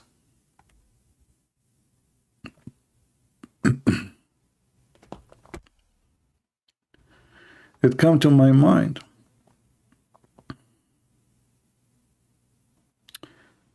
It come to my mind, right? Muslims, they have mind. The one who have a mind, they believe that their God is a leg, and he will give them an endless penis. They have a mind. I mean, they have, right? They have a lot of mind. They are the thinker, nation. They think a lot. Nobody like Muslims.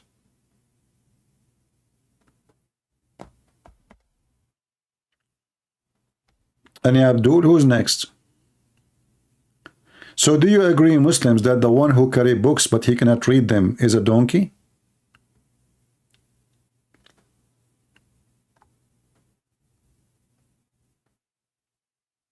Here, slave of Allah, I want to go with you for a second, just to show everybody that how stupid you Muslims when you do this argument.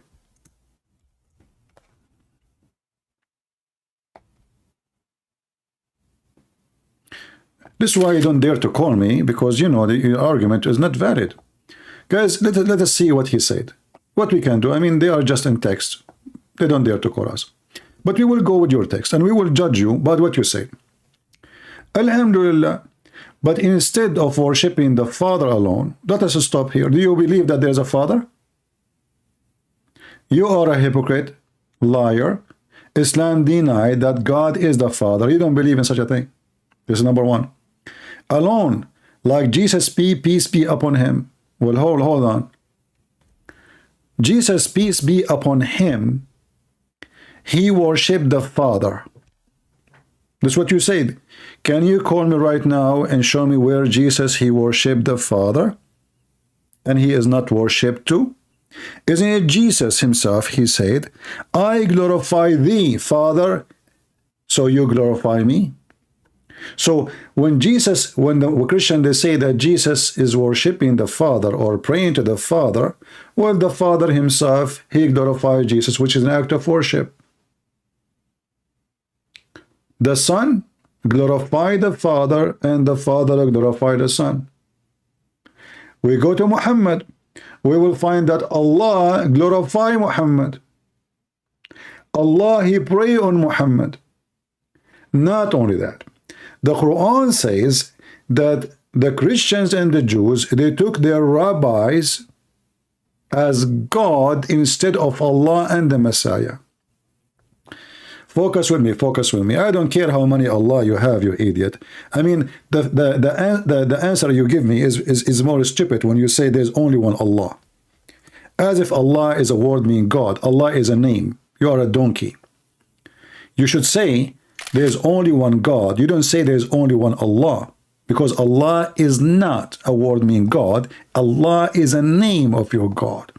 And that is telling us that you do not even know what Allah means.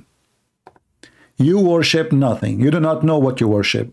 There's only Allah. What does that mean?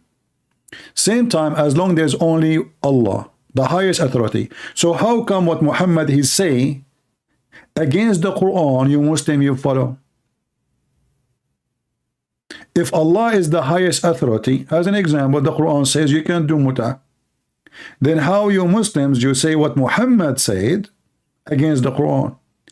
There's tons of verses in the Quran abrogated by Muhammad's statement only. There's no Quran. Never. But let me show you, I will go with you. When you said you worship only Allah, and he is the only authority, and then the Quran says this. Read carefully with me. I want all the Muslims here to read. And let us see how many of you will leave Islam. According to the Quran, the one who take their monks and their rabbis as God, beside Allah and the Messiah, they are kuffar. Now the Muslim, they will say this is not what it says. Yeah, in Arabic it appeared like that, but he meant the one who took their monk and their rabbi and the Messiah. Let us go with this. So listen carefully. The one who take, listen carefully, people. This is a verse will destroy every single Muslim faith. As easy as saying 1, 2, 3.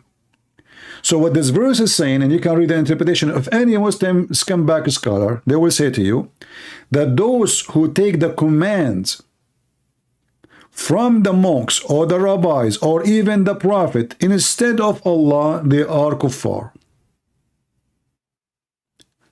They are associating with God someone else. Remember, the verse according to me doesn't say that. The verse according to me says, this is what Arabic says.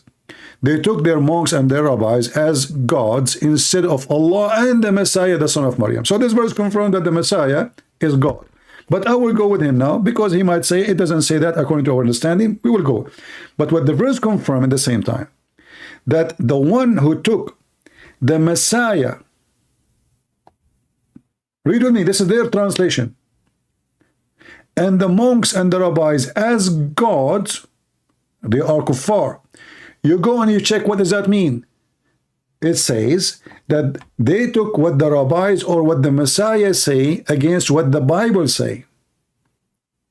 So the one who received his command from the man, not from God, he is a kafir. But isn't it, this is what your Muslim do? You take your command from Muhammad, not from your God. How many verses in the Quran against what Muhammad said? Don't change topic. I made distinction. Why you take your monks and your rabbi and your prophet as gods instead of Allah? Who want to answer me? And notice with me now how they will change the topic. The Quran is the book of God. Anything else is the word of the man. What you Muslim do? You take the word of the man against the word of your God. And we can show you tons of examples. You Muslim, you follow Muhammad's statement and command, not the command of Allah. Somebody saying to me, his name is Muhammad Khattabi, you are not qualified to understand Arabic Quran.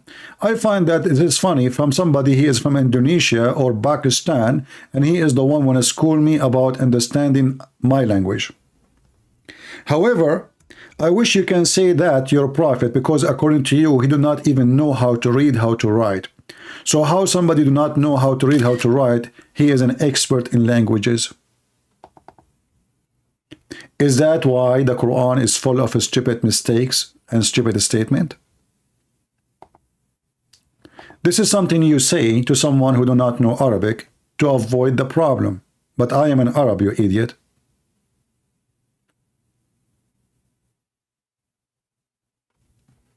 And then all of this is just to avoid.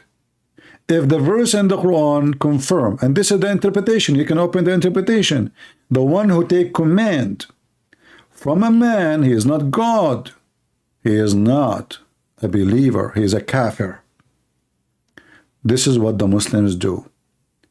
All of Islam actually is what Muhammad said, not what the Quran said. As an example, what is the penalty of homosexuality in the Quran?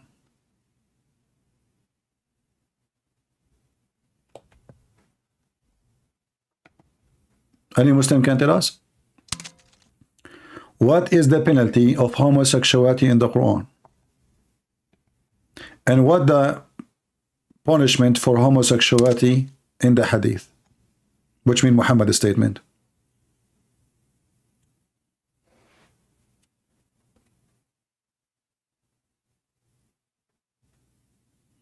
Anyone can tell me? Which one you take?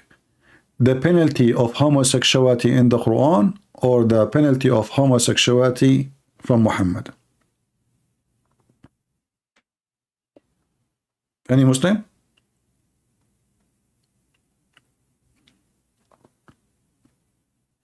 Any Muslim? Which one you take?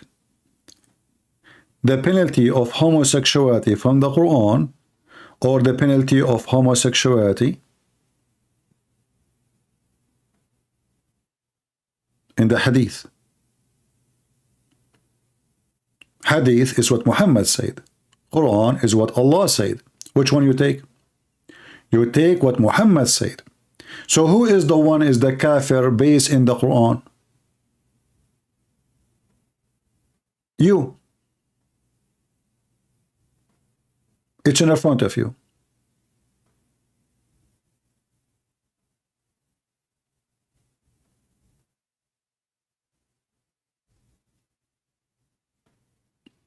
Guys, do you understand what I'm saying? The Quran confirms, and you can open any interpretation, Ibn Kathir, Al-Qurtubi, doesn't matter. Anyone who take his religion from a man, not from the command of God, is a kafir, is a mushrik. This is what Muslims do. Not us. Because we don't take our command from a man, we take our command from God, that is Jesus. We believe that Jesus is divine. So if we take command from Jesus and we believe he's God, then this verse is not about us. But it is you Muslims who take the command of your religion from a man against what Allah said. Listen, you know, if Allah did not say this is the penalty, and then Allah, he said, and Muhammad said the penalty, I say, okay, maybe Allah, you know, I mean, he don't mention it, so Muhammad is covering up. No. Allah mentioned what the penalty is. According to the Quran, The one who is a homosexual, you beat him with sandals and you insult him only. Am I lying? Hey Abdul, is that true? Am I lying? Is that what you Muslim do for homosexual? Beat them with sandals?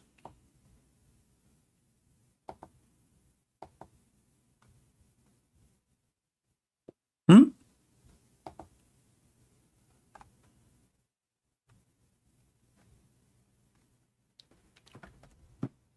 So why Hamas, they throw them in the top of the roof and they kill them?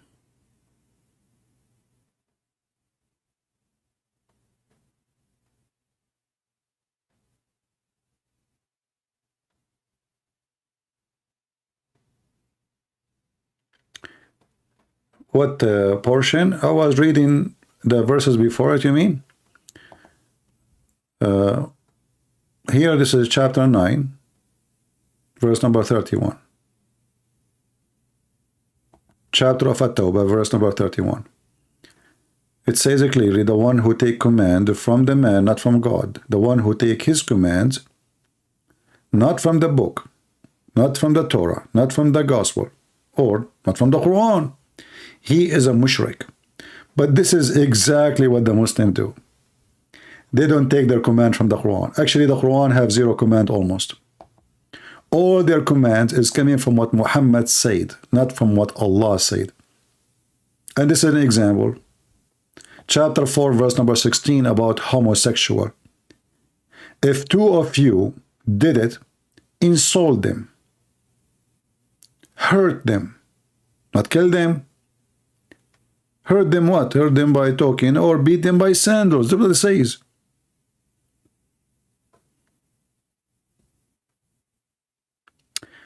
Christianity is full of violence, but you do not even read. No, we read, my friend. But the question is, why you're still alive if we are full of violence, and why we are not doing bombing and killing? And I am an Arab Christian. How come we don't have an organization of the Christians in the Middle East like ISIS, Christian ISIS? In Bible full of violence, ha ha ha ha ha. But you don't read. You are a stupid idiot.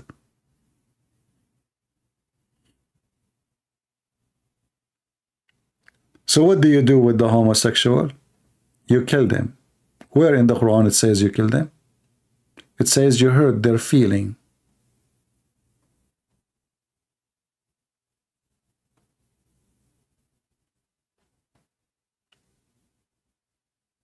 And now what they will do, they will change the topic in the speed of light. The Muslims, when they speak to me always, they present a bunch of monkeys jumping from tree to tree to avoid the topic they open. They speak about Jesus, how you worship a man, but then they forgot that Jesus, the man, he is in heaven right now. Well, why is in heaven? Why Muhammad in the grave? See, we have reason to worship him. He is right now in heaven. Then you need to tell me why he's in heaven and no one else, according to Islam. Why the Jews can kill Muhammad, but they cannot kill Jesus, according to Islam? Is that because Muhammad's life is not important? Are you saying to me that Jesus' life matter and Muhammad's life does not matter to Allah? Are you with me, people? The second you ask them those questions, they cannot answer. Jesus is alive. Muhammad is dead. What does that mean? The life of Jesus is extremely important. To the point, he is alive for the last 2,000 years. And not only that, we do not know. Muslims do not know. Maybe 10,000 years from now. Maybe a million years from now. And Muhammad is still under the ground with Hamas. Am I lying? And then you say to us, why we worship Jesus? Okay, let us find another reason. According to the Quran, Jesus, he created from the mud a life, a bird. So Jesus is the creator. Isn't it the Quran says, do you worship the one who create not? The Quran says to us, we should not worship anyone who create not. Well, Jesus is the creator. He made the blind see by creating eyes for him. He made the man walk by creating a new limbs for him, because the one is damaged.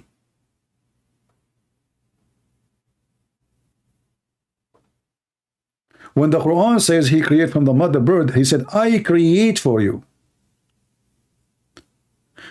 And then if we challenge the Muslim to prove to us that Allah can create anything, what they will say to us? Oh, Allah created everything. No proof. We have a proof from your book against you saying that Jesus did this and this and this and this. So at least in the front of you, we do not need more witnesses because this is in your book. Can you show us any proof that Allah can do anything? In fact, we can prove easy that Muhammad, God, cannot do anything because the whole Quran is saying that Allah has zero miracle. Muhammad, he spent his life and still people asking him, how come your God cannot do a miracle? Not only this, just to show you how stupid Allah so-called Muhammad.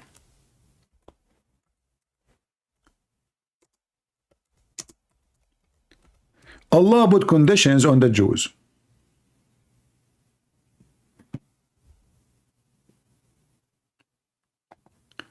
Allah, he put conditions on the Jews. What is the condition?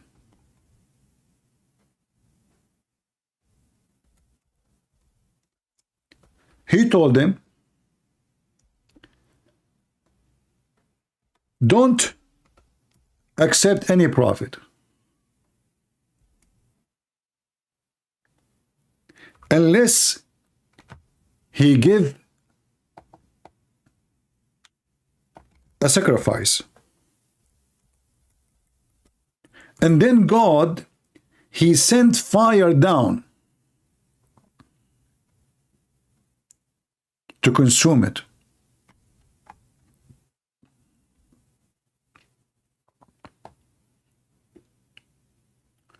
So why Allah, he told the Jews, don't accept any messenger unless he do that, and then when they asked Muhammad to do that, he did not do it?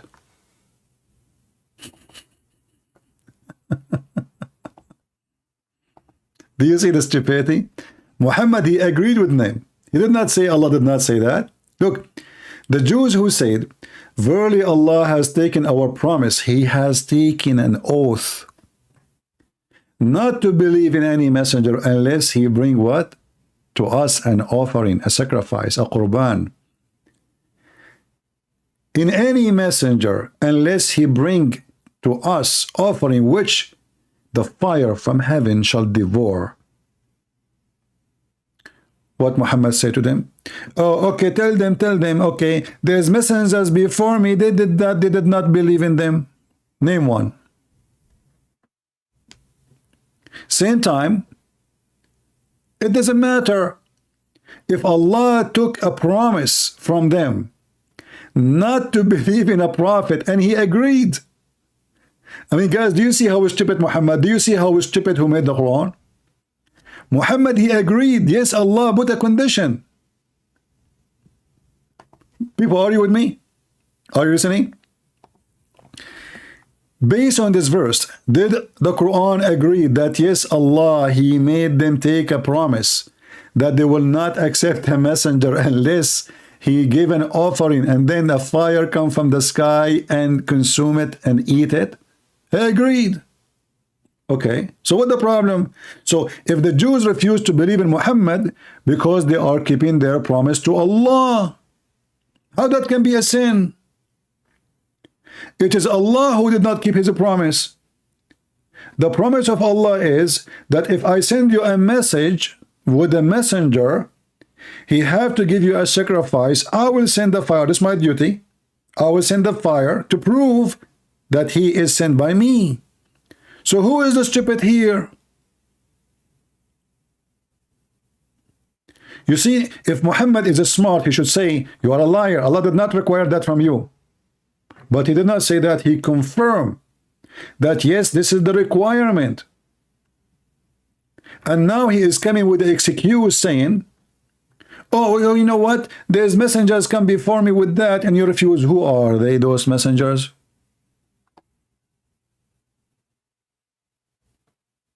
If the Muslim, they say Jesus, that will be stupid of them. Why? Because the Quran never mentioned that Jesus, he sent, he gave sacrifice, and God, he sent fire. The Quran count all the miracles of Jesus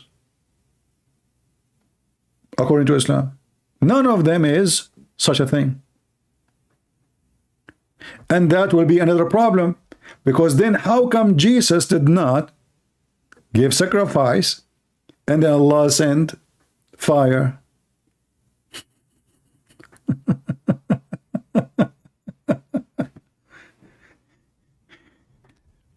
People, are you learning? I want from those who make short videos to make those like one verse at a time, cut them pieces so Christians can learn how to debunk and destroy Islam so easy. This verse alone actually is enough proof that Islam is a big fraud. The guy, he don't have a God. He is a false, he is a fraud. He cannot do what he say. Because all what he need to do, so what if they will refuse? Let them refuse. Allah took a promise from them. That is not an excuse. If Allah took a promise, same time, those are new people. In the time of Muhammad, who is the prophet who came to them and he gave a sacrifice? Do you see how stupid they are? Those Abdul. If you are talking about thousands of years ago, well, they are not the people. They did not refuse anyone. They are different people. They are Jews, yes, but they are not the same. You cannot tell me that my grandfather 800 years ago, he refused somebody. And accusing me that I refuse. Correct? I mean, the whole thing is a big fraud, stupid, dummy. This is why you see those Abdul, they run. Where is the slave of Allah? Did you leave Islam?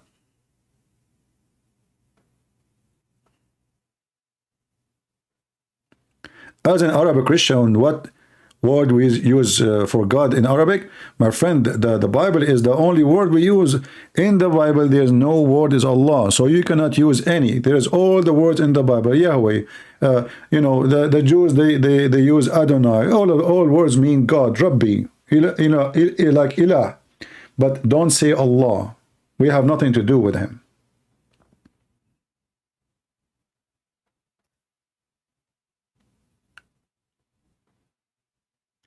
Don't choose words have nothing to do with us and present paganism.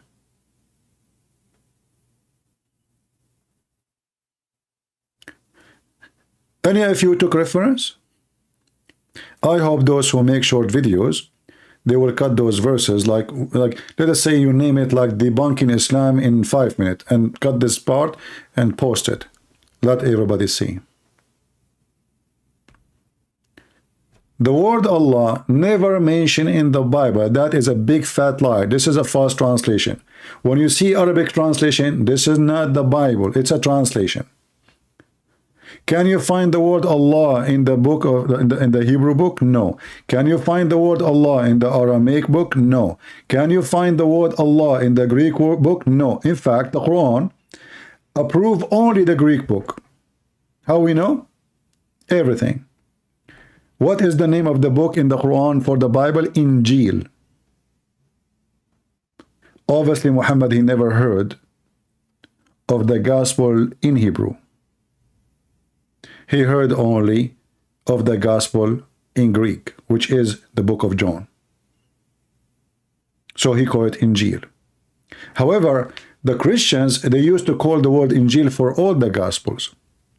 But the word Injil is a Greek word, which means all the gospels in one book, still they are Injil, still it's a Greek word. Which additional proof that Muhammad is a fraud. Why? Because according to Muhammad, Jesus was sent only to Israel, and the Quran says Allah never sent a prophet except in the tongue of his people.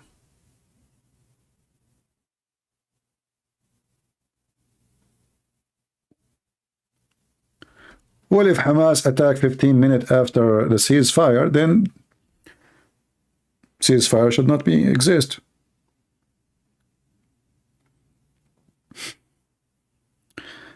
Focus with me anyway.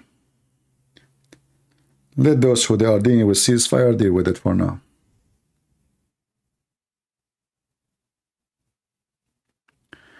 Jesus in my book, he say he do not know the hour. That is not what Jesus said. He says, no one knows but the Father. What does that mean? It is for the Father to tell and decide the decision of the hour. But Jesus in the same chapter said, when this and this and this and this and this and this and this happened, then the hour will be. So how he do not know the hour, and yet he is telling us when the hour will happen? So simply what Jesus is saying, the decision for the hour, when it's going to be, is going to be the job of the Father. For his job is to decide when the hour will be. My job to be the judge. Isn't it Jesus says, my Father work and I do work? If the Father will do the work of the Son, so what the Son do? For God he loved the world. He sent his only begotten Son. So what is the job of the Son? He have a job different from the job of the Father. The Son is the Savior and he is the judge because he is the Savior. So he will decide who is going to be saved and who not. That is the job of the Son. So you Muslims, because you are a bunch of idiots, you take one verse because you are a hypocrite and you forget the rest.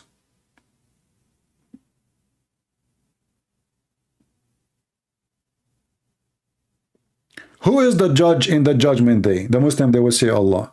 False. Even your stupid prophet says that the Messiah will come, hakaman muqsitan, absolute just and justice judge. And you know what? Nobody can be absolute just and justice save God. Because in order to be just judge, you have to be God.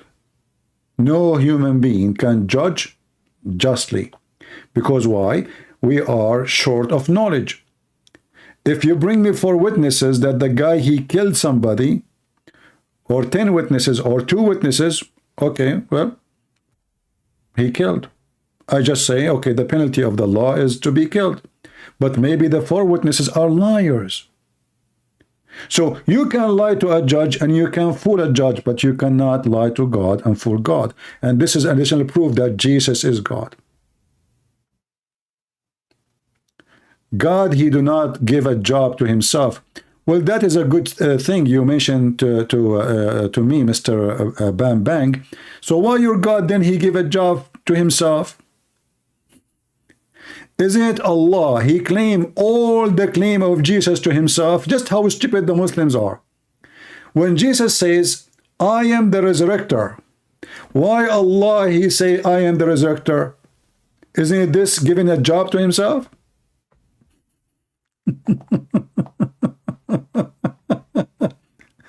Listen. You know, I never saw a smart Muslim. This is why they don't dare to call me. This is why they look so dumb when they talk to me. Because they knew they are no match and their answers dooming Muhammad. So listen carefully. Look what Bam he said. God, let me wait for you on the screen. Just for a laugh. And notice I am the person who keep talking, which means I don't even have time to think much. Those are the ones sitting in the chat, the Muslim, they think about it, what we can say to him, 10 minutes, 15 minutes. Oh, let us pause this. This is after thinking deeply. God, he do not give a job to himself. So who is the one his job is to create? Who is the one his job is to forgive? Who is the one his job is to resurrect? What is the job of your God? Are you saying to me your God is have no job? He did not give a job to himself? And then you say to me this is a different thing? You are a fraud. How that is a different thing? All the description and the attribute Allah he gave to himself is stolen from Jesus. I am the light of the world. Allah he said, I am the light. I am the Alpha. Allah said he is the Alpha. I am the resurrector. Allah said he is the resurrector.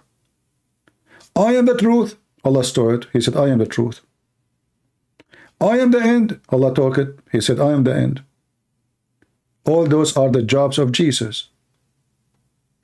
600 years before your filthy God ever he speak, but your God never spoke, by the way. This is Muhammad. So who is the one who took it from who? Who is the one who stole the job of Jesus? In the same time, can Allah forgive sin? Who is a Muslim can answer me?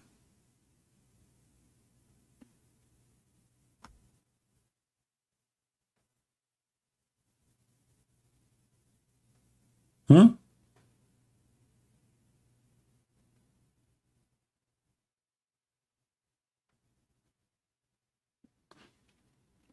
Any Muslim?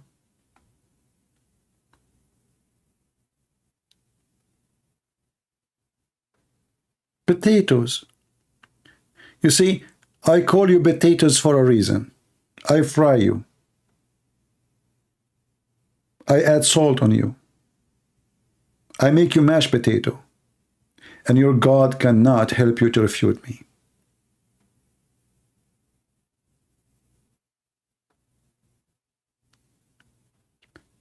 Narmeen? Well, is that a Muslim? I exit Skype because, you know, I mean, no need to keep it if there is no Muslim will call.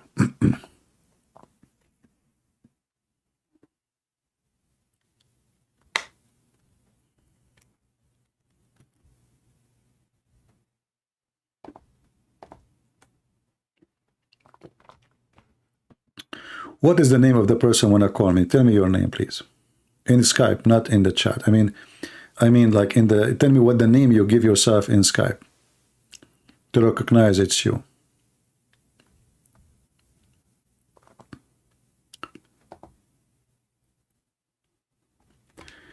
Allah, He do what He will.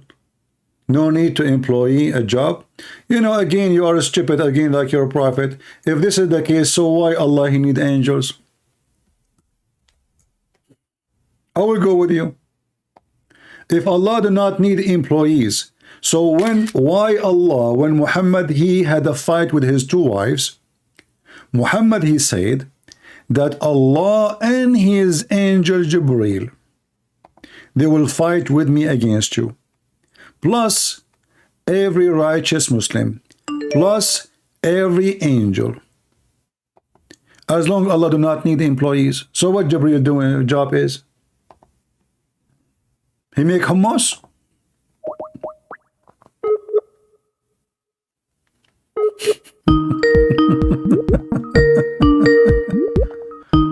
What is the job of Muhammad then? Remember, hello? Allah does not need employees. Yes, lady, how are you doing? Hello? Hello. Yes, I hear you. Go ahead. Hi, good morning, CP. Good morning. Are you a Muslim? No, I'm Christian from Pakistan. Oh, okay. Well, I thought you are a Muslim. All right. How I can help you? I, first of all, thank you very much because I've learned a lot from your videos. All right. And recently, the reason why I called you is that recently I got a proposal from a Muslim.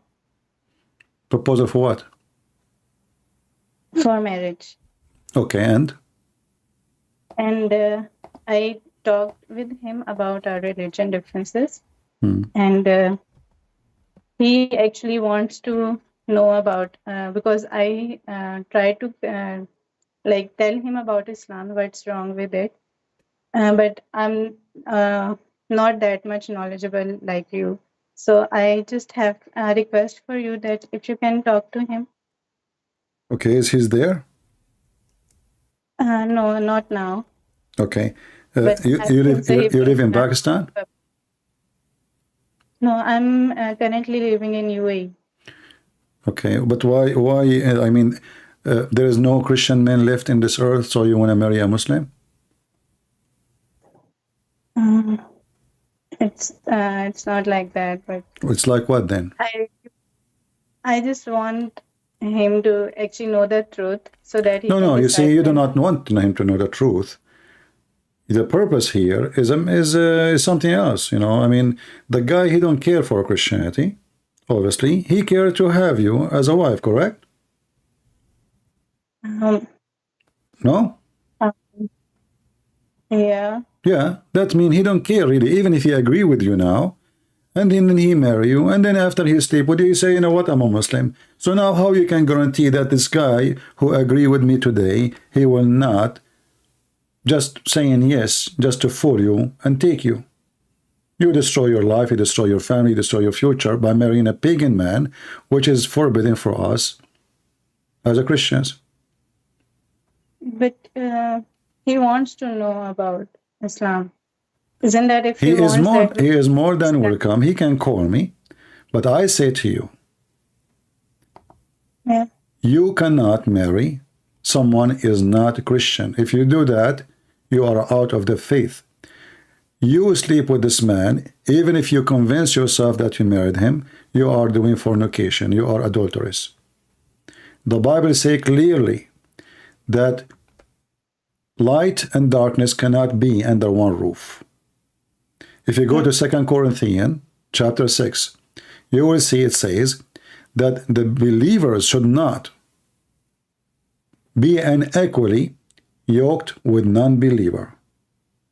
So if you now risk it, even if you say I want to convert to Christianity, how you know that he is not doing that just to have you? He don't care for Christianity. And then you marry him, if you call it marriage. Is he willing to go to the church and they do baptism if he agree with me? No. I think. No, he cannot. He live in a Muslim country. They will kill him. No, he's also living here. It's an- Emirat is a Muslim country. Are you okay? Somebody told you Emirat is a China? No. What do you know? But- Don't you know that Emirat is a Muslim country? Yeah, I know that. Huh? I know that. So how he can leave Islam in a Muslim country?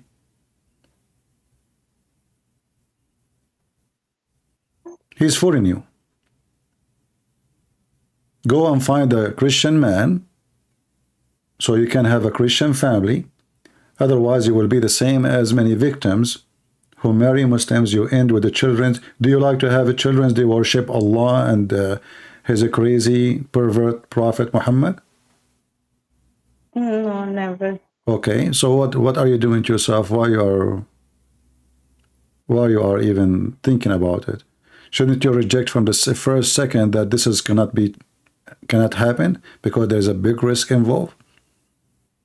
He can say, yes, I want to believe in Jesus, but he cannot leave Islam anyway. And both of you live in the same country now, Emirat, but not for long. Sooner or later, you and him, you will go back to Pakistan. In Pakistan, they will burn him alive if he convert to Christianity, and they will kill you and your kids. So why you want to do that to yourself? And in the best scenario, they will force your kids into Islam, because kids of Muslims have to be Muslims always. This guy registered in Pakistan as a Muslim. His kids by birth, they are Muslims. But we can't help him Who can help him? if it's God's will. Maybe he will guide him. Well, God will, he will go to Pakistan and he will change his citizenship and he will change the government and the police will not look for him. No, but there's a lot of Muslims who converted to Christianity. If they knew about them, they will kill them. Is that true? Yeah. And in the paper, your kids will be Muslims anyway. So even if you convert to Christianity secretly, your kids will register in the papers as Muslims. Abdul.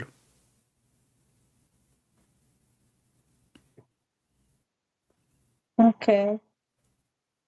So if you want to do the right thing, don't be as many foolish women. They marry a Muslim and they regret that day all the rest of their life. I'm sure you will find a good Christian man who really truly believe in the Lord, and he is not going to convert because he wants you. A person who change his religion for the sake of a woman, he will change his religion for anything. Same for a woman. A woman, she changed his religion, that means she never had one. If this man, he convert to Christianity before he met you, then I can maybe trust him. I say, okay, well, he did not change for the sake of just to make this woman agree with him, you know. He can call me and he will say, okay, Christian, I wouldn't accept Jesus. And he says, okay, I accept Jesus as Savior. And then you go and marry him. But 2 months after, he says, I was just joking. You really believe I'm going to do that? But now it's too late. You're his wife. In Pakistan, as all Muslim country, they have something called Baytul Ta'a, which means the house of obedience. Which means even if you try to leave the house, he can call the cops for you and they will arrest you. Doesn't matter where you go. Bring you like a dog to his house. Do you know that? No. Yeah. So don't be a fool. Go and find a good Christian man so you can have a Christian family. Do you like to live like a dog? He will treat you like one. You know that Muslims, they are allowed to beat their wife. You know they can have many wives. You know he can divorce you 2 days after he marry you, or even 5 minutes. Do you have any guarantee that after he marry you, he will not throw you in the street 5 minutes after? Nothing. Okay. So what should I do now? Like, Tell him I really, cannot. Tell him I cannot. He want to talk to me, he's welcome. He want to listen to me, he's welcome. But don't marry a man for any reason unless he is a believer first. Not a person who believes just to have a woman. If I convert now to a religion, let us say I am a Muslim, and then I like a woman, she is beautiful, she is nice, I like her very much. And then I say, you know what, I'm going to follow your religion. No, no problem, just marry me. And then after I marry her, I'm a believer in my religion. I will say to her, you know what, I was just saying that to you so I can have you. Now we have a family together, what you will do? Why you want to do that to yourself? You are destroying your future. but okay, but even as a friend, we can't help him. What a friend. The Quran says that Muslims cannot take Christians and Jews as a friends. Chapter 5, verse number 51. So if he is saying to you he want to be your friend, that is false. He want to sleep with you. He don't want to have a friend. First of all, Muslim cannot have a friend, she is a female. Secondly, he cannot have a friend, she is a Christian. So you are being used. What is your education? I'm a chartered accountant. You have what? I'm an accountant. So you have a degree in accounting? Yes. Okay, that means you're educated. So how Abdul can fool you? What's wrong? Are you desperate to have any man, any husband? Or you want to have a good man in your life? Obviously a good man. Okay, then don't.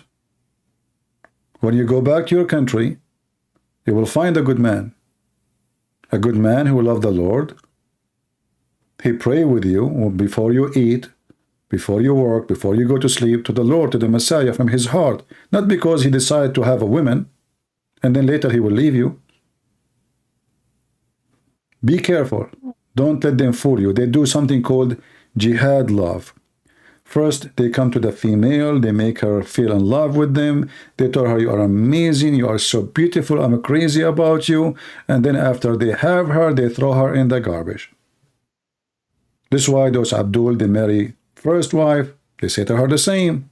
Second wife, they say the same verses and the same sentence they say to the first one. You are the most amazing. No way, I will never marry anyone. And they keep changing women by fooling women. So if you want to be one of those foolish in the foolish land, well, that's your business. I advise you, never ever marry a Muslim man. Even if he become a Christian after he know you. Because there's no guarantee that he become a Christian as he claim. For really truly he is a believer. It might be a trick. And Muslims are allowed to lie. Allowed to cheat. They are even allowed to lie to their own wives, Muhammad said. He can lie to his wife. Maybe even he's married, you never know. Because he's allowed to marry to lie about that. Why you want to do that to yourself? But if he wants to discuss, then should I reject him? I will not reject him. I reject nobody. But I say to you, stay away from him. Yeah, but It's not can you at right. least- It's not right for a good Christian lady to associate herself with someone he is not a believer. Secondly, a Christian woman always she have to keep a distance from any man, even if he is a Christian. If somebody want to marry you, can't he wait until you go home and then he go and meet you and meet with your family at home? Why here? Because now you are lonely, you are alone, you feel like you have nobody around you. He's taking advantage of you. You don't have a family, and now he's convincing you that he is going to be your family.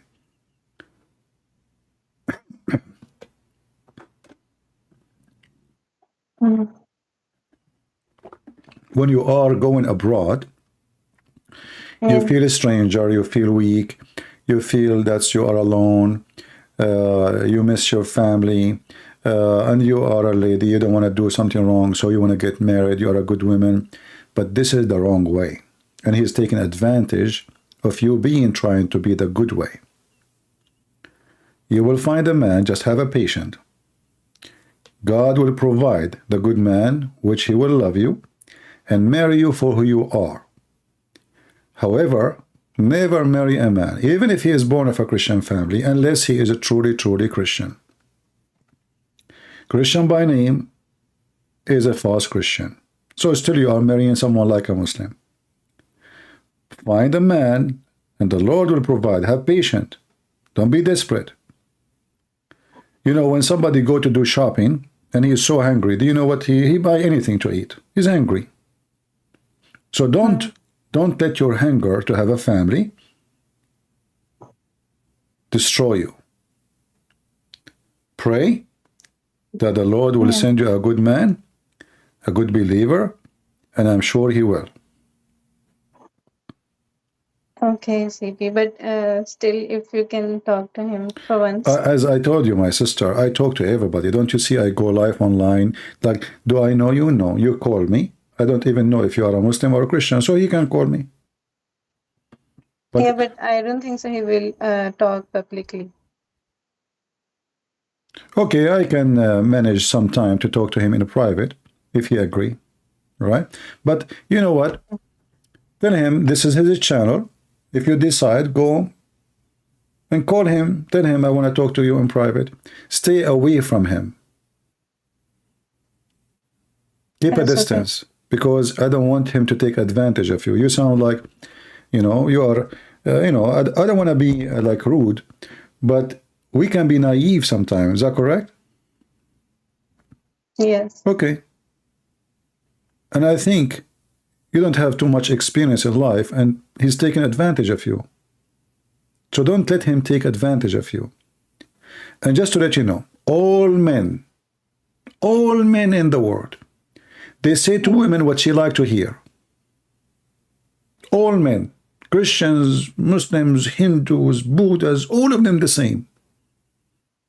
If you like a woman, you say to her, you are the most amazing, the most beautiful, I'm crazy about you, just to have her. And then after they have her, there's a different story. You are delicious as long as you are not in his mouth. After he eat you, he throw you seeds. He dump you. So don't be just another silly, stupid person who go into the victim mood because you are desperate to have a family. You have to be careful that this man, whoever he is, if he love you, he love you. If he worship the Lord, he worship the Lord because he worship the Lord, not because he is trying to get you. There's a lot of liars, deceivers, cheaters. They are willing to do anything to get what they don't have. So I say to you, stay away from this man. Period. And nothing is called friend. I will not accept my sister to have a friend. He is a Muslim, And I know how they think about Christian women.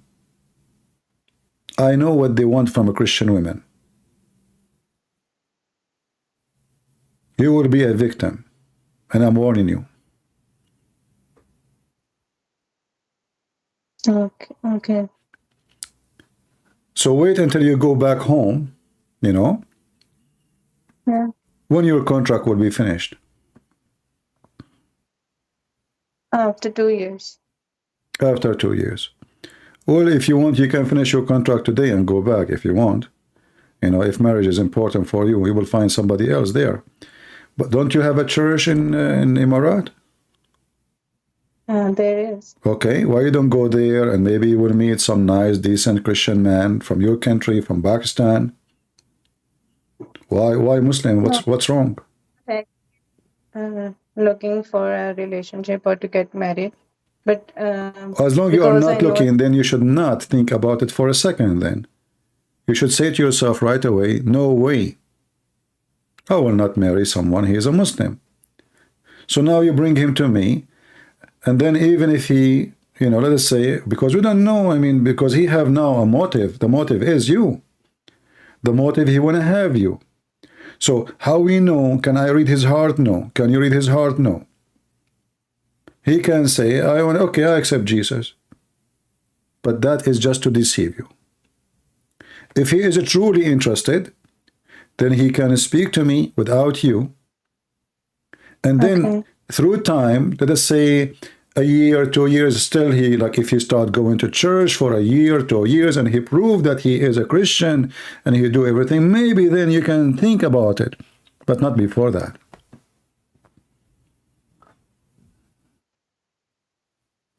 Okay. But if you want my advice, stay away from him. He's hunting. Okay, Sita. All right. Don't be sad. You know, I'm just being honest with you. I'm advising you as I will advise my sister. No less, no more. And I don't want what happened to many. I spoke to a lot of women, they married Muslim. Disaster. Horrible. And you know, this kind of mistakes you cannot fix. You cannot. If you divorce, you will have difficulty to find a Christian man who will marry you. If you divorce with your children, that even will make it more horrible, because now your children will become Muslims. So such a decision will affect your life for the rest of your life. You stay with him or not. Big mistake. All right? Yeah. All right. Well, anything else you want me to help you with? No, thank you so much. I think I actually needed that advice from someone. Did what? Advice. I don't hear what? I said that I think so. I wanted that advice from someone. Okay.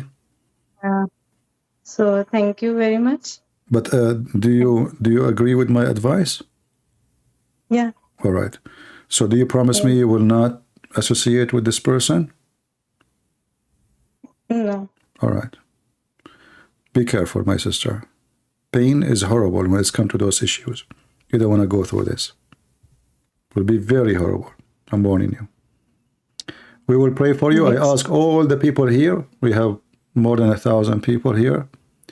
Pray for our sister here that she will find a good man who love her, but he love the Lord first. And he will be a good man, a good Christian man, so they can have a great Christian family, loving family. A man who believes in having one woman, not women. A man who loves his wife as the Lord he loved the church. That is our Christian value. Those Muslims have zero value when it's come to marriage. For them, it's just about sex. It's just sex contract. And you are not a sex toy. You are a Christian, not to be used or abused. So the Lord, he gave you a gift. You are a Christian, you are a believer. Keep yourself clean. Don't associate with pagans. for that is not clean. And there's always a consequence for bad things we do. Thank you, sister, for calling. Thank you, sir. Take care. Okay.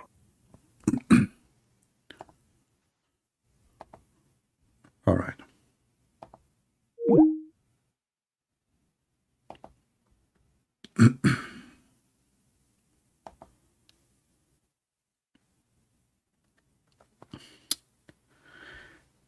You know,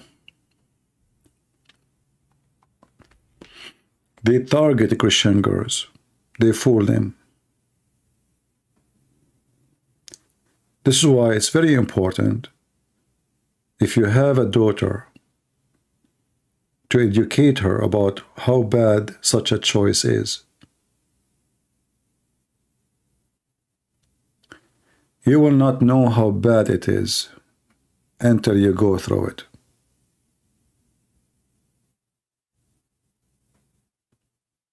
Be careful. They even try to tempt me. They send me women who they are Muslims. They are very beautiful. This is how evil this religion is. They could not debate me. They could not win me by argument. They thought first they tried money. There's a guy, his name is Child of God. He have the recording. They offer me live on air $100,000 to stop talking about Islam. And this is a long time ago. At that time, 100,000 like a million now. They could not.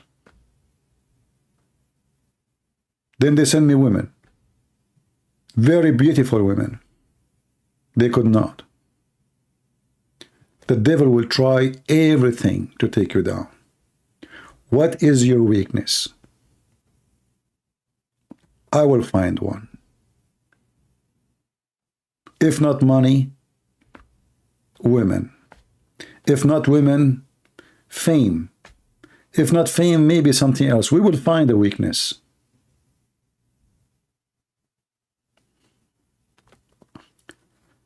And many, my friends, they fail. And many, they sell their life and their soul to the devil. And the devil is a very, very interested investor.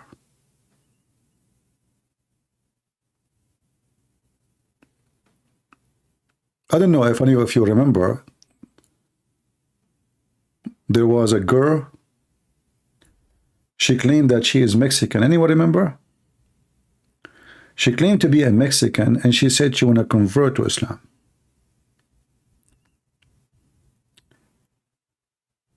And you know, like, I hate to see such a thing happen. And she said, really, I want to talk to you in a private. I cannot talk in public. I don't talk to women. I don't want to talk to women in private. But this woman, she said, I want to take Shahada tomorrow. I said, you know what? Which one is more important? And break the rules. So I said, okay. And this was in public, like she was chatting like now. Said, okay, I'm going to stop now. I will go and we will talk. I will close my life and I will go and talk to you in private. Each time she called Skype, the camera open automatically. I said, your camera is open, by the way.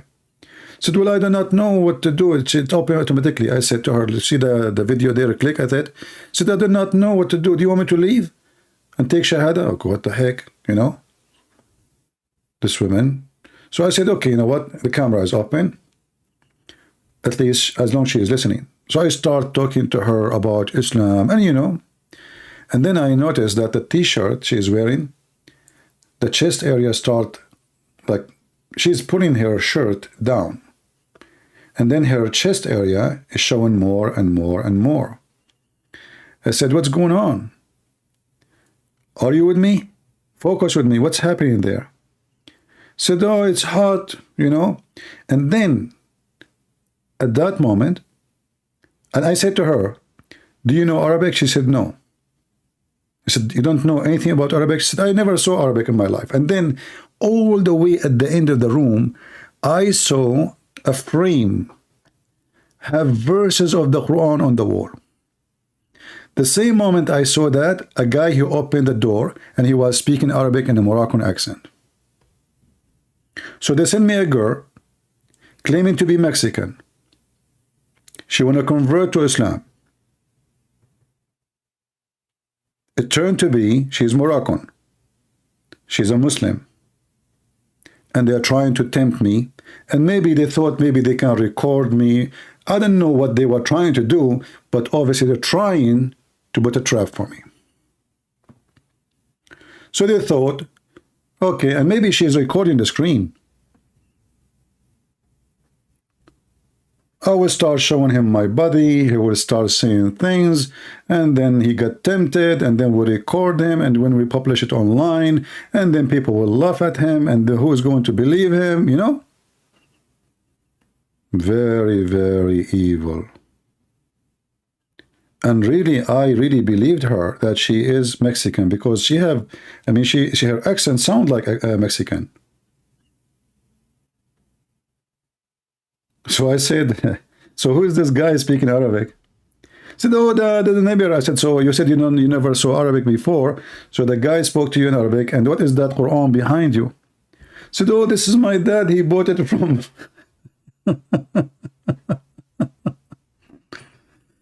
Yeah. They try everything.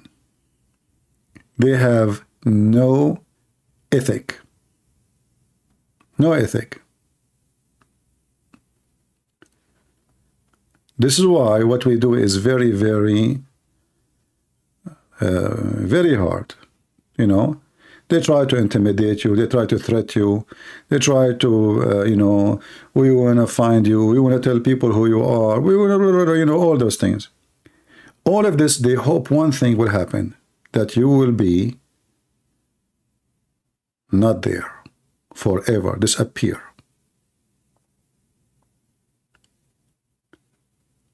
That's why I say to you, be careful. Nil, are you a Muslim, my friend? If you are a Muslim, you are welcome.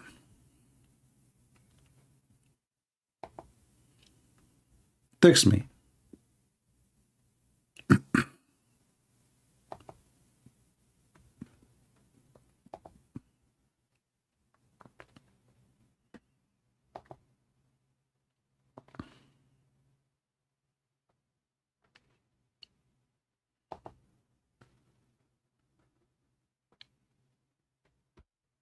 Text me in Skype. Please, I'm not going to stay here for long. So if you want to text me right now.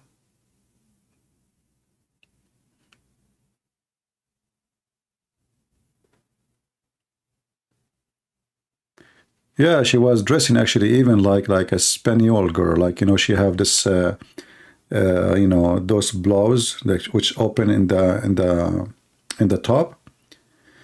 And I said to her from the beginning, turn the camera off, you know. So I exit. I said to her, listen, your camera is on.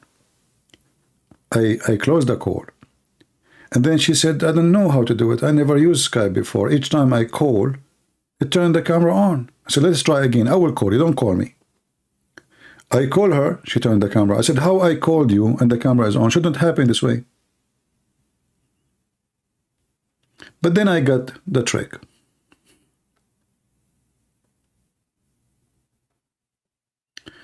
Somebody saying, you think you can change her heart? Her heart, she loved the Muslim man. You know, the question is, do Muslim men love women or they have lost? So if she is doing a foolish act, my job is to advise her, because you Muslims don't think about women as someone to love. You think about them as a goat. Even your stupid Quran speak about women as goat. Isn't it your stupid Quran?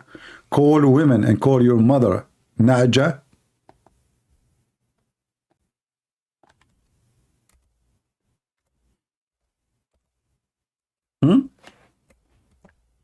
If you're God, he called your mother and your wife a goat.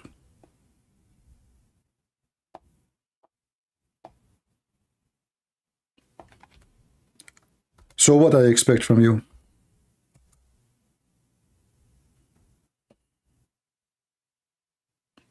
Chapter 38, verse number 23, chapter 38, verse number 24. Women in Islam are goats.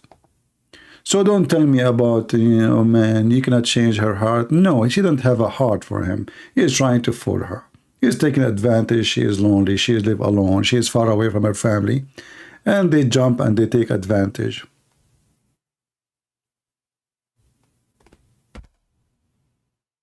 Yeah, ماذا? ماذا? This is your religion.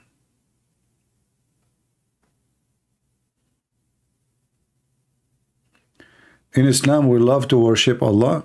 A second ago, you were talking about loving women and loving your wife, and now you are talking love of Allah. You don't love Allah, you love your penis. You see, you say to me, Allah will not give himself a job, but isn't it the job of Allah, if you believe in him, to extend the size of your penis?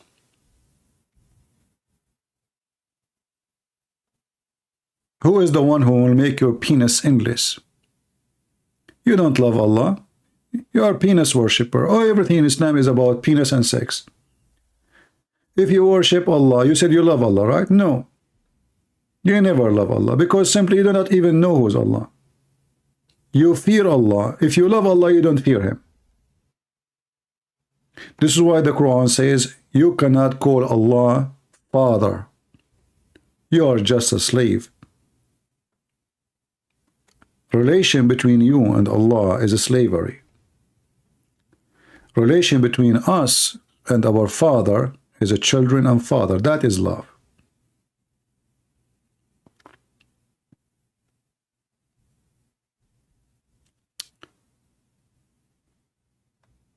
Where is the guy who wanna debate me about hadith?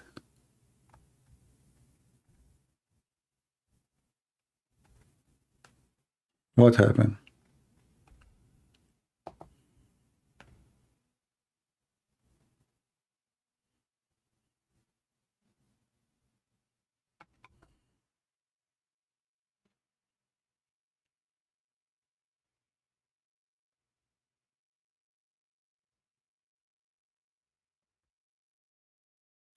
When the Muhammadan they speak about love, I find it the most funny, awkward thing ever. Do you love your wife? Do you remember me, Lily, he said about secret wife? You love your wife? Yes. You love your husband? Yes. You die for your husband, and then you will have a second wife and secret wife. You don't know what love is. You love to have women in bed. If you love your wife, you don't need a second wife. Why? The second wife, she have a better vagina, excuse my language? Do she have 3 boobs? Your first wife, she can do all things the second wife she can do. So why you are asking for the second and the third and the fourth and you never have enough? Because simply you are a pervert. A good man, one woman is enough for him. Even God, when he created Adam, he created one Eve. Heaven of Adam was heaven of a one man and one woman. Even in your stupid Quran. So how come heaven, at the end of the time in Islam, a man and an endless number of women, when heaven in the beginning was a man and a woman? I will tell you why. Because the story, the first story about Adam and Eve is stolen from our book, so it have some dignity, have loyalty, have love. The story in your book is just a lust. It's sexual. It's nothing to do with love. You will have women, even Allah will import women who they are hookers from the hell to you, just because they have nice front passages. A man who loves his wife, he don't see women, even if they are naked in the street. Let us make it simple about why a man, he will be tempted. A man will be tempted only if it is in his brain, he is thinking of temptation. To make it simple, any one of you who here have a daughter, she is a young woman? Give me one, please. If you have a daughter, she is a young woman, give me one.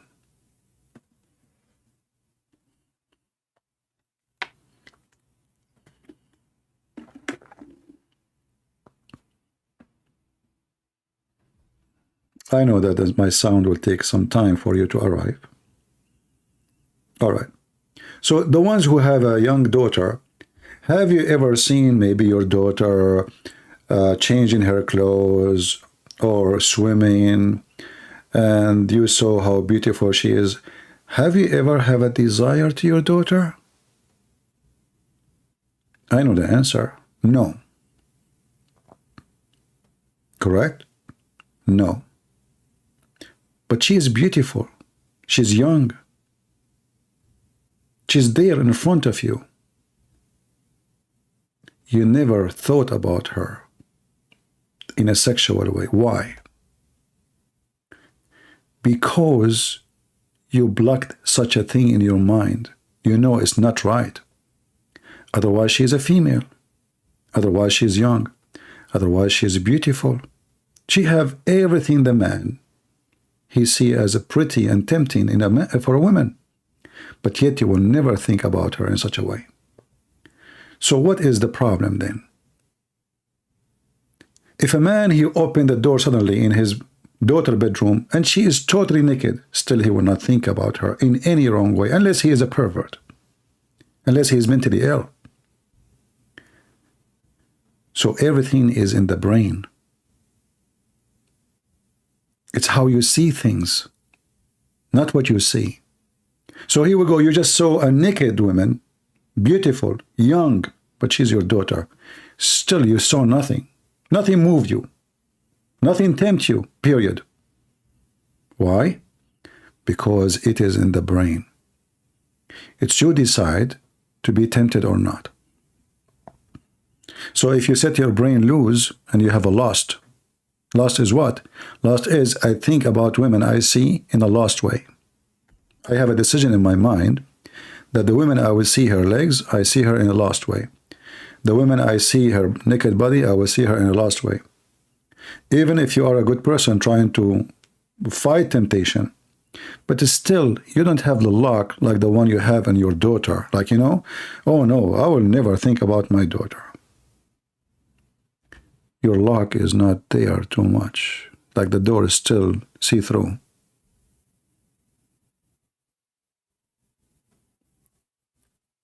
A Muslim, he don't have such a lock. For all his ethic is based on sex and lust. In fact, they have even fatwas, and we just showed you that a Muslim man, if he have sex with his mother, there's no penalty in Islam. Not in earth, not in heaven. Not in earth, not in heaven.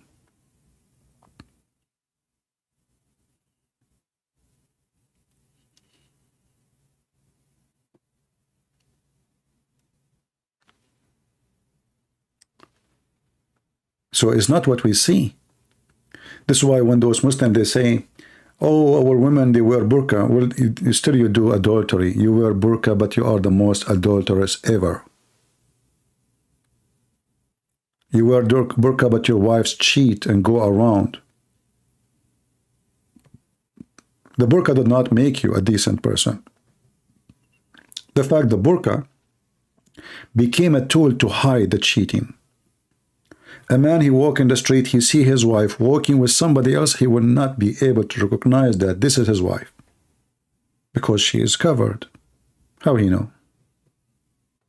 How you know?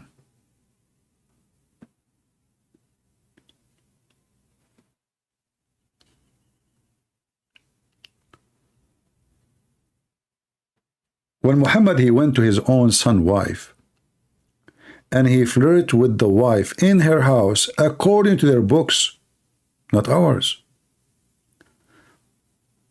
This is telling us how Islam is. This is the best man of Islam. This is their best man, not the worst.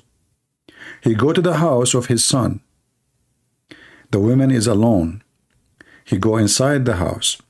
He flirt with the wife, and he said to her, praise be to Allah, the one who made my heart to flip for you. But the guy already had many wives.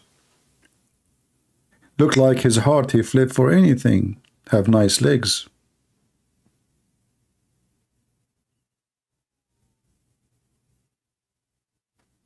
If Muhammad have a zero ethic, a zero, he will not do that. But Muhammad have minus a million of ethic. Imagine the husband is just your friend, a friend. You go to his house and you flirt with his wife when he is not there. And then the Muslims, they made a book saying that the Prophet have many privileges, 16 privilege. Privilege number 10. If the eyes of the Prophet fall into a woman, her husband must divorce her to the man so Muhammad can F her. Those are the privilege. His eyes fall into a woman. And instead of saying the opposite, if the Prophet, his eyes fell into a woman, he punished himself for doing such a thing. No. If his eyes fall into a woman, her husband must leave her for the Prophet. That is not a man of God. That is the devil.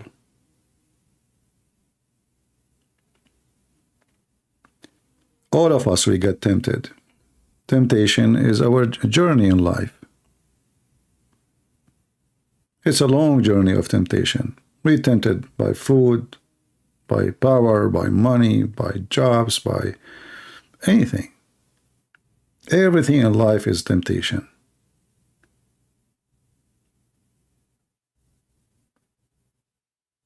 What I do can be a temptation.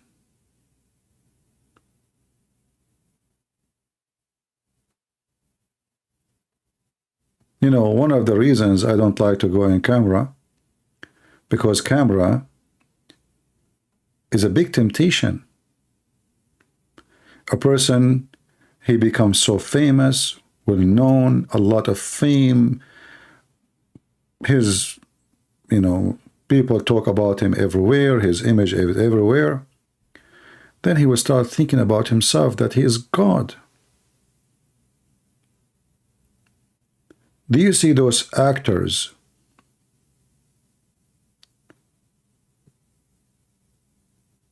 They post scandals, fake scandals about themselves just to be in the mouth of people.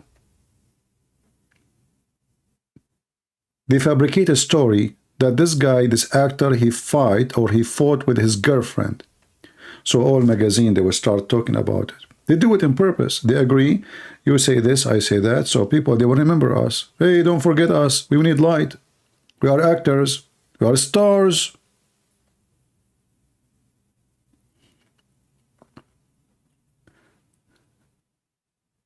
Being famous is not a good thing. It's not. Unless you are a person who want to take advantage of people who they are stupid.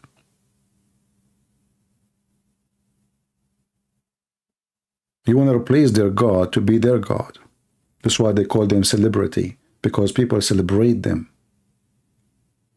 People are foolish. They celebrate someone who don't even care for them.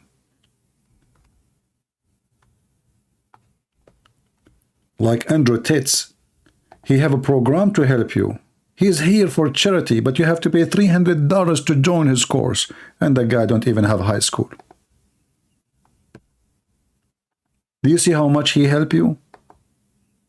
Like, somebody want to help me, he will make his course for free. Those are young men, they want to be better. Okay, I will help them.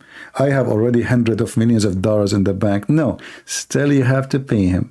He make money from YouTube. He make money from Instagram. He make money from everywhere. And the foolish man, the stupid idiot, they pay him thinking that he is the one who can change their life. And yeah, he will change your life. You will be screwed. And this is why those celebrities, they buy expensive cars.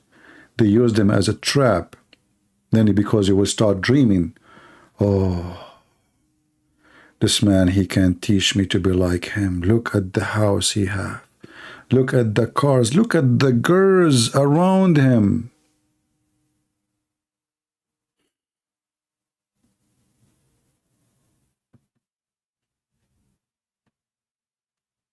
Very, very dangerous. People these days, they worship celebrity, not God. And there's many people take advantage of you.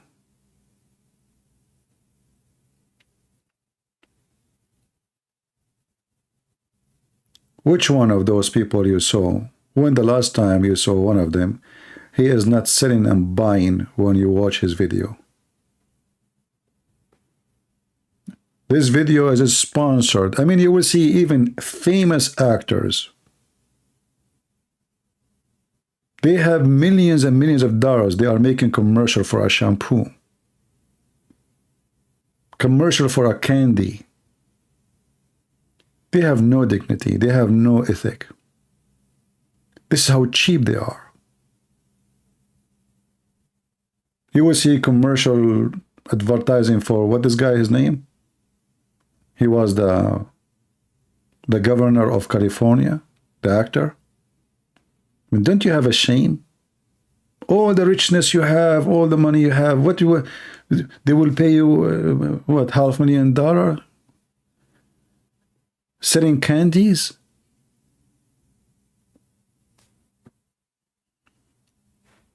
Trash. No money is enough money for them. It doesn't matter how much they're rich they get. They want more. Is the owner of Amazon, do he have enough? No. All those owner of Google, Facebook, Instagram, Elon Musk, are they going to have enough? Are they going to have one day enough money? Never. Never. This is why our message today, if you watch my previous video, is about appreciation. So, like our sister here, she should appreciate that she is a Christian and she have a gift by being Christian, and the Lord will send more gifts. If we don't appreciate the way we are, then we are desperate for something else, and then we destroy ourselves.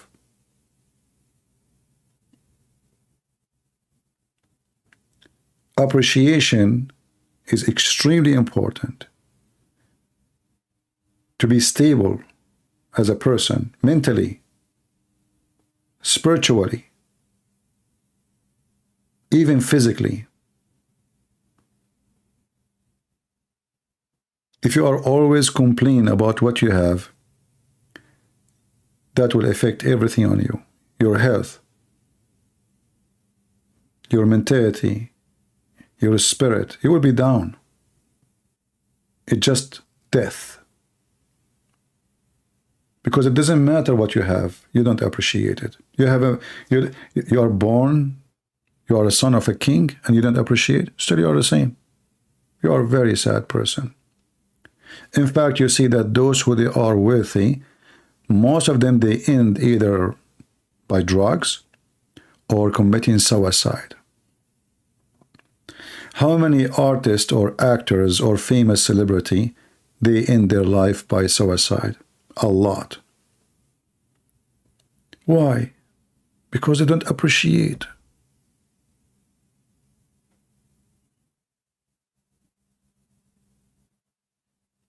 Appreciation is the key of happiness and success.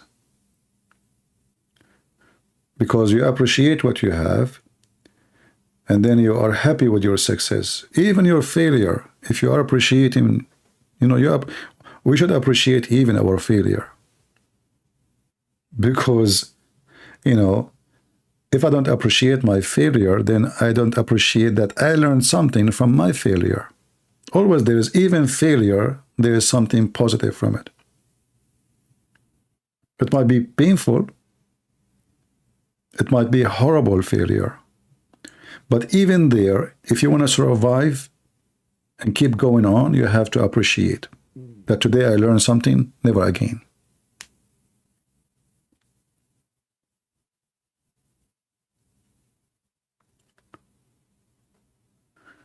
In life, like, there's many things.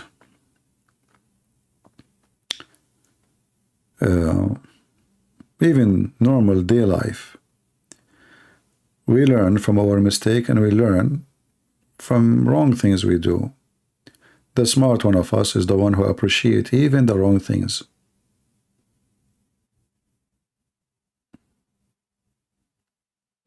But you have to appreciate it in a good way, which means you understand that the wrong is wrong, and we learn from it not to do it again.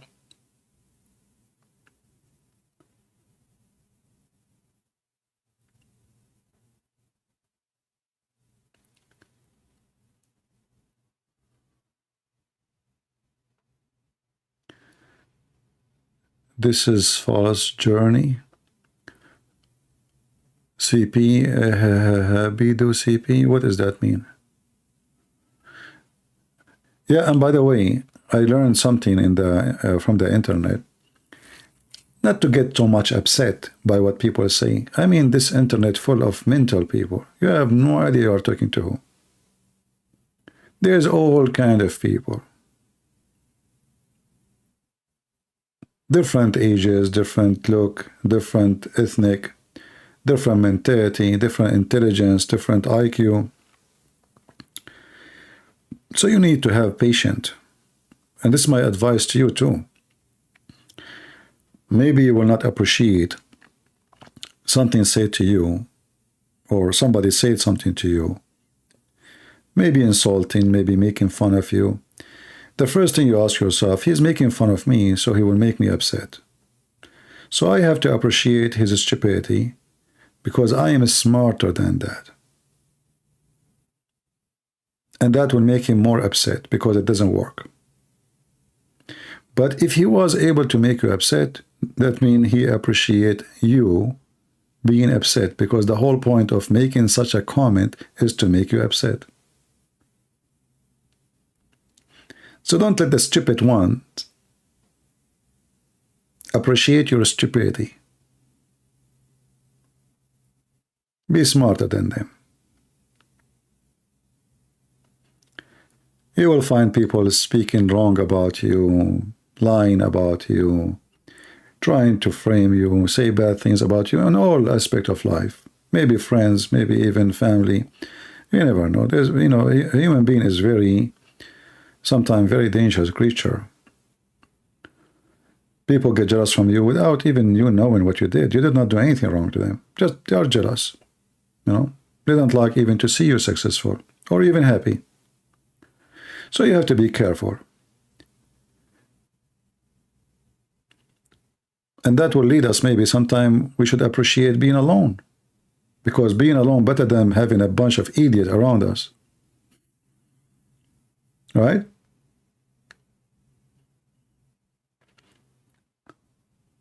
Many people, they get so sad because they are alone. They don't have, let us say, somebody love them. They don't have a family. If you learn how to appreciate even being alone can be a blessing for you. You will notice that when you are alone, maybe you have more time to think about the gifts God gave you. When you are with too many people, you have no time even to think. Too many things to do. Everything can be good if we appreciate it.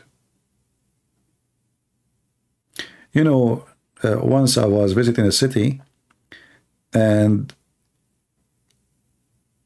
I decided before I leave the hotel, I will take a direction to the point I want to go to.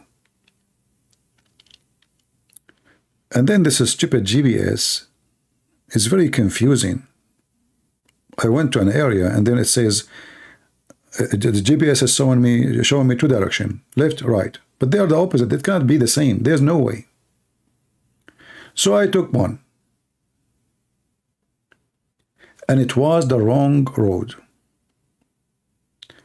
But I was so happy that it was the wrong road, because I discovered a part of the city. I was really, really happy to see it. So in the beginning, in the first, like when I discovered, like I stopped, I asked a person, he said, "Oh, you are far. Oh man, you walk like, you have to go back like an hour." I said, "Oh no, what I did." But then after this guy, he advised me to go. I said, I'm here. I mean, I'm not going towards the day just to go in the other direction. Let us explore this area. So I continue walking a little bit more, and then I found a very nice area, very beautiful. And I said to myself, 10 minutes ago, I was so upset about me taking such a decision. 10 minutes after, I was so happy that my decision was wrong. So how in the world I can be happy from wrong decision?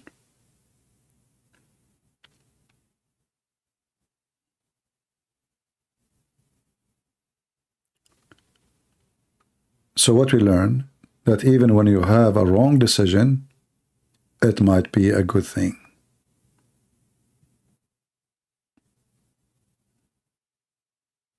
I appreciate the wrong decision, which was for me for some time very wrong decision. It was a waste of day actually, because I don't like to take transportation. I like to go and walk. Like I walk an average of 19, 20, 21, 22 kilometers. And maybe for you, maybe it's very difficult to walk such a distance. I walk it so easy. So what we learn from this, that sometimes you think you are going in the right direction, and then it turned to be in the wrong direction. But then it turned that the wrong direction is the good direction. So even that can be appreciated. So let us say that life sometimes take us in a direction which we are not supposed to go there. But even if we go in a direction we thought it is right, it turned to be wrong in one of the stages, and then that wrong lead us to something, it turned to be right or good. How wonderful it is. So life is about we try things, we explore things, we learn from things, we learn from mistakes. And the wrong mistake, the wrong direction mistake, I learn from it a new direction. I learned from it a new place in the city.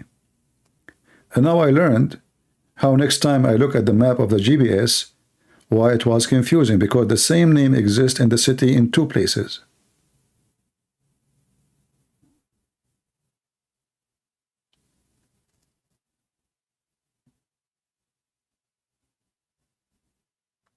Learning is very important.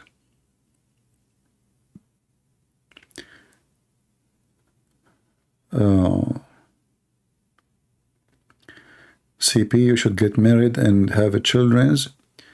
You might think it's wrong, but you will appreciate to see. Who said I think about it wrong? No.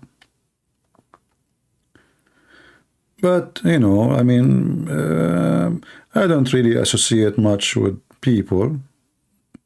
Therefore, I don't see women, So how am I going to marry women, any women, if I don't see anybody? I don't really associate much. I'm a very, very private person. I don't really go much outside. I mean, I go, as I told you, I walk a lot, etc., but I don't go and associate with people much. And there is many reasons for that. For me, it's very hard to find someone, even as a friend, to sit and talk to. Mostly I feel like I am, I don't find someone fit to talk to me. I'm not being like, okay, I'm smarter and they are stupid. No, but we have different culture. Like I am in the state. We have different culture. We have different background. They think differently. They have different culture.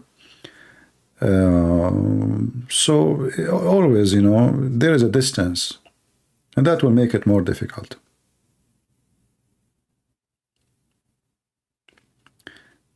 Don't you sleep? Yeah, I sleep once a week.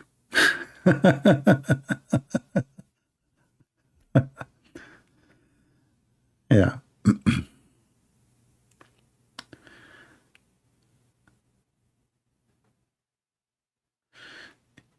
You wish I am your father?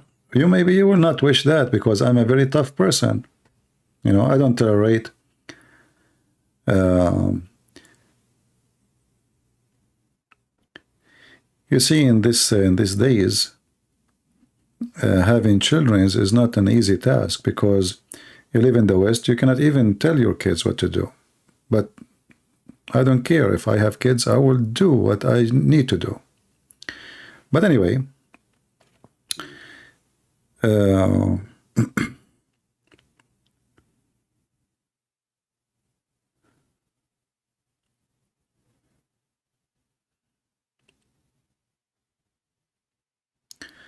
I appreciate your effort here where I can donate. There is no need for you to donate. Just enjoy the appreciation. Thank you.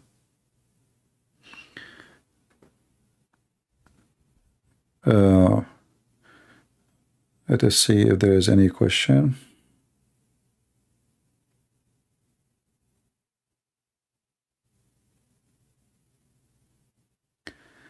A family was attacked and the young girl was pronounced dead. Sad news. Yeah, I saw the news. Well, I hope they will find this filthy criminal.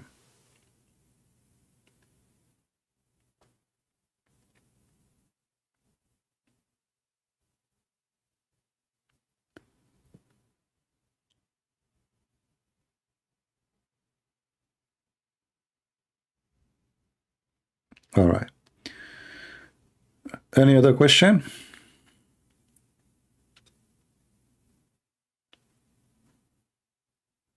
Act differently, exactly. No, you see, different when you grow up in different country and then you move to the other country, then it doesn't matter really how much you try to be part of the society. Always you will find yourself a little bit stranger, And there's things you don't accept. There's things I don't accept. There's things here for them. It's very normal, Doesn't make them bad, doesn't make me good, but it's their culture. You cannot get rid of where you are coming from. It doesn't matter really how many years you go in a different country. Maybe if you are like, if you come a very young age and, you can merge more. But I think I'm very thankful that I did not merge much, because in the Middle East we have some good stuff and a lot of bad stuff. In the West, they have some good stuff and a lot of bad stuff.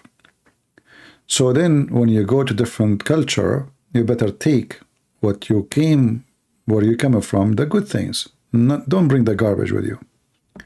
And then the place you move to, you take the good things they have, not the bad things they have. And that will make even you have a new culture, which is better than both.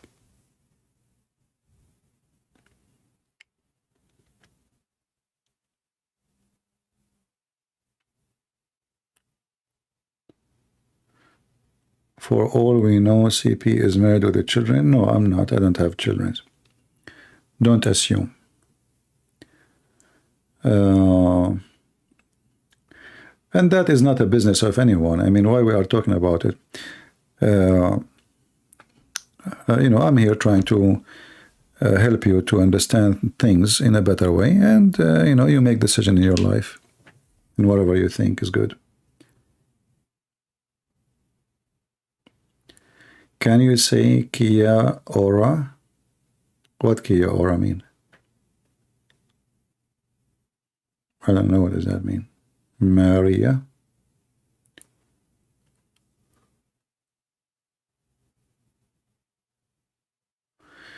You should marry outside your ethnic group, like an Arab lady.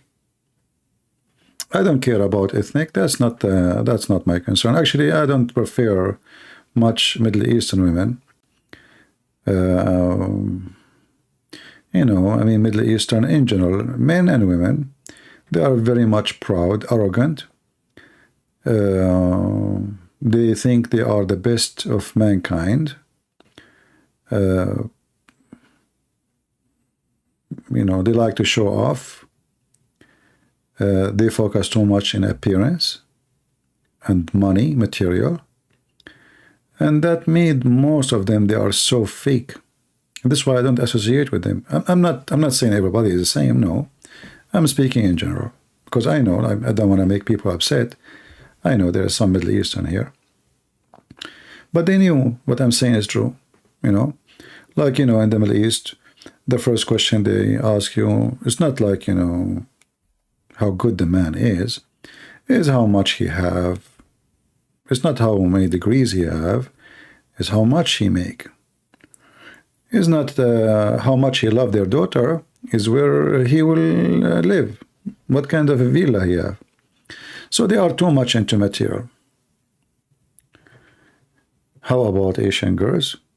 Oh, Asian girls will be lovely. I will eat rice all day long.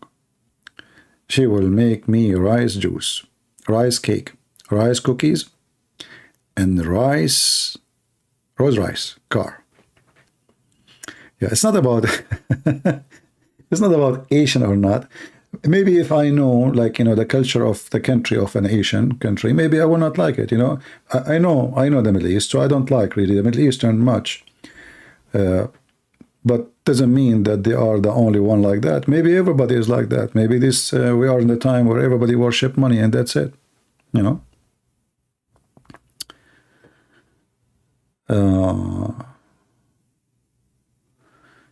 Indonesian women are perfect match. I don't know. Indonesian women, they scare the hell of me.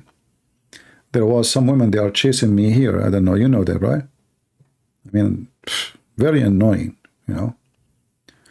Even there's one, she was saying, Christian Prince, he engaged to me.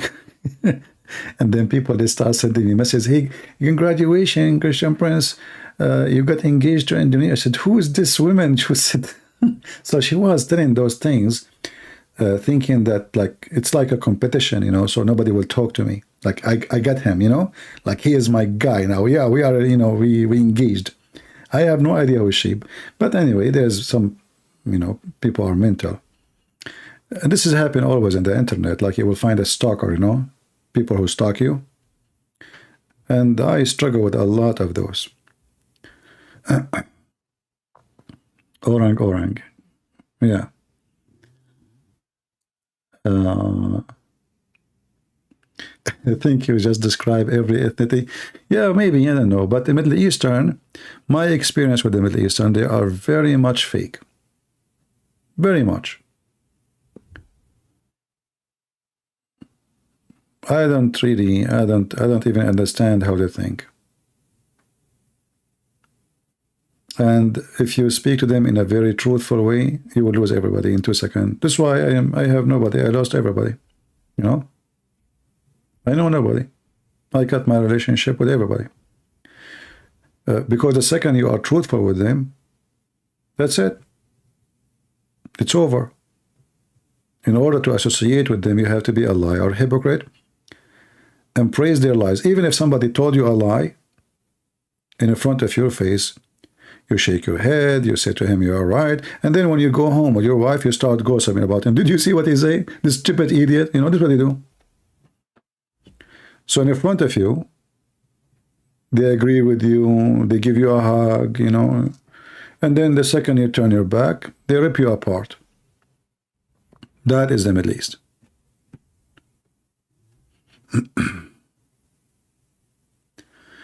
You want an Arab woman, you want to see a belly dance. Well, I'm afraid if you marry an Arab woman, you will be the one doing the belly dance all day long.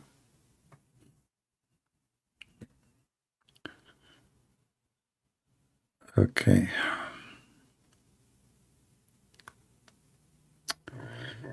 Yeah, I have a big family, true, you know, but still. Have you made delicious hummus? No, today actually I made some spaghetti, and I have some spicy tuna. I just mix it with it, and that's it. That is my food for today. Very simple. Yesterday I ate cheese sandwich, cheese says. I mean, my food is very simple. I don't care much really for food.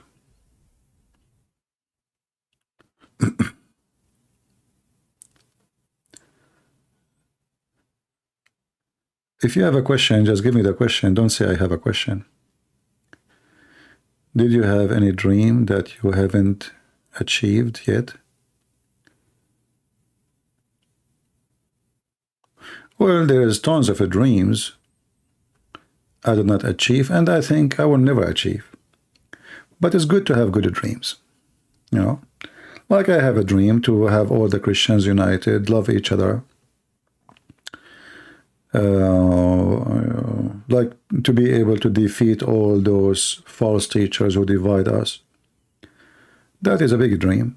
But, you know, the little me, trying my best, you know, doing little as much as I do. But the dream is big. But I don't think in my lifetime that will happen. But it's my dream. All right?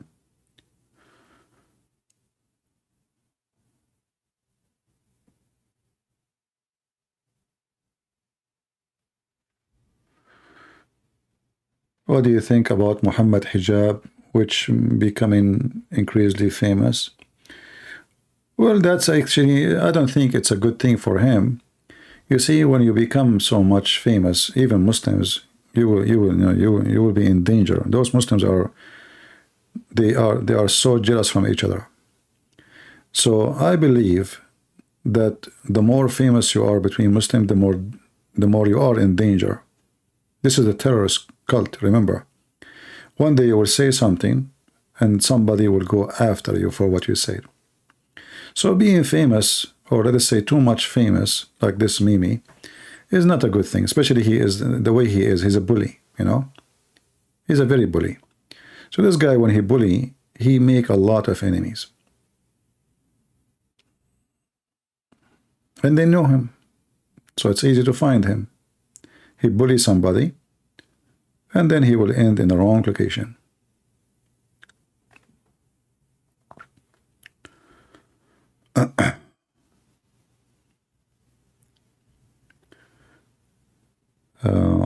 Okay. You said harsh truth, but too much, my brother. Sometime they need milk, not meat. All right.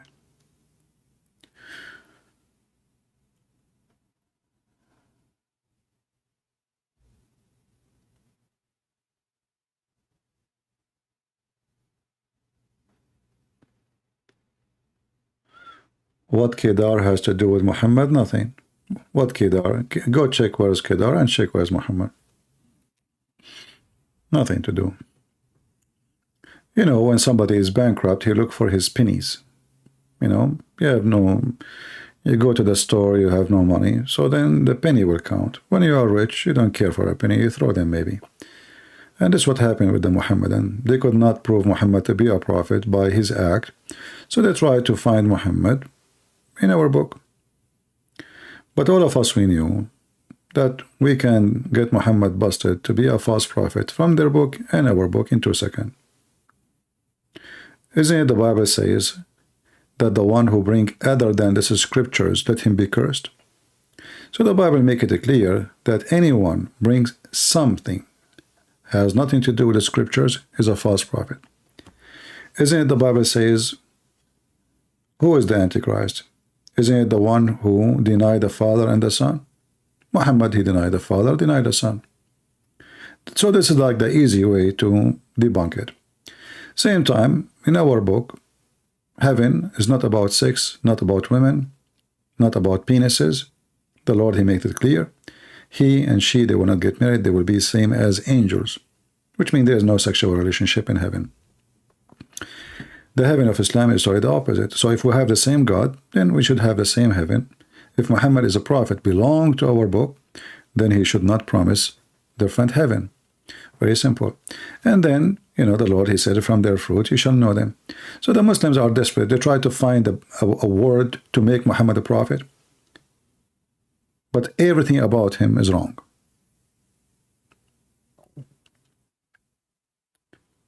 Right? Like, you know, when the face reveal, Christian Prince, after get married or tomorrow? I will never, I don't like cameras. and I am not interested. Why you want me to reveal my face? What is that for you? Are you here to listen to me or to see me? People who they are interested of a face, I don't think they are interested in what the person say. Did you see Jesus? No. Are you waiting for him to reveal his face to believe in him? Or you will believe in him without seeing him? So if you are here to listen, and for sure I cannot compare myself to the Lord, but if you are here to see a face, well, go watch a TV program, you know. Flip faces as much as you want. Go to Facebook. It's called Facebook. A lot of faces there. Why you are here? I don't open my, I don't even have a camera, but I don't open a camera because simply not of my interest. And who care? People worship themselves with the camera.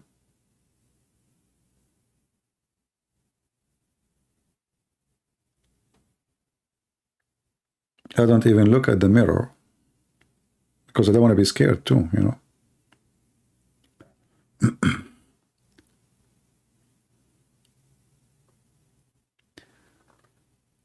I would love to make a Catholic holiday with you in Rome. What Catholic holiday mean?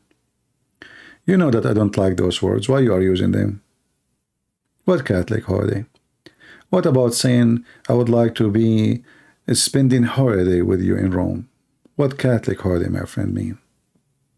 How many times we said, let us be united as a Christians? Why you are so much attached to Catholic and Protestant or Orthodox? Why? You forgot who is Christ now? You are Catholic, not Christian? But the Bible call you Christian. It is a name better than the name of Christ to call yourself with. Should I call myself Arab or Christian? Is my ethnic is better than my Lord?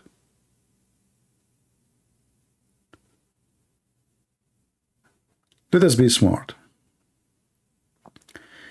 If you want to invite me to Rome, then I would love to meet you as a Christian, not as a Catholic or Protestant or Orthodox. If you are meeting me because you are Protestant or Catholic or Orthodox, I will not even meet you. I'm not interested.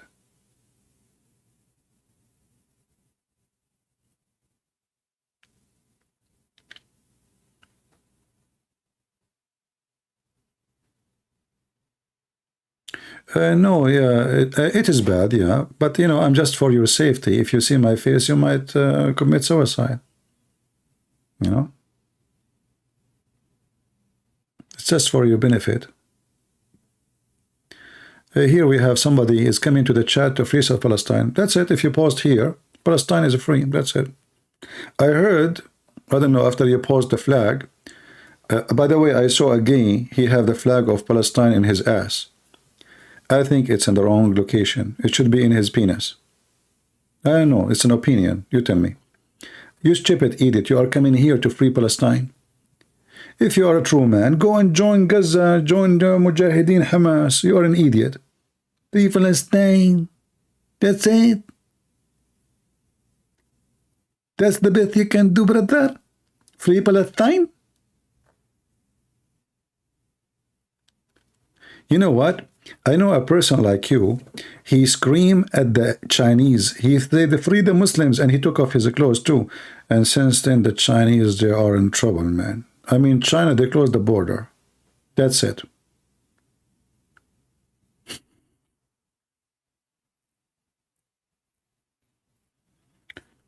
Right?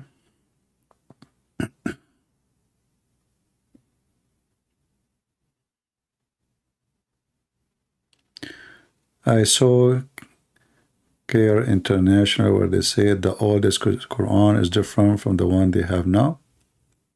Well, you know, for me, I don't focus on those things about the older Quran and the new Quran for a very simple reason. If I want to prove Islam to be false, I better focus in the Quran, which is in our hand, and they believe in it, and then get them busted with it. However, I appreciate other Christians who do different, let's say, different kind of cooking and dishes.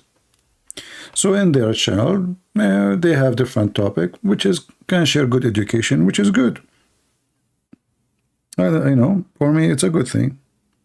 But in my way, I prefer to focus, as today, like, each time Muslims, he come to us, he says something, I get him busted from his book. So if I convince him now that his book is not his book, I will get him busted with what?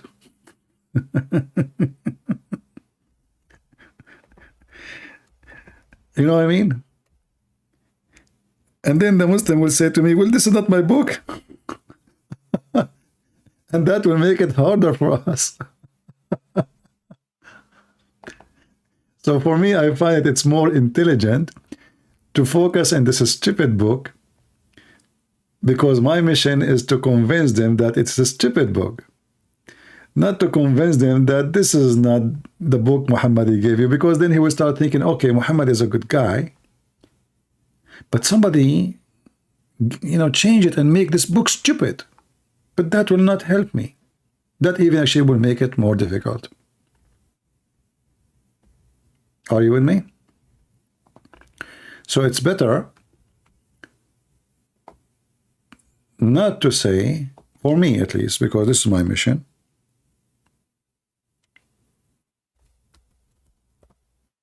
not to say this book changed and those things. Well, okay, this is the book, you are sure? Wonderful, let us read it.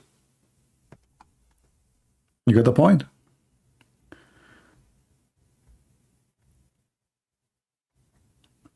If the Muslim, they start saying to us, the book we have today is not the same book, and then you want to show them something stupid in the Quran, that is really hard on you, not on them. And now those people, they are more deceived, because now they are thinking that yes, Muhammad was really a true prophet, but there's somebody played with the book. So what you think it was a successful thing to do, it might be a dangerous thing to do. So for me, I don't find it useful, unless to educate Christians, but not as a way to deal with Muslims.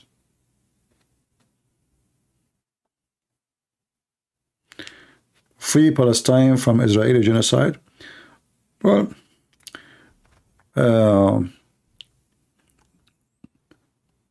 the funny is that the stupid Quran says to the Jews to kill every Palestinian.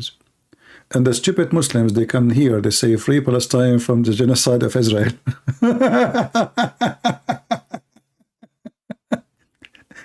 Isn't it your stupid Quran in chapter 5 verse 21? It says Allah, he ordered the Israeli to kill every Palestinian. Well, if this is true, that the Israeli are doing genocide, well, they are following the command of Allah. Peace be upon him. Jibet Abdul. If the Israeli, they want to do genocide, they will finish you all in 5 minutes.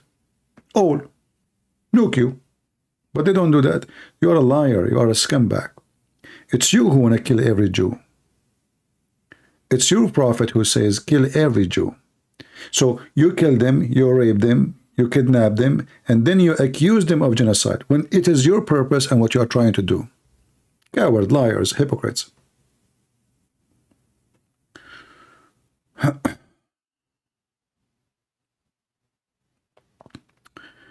Could you show quickly chapter 46, verse 31? Muhammad forgives sin. Muhammad cannot forgive sin. Even Allah cannot forgive sin.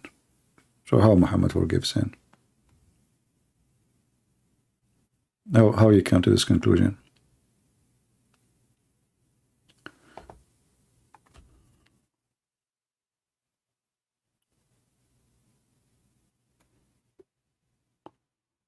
Do you know how many Muslims, they were praying to Allah to give the terrorist victory over Israel? They are praying for the last 70 years. And the more they pray, the more they lose. Just check it out. What is the strongest tafsir to use when debating Muslims about the Quran? Can you also explain how strong tafsir Ibn Kathir and Jalalain? Ibn Kathir is the same as YouTubers today. In his time, he was living in Syria, and he was trying to refute the Christians. And remember, he came long after Islam, So, we are talking about like hundreds of years after Islam. So, he is more educated, but educated in the way of deception. He is not really even, we cannot even consider him as a book of tafsir. But the Muslim, they consider him a big shot. So I cannot say which book to use, but if you want to go really to the real Islam, you go the older the tafsir, the better. Which means it's more close to Islam as meaning. The new generation, like now, if you ask Yasser Qadi about Gog and Magog, 5 years ago, Yasser Qadi was speaking about Gog and Magog in a different way. He was saying it's true, there is a wall, and they are until now, and etc. blah, blah, blah. 5 years after Yasser Qadi, he changed his mind. Why? Because he got a better education, and he noticed that this idea is stupid. So what we do? We change it. So the more you are close, the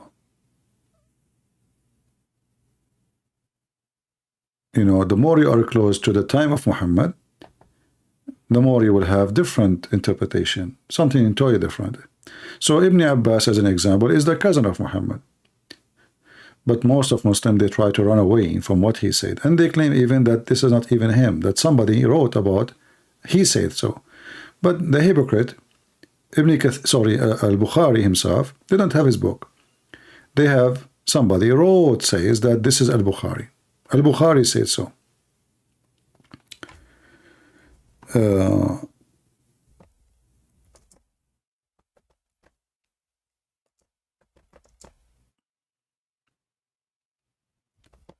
Let me see if I can find you the video of Yasser Qadi.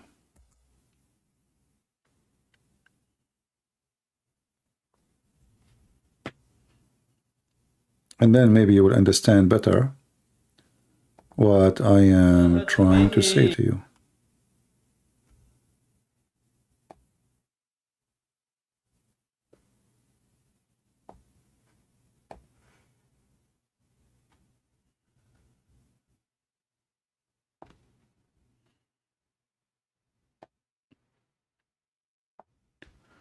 Yasser Qadi versus Yasser Qadi. I just search. I did not even hear what this video is saying, but I'm assuming that it's the same as other videos.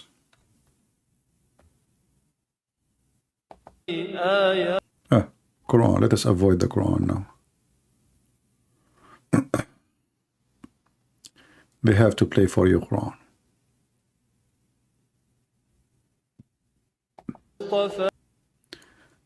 Still playing Quran.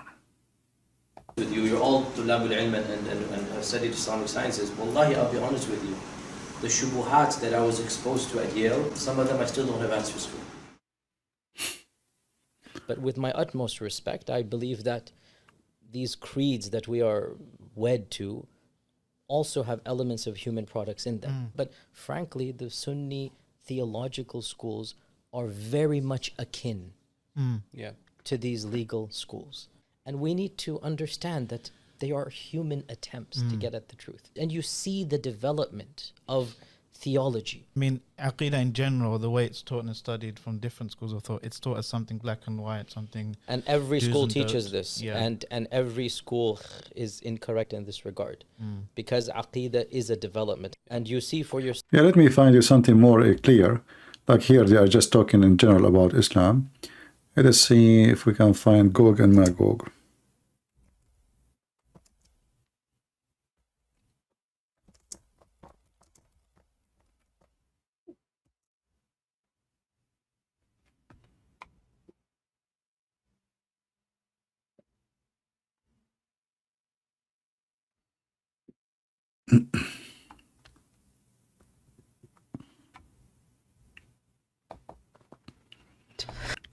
Like, look at this video as an example. Listen and laugh. So if somebody were to say, how can we believe these ahadith when Google Earth has mapped the whole world? We can zoom in and see everything around us, and there is no massive land hidden from mankind. The response is, Wallahu ala kulli shay'in qadir. Allahu a'lam. If we believe in the ahadith, this is what the ahadith tell us. This is what the ahadith tell us. And there's a simple rule that Ibn Taymiyyah mentions. Memorize this rule. The Quran and Sunnah does not bring the impossible, but it does bring that which astounds the mind. Is it impossible that somewhere underground Allah has thousands of people living? It's not impossible. It's not impossible. 2 years after, it's impossible. Not impossible. It's not surprising that our medieval scholars believe this type of stuff. Obviously, dare I say, anybody who knows science and geography and modern civilization, you cannot believe that there is a tribe for 4,000 years trapped behind a wall. See? I mean, if you believe this, you're a donkey, you know. So we are talking about the same guy. He's a sheikh, supposedly. 2 years before, is it impossible to have thousands of people, millions of people under the ground? It's not impossible. Is it impossible to have a wall, a gate? It's not impossible. 2 years after, if you believe in this garbage, you're a business, and sorry, you know, you just say it. If you believe in this, you're a donkey. But isn't it you who just said it's not impossible? And if we believe in this, and you are teaching that this is true? Somebody were to say, how can we believe these ahadith when Google Earth has mapped the whole world? We can zoom in and see everything around us, and there is no massive land hidden from mankind. The response is, Wallahu ala kulli shay'in. The response is, Allah is able for everything. So he agreed that this is, Allah did it. But we can't see it, so what? Qadir. Allahu a'lam. If we believe in the ahadith, this is what the ahadith tell us. This is what the ahadith tell us. And there's a simple rule that Ibn Taymiyyah mentions. Memorize this rule. The Quran and Sunnah does not bring the impossible, but it does bring that which astounds the mind. It's not impossible. It astounds the mind. 2 years after, is saying the opposite. So what I'm trying to say to you, if in the same generation, the same person, the same sheikh, he changed his mind 180 degrees about the same verses, so what will happen through centuries? Are you with me?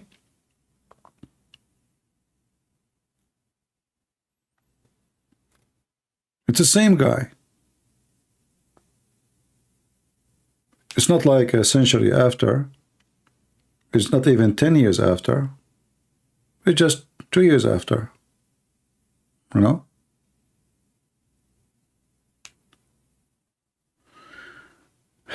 No, the story about Gog and Magog is not in the Bible. Gog and Magog is a name of a location in the Bible. It's not about a people. And we don't have such a story. That's false. Muhammad is a thief. He took a name, but he added his spice.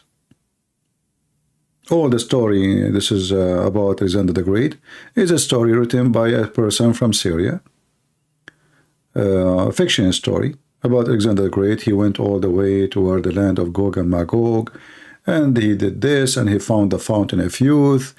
He found where he found where the sun set, where the sun rise, which means he went to the end of the world. It's a fiction story. All of this is not from the Bible. It has nothing to do with the Bible. Right?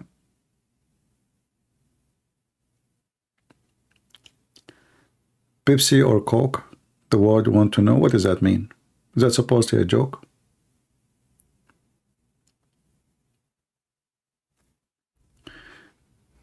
This guy, he keep cursing Israel. Well, it's time to send you to Allah. And you know, I want to give you a test to you and your God, Mr. Gunter.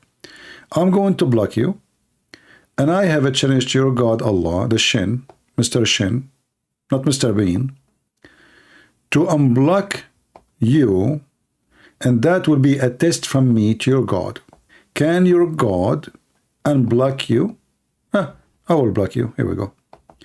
As long as you are cursing everybody and you are in stupid ear, you keep repeating the same thing. Let us see if your God could not help you in a chat room. Can your God help you in Gaza?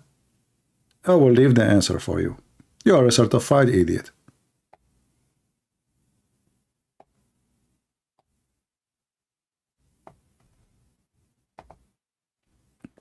Israel belonged to Israel and Jerusalem belonged to Israel, and you go eat your poo-poo. You and your God. What you can do about it? Your prayer, all of you Muslims, mean nothing. It's useless. Idiots.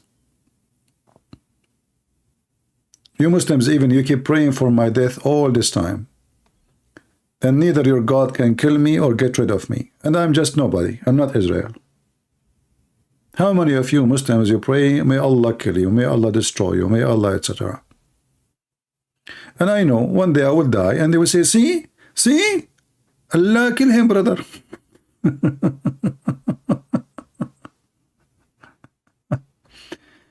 Is Al-Aqsa false? Real one is an Taif. There is no real one and there is no fake one. It's not exist. Aqsa does not exist. Muhammad is a stupid idiot. He's talking about something else. He's talking about, you know, like as you mentioned, like in CARE, you mentioned in their channel, they talk about you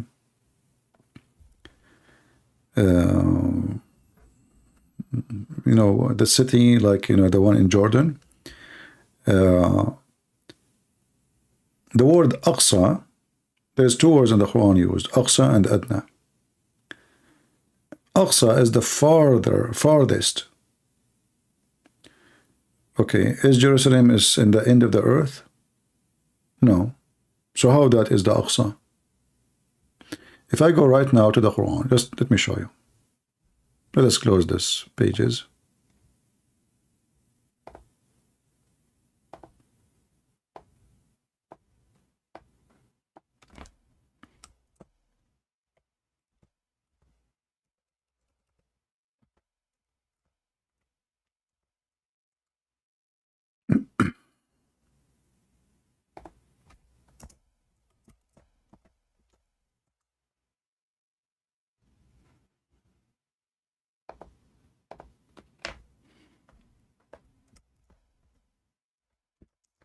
You will see right away that there is no way this can be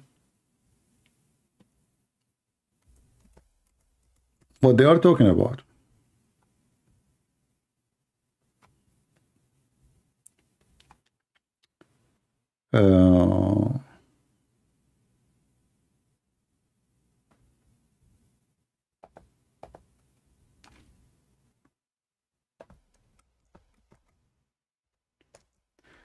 Let us see what verses we will show you.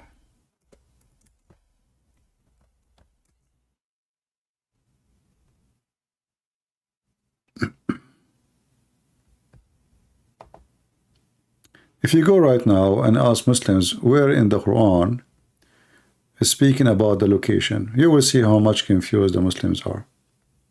In fact, let us go here. This is the easiest one.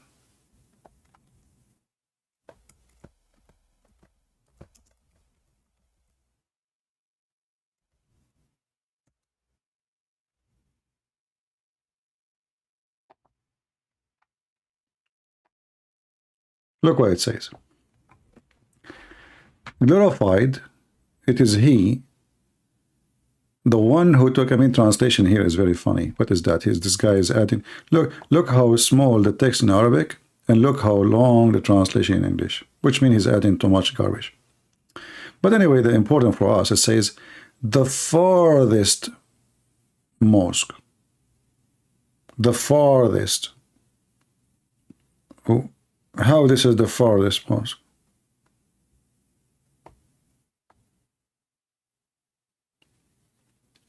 Aqsa is not even farther. It's like at the end of everything. If we change the translation, Mecca is not too much far from Jerusalem, you know. Let us change the translator. Let's say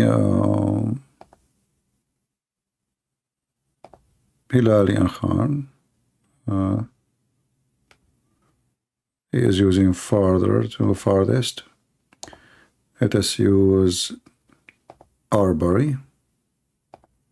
Okay. He is using the farther mosque. Anyway, I mean, any of you use. Obviously, the location is at the end of nowhere. The farthest. Is it the farthest? So we don't know what Muhammad is talking about, really.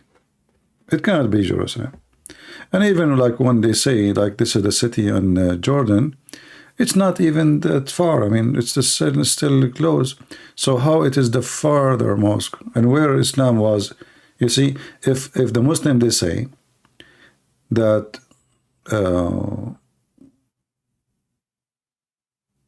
Adam was the first prophet,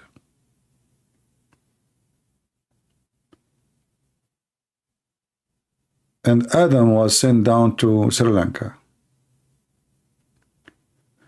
So do Adam have a mosque there based on their story? If you don't, that's weird.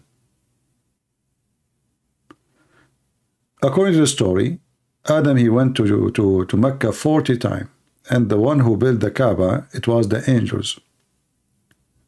So according to the story, there's only one mosque. There's no two mosques. But here there's two. However, if Muhammad, he mentioned this when he was in Medina, I can say he's talking about Mecca and he think it's so far, but he was not. According to the story here, he was in the city of Mecca. So what is the farther mosque? It cannot be Jerusalem. It's not that far. It's like what, 1,000 kilometers away? Maybe less. How that can be the farther or the farthest? That does not make any sense. Same time, if you notice here in this verse, right away, it's talking about praise be to Allah, the one who took Muhammad to the farther mosque, right? But there is no mention of the heaven. Where is the heaven? Because the whole story is that Allah, he took him to heaven first in the top of a flying donkey. So which one is more important? Talking about a mosque or talking about the heaven?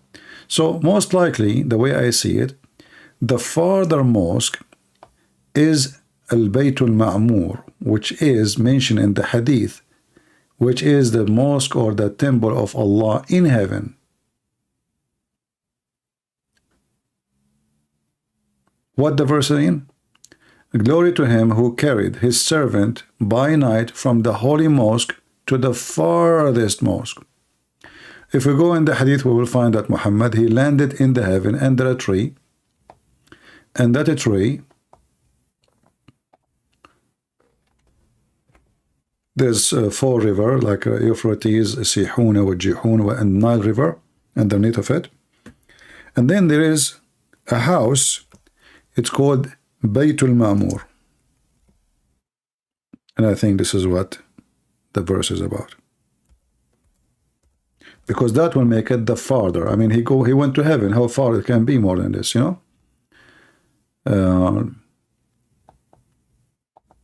I know that you will say nobody before gave you such interpretation or explanation. Well, I'm different. You know, I think all the evidence lead to this. Because Jerusalem cannot be. And then, hold on. And then why the verse did not mention the heaven? Because simply this is the heaven.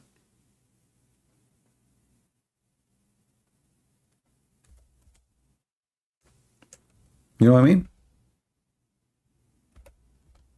It was not mentioned.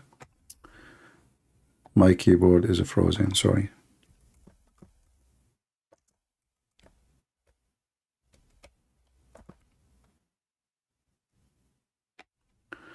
So the farther mosque, the only way to find out what it is, it must be the one in heaven. And you will notice it's called the word the Bayt. Bayt is the same name as given to the Kaaba, Baytul Haram. You see, if you go to the Quran, you will see the word Bayt. And the word Bayt is coming from the Aramaic, actually, like Bethlehem. You know, there's many cities in Israel, they start with Bayt. Bayt, which means house. Bethlehem, the house of a bread. So when he arrived to the paradise, he arrived to the house, which is Al Baytul Ma'mur. You will see here there's a lotus tree. Muhammad, he claimed that the Nile River and Euphrates and Sihuna al-Jihun is coming from under a tree. It's called lotus tree, which is very funny. Then he arrived to Al-Bayt al-Ma'mur, where there is 70,000 angels enter into it daily. And after they come out, they never return again. So what they are doing, it's like Hajj. This is the farther mosque mentioned in the Quran. But the Abdul don't accept this.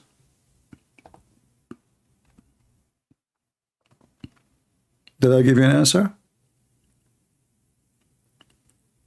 What do you think, guys? Is my answer convincing? Because there's no father mosque. There's no mosque is called father anyway. I mean, Muhammad, he went. The verse is so clear. And this is the journey. There's a house, like the Kaaba, where 70,000 angels got in and they never come back when they get out. They get out, they never come back. So this is the farther house. There's a more farther in heaven. I mean heaven, seven heaven. This can be accepted to be called farther or the farthest house. Jerusalem cannot be, for it's just 1,000 miles away or less.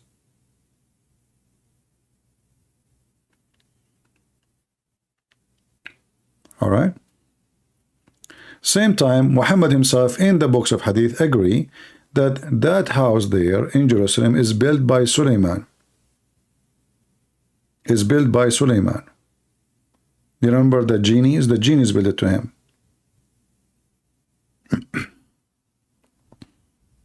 And that one is called Baytul Maqdis. Is not called mosque. And it's not called Aqsa. It has different name. The holy house, Baytul Maqdis. Maqdis coming from the word Quds. That's why the Arab, they use the word Qudus for Jerusalem.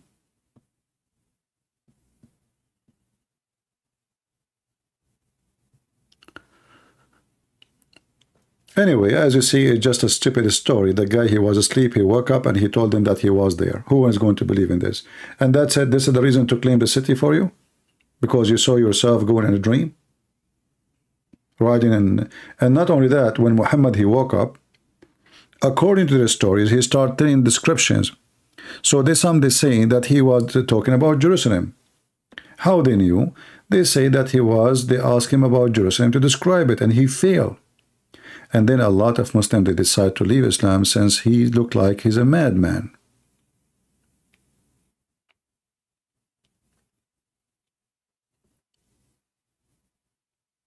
And remember, all the stories about Muhammad, including the story we see in front of us, we don't know when they are written. We don't know if this is really what Muhammad said. Those hundreds of years after Muhammad, they collect them, they say this is accurate hadith. Did he say that? We don't know. We don't even know that Muhammad exists or not. There's no proof of it. If you look at the story, you will see how stupid it is. Allah gave him, when he went there, 50 prayer. Read it. Not 5. In his way back, he met with Moses. And then Moses, he told me, Habibi, are you stupid, Habibi? How you can pray 50 times? What kind of God he will give his prophet 50 prayer a day? How you can even do it? Which means 50 different times. The whole story is stupid. And then Musa, he said to him, go and discuss with your God Allah and ask him for discount. So from 50 become 5. So you Muslims should be, you know, let us say, appreciating the Jews, because if not the Jews, you will be praying 50 times a day. And I wish Musa did not mention anything to him. And by the way, how he met Musa? Isn't it the stupid Muhammad? He says that every prophet, everybody before him pass away. What Musa's doing there? Is he dead or alive? According to Muhammad, when he went there, he saw Adam, he saw Moses, he saw Sulaiman, he saw Abraham, he saw everybody.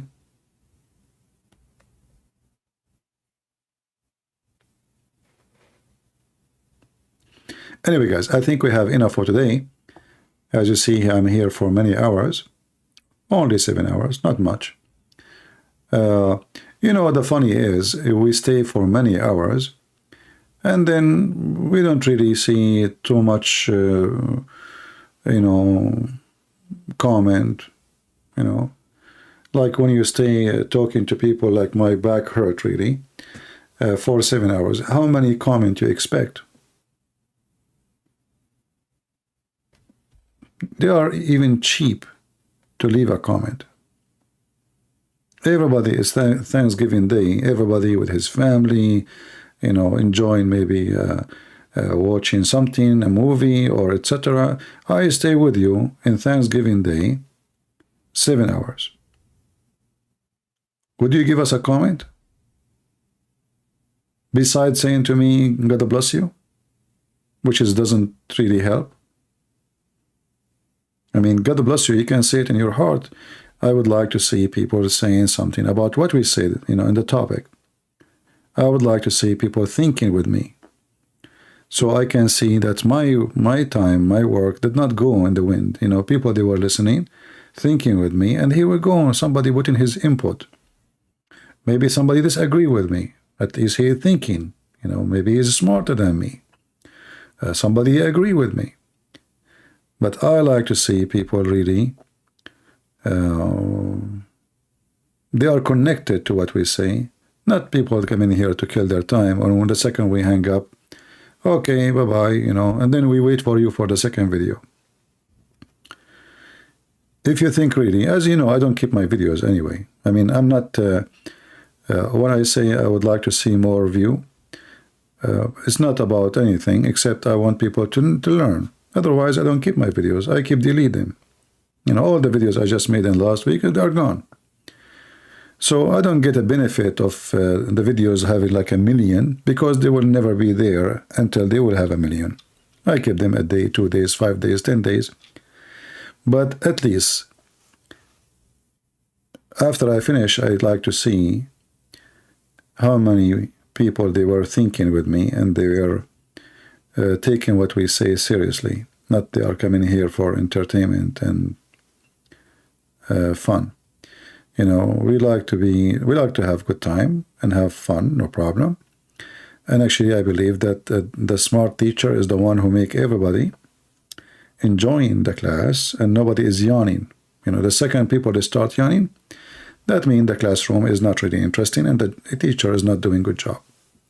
And to keep the student, let us say, awake for 7 hours, that is a very, very hard task. Maybe it's impossible. But in the 7 hours, there is something you catch, right? Show me what you catched. Show me what you agree, what you disagree. Maybe you can teach me something. We have to exchange. Exchange experience, thoughts, education, you know. Otherwise, we are selfish. Right? No, Ramble, I'm not going there, because I went once to Ramble, and then right away people, they start giving donation there.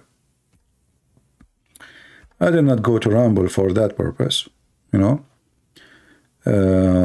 Otherwise, yeah, I notice actually that Ramble, like somehow there's a delay. But the number one thing I don't like about Ramble, that, you know, when I go live there, people, they give donation. I'm not against donation, but I think if you want to give donation, here we go, Patreon is there. How come people wait until I go to Patreon? And so I don't like, this is how I see it.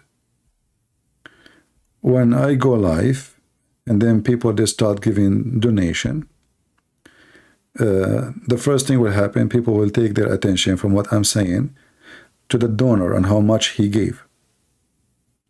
So a person, he gave $10, the other person, he gave 50. The other, it's like an auction, you know. And at the same time, I feel like it's not nice for the one who cannot give. So the person who cannot give $1, he don't even have $1. He will feel bad. He will feel not happy. He will feel, oh, like this guy, he can have $100. I cannot give. I like to support CP, but I cannot. So I don't want anyone to feel like there is someone special, he can give, and the other person cannot. In Patreon, nobody knows what you give and who give. And this is what the Bible says. So since Rumble, and this is what happened last time I went there. I went there actually only twice, right? Last time I went there, I think there's a person, he gave, I don't know how much, 2 or 3 per three, but I did not really like it.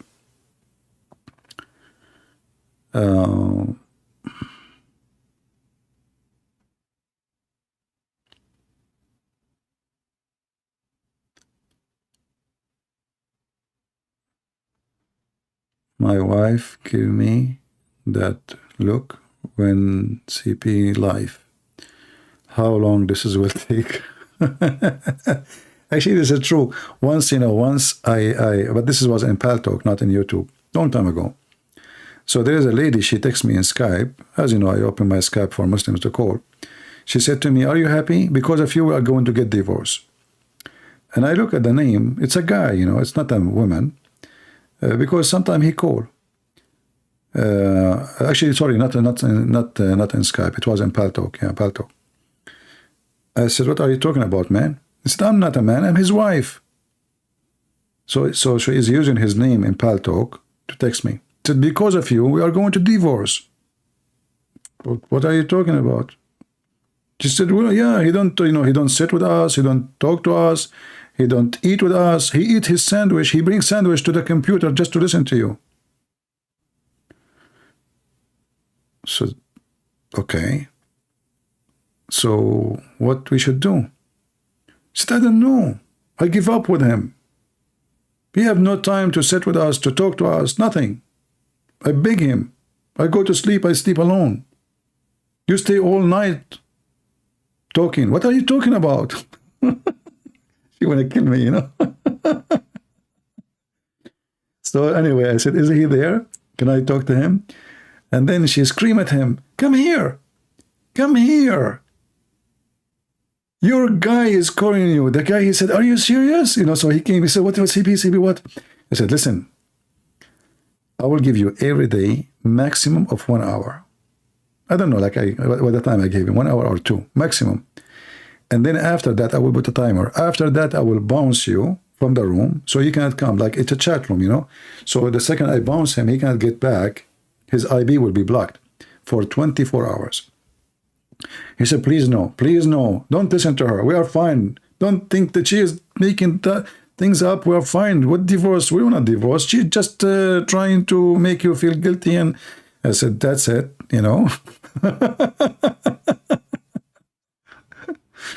Yeah, so actually I bought a timer, you know, I bought a timer for like those for kitchen, you know, and I told the admin, the second you see his name enter, just warn me, send me a message.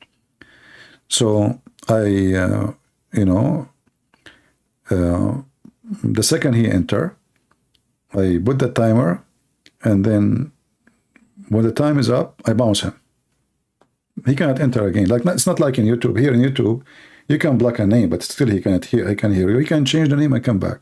But in Paltalk, no. The second you bounce him, he cannot enter the chat room until like a day or so. But it was a very funny thing. He was so upset. Seriously, I felt sorry for her. Almost she's crying, you know.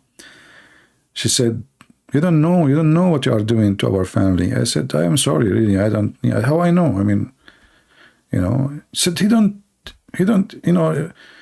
I mean, we can't even like. He go to the bathroom. He leave the door open to listen to you. Can you believe it? Somebody doing his shit, and he leave the door open. This has never happened before.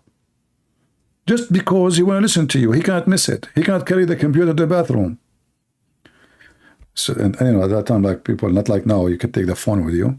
Everything is a computer. So it's okay, take it easy, you know, okay, we will solve it, you know. Yeah. So, do you have a family? I don't have a family, except people here who love me. That's my family. I don't care for family by birth. I care for something more important.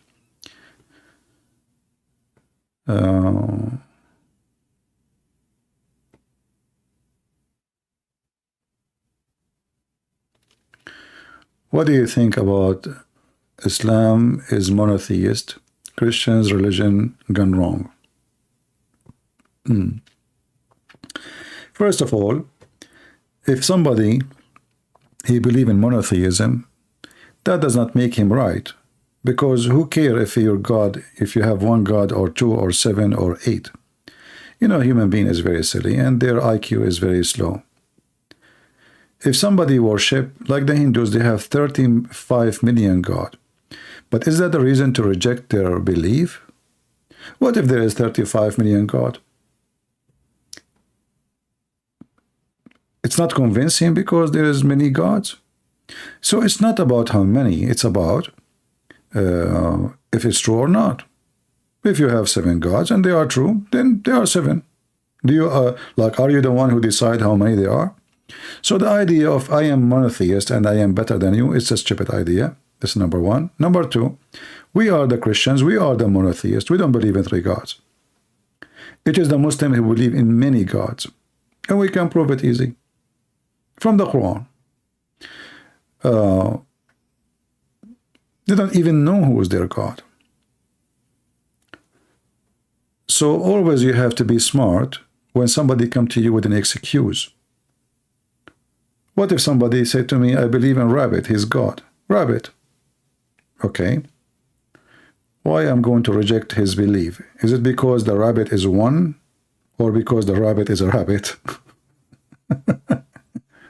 Well, here we go. He believes in one rabbit. Are you with me? There is a temple in San Francisco. It's called the Temple of Satan. Is that true? What they believe? They believe that Satan is God. Satan. Okay, this is monotheism. They don't believe in 3 Satan, 4 Satan, 5 Satan, 7 Satan. They believe in 1 Satan. Well, this is monotheism. So are they right? And the rest they gone wrong?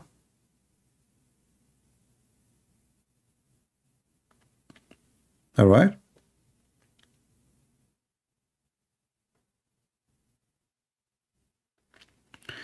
I have a controversial question.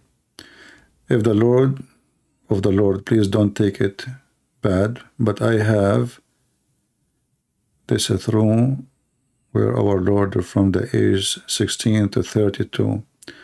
We don't know what happened. Well, you know, the Bible is not a book is writing everything happened. The Bible is writing what is important for us to know. Otherwise, the Bible says, as an example, regarding the miracle,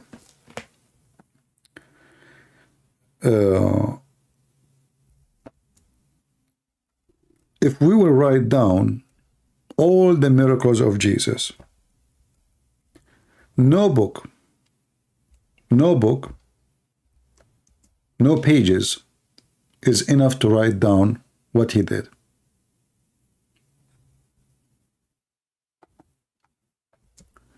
And here you understand that if they will write everything Jesus did, the mission is impossible. So what they wrote for us is what enough for us to know about Jesus. not everything about Jesus. So where was Jesus? Simply because at that time is when he started his mission to announce himself. This is the time when he started having the disciples. This is why the rest was not mentioned. You know, when we have 4 witnesses, do you want them to witness for something they did not see?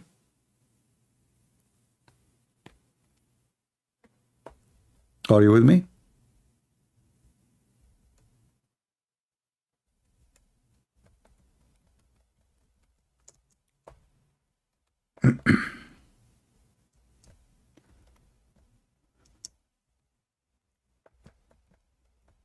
People, they can ask you questions. And the questions are valid. No problem. But we have the answer always in the Bible.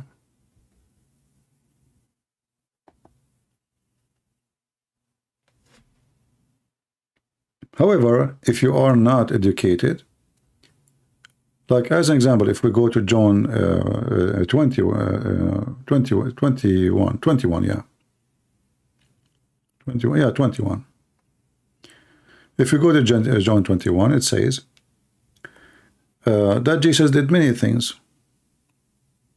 Let me open the verse. Hold on, give me a second. I think 21, 25.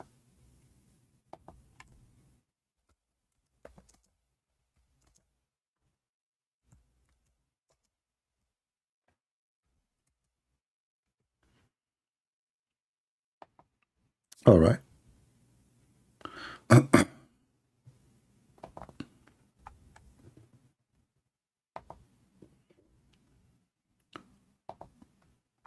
It is.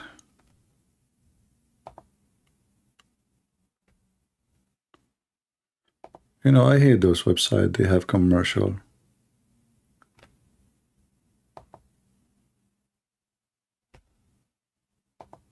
I mean, these days, everything have commercial.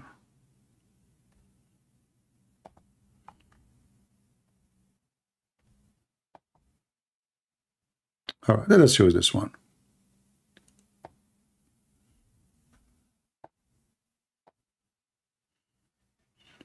I hope no commercial will come in our way.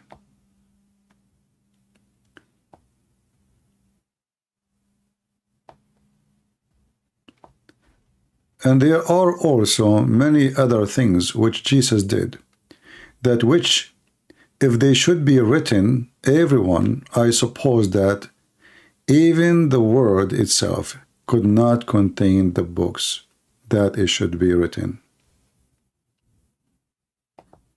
Did that answer you? Same speak about miracles, you know.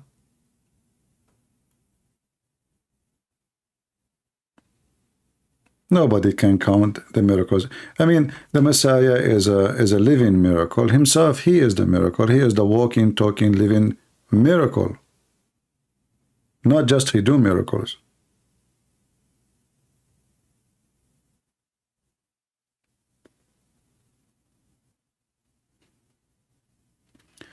You're welcome, my friend, Lord Pradon.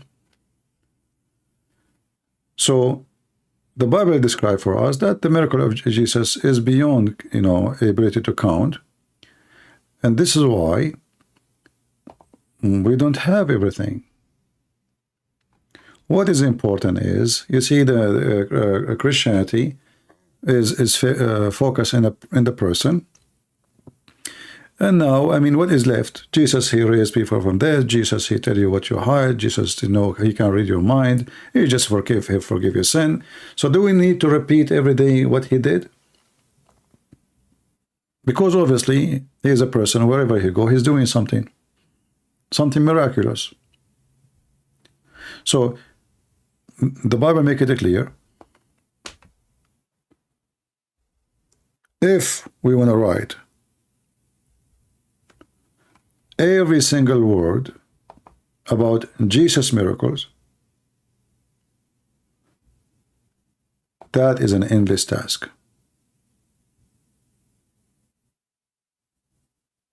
As simple as that.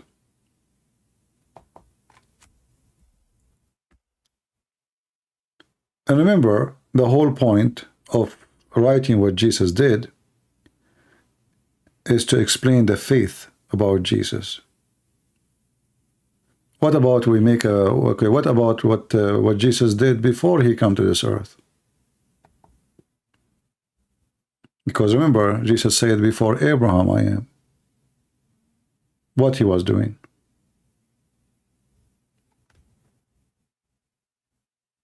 Right?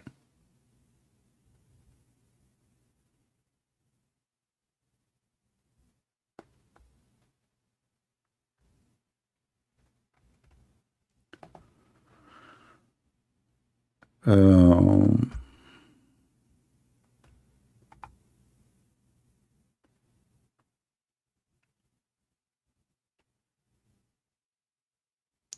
and you know, if a Muslim he asks you the same question, okay, what about Muslim? Tell us what happened to Jesus all this time. What happened? There's 4 lines about Jesus. Okay, what about Muhammad? There's nothing about Muhammad. Where is born? Who is his father? Who is his mother?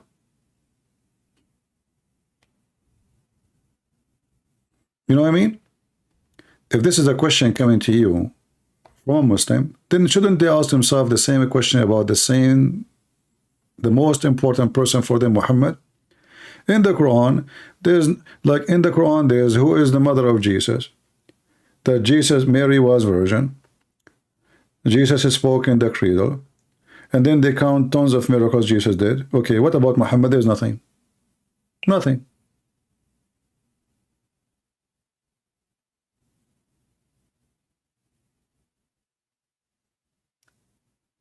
So for us, we have way more important information about the Messiah. But the Bible is not meant. You know, remember, the Bible is written after the Messiah, not before the Messiah. Which means the Bible is not the purpose. The Bible is not the purpose. The Word of God is Jesus himself. It's not a book. It's not the pages. It's not letters. He is the Word. The Word become a man. So the Word become a man before a book is written. The book is written so the coming generations will be able to preserve the faith and to learn and to take it into, like, let us say, evidence of what somebody might say to us. So nobody can play games and lie and say Jesus says this and Jesus says that. So now if somebody want to say something to us, we go and we check it in the book, which is from the disciples. If it is there, it is there. If it's not, it's a lie. Right?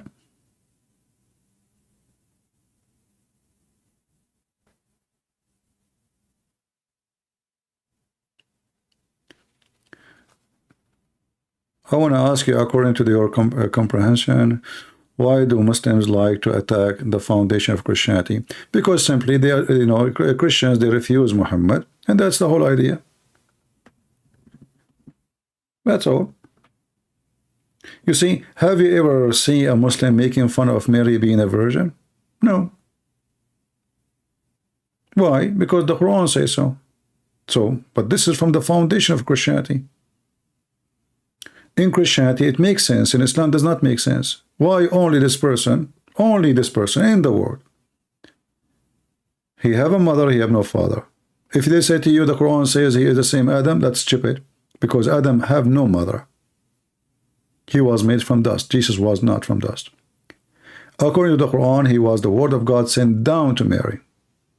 And this is in total agreement with John chapter 1, verse number 1 and verse number 14. So Muhammad obviously copying John about Jesus, but giving it different meaning because simply he is trying to replace Jesus.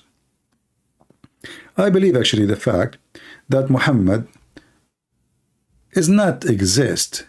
It's like a copy of the one who called himself a prophet Mani. I supposed to leave an hour ago. Guys, I'm really tired. I don't know if you heard about Prophet Mani. He's a false prophet.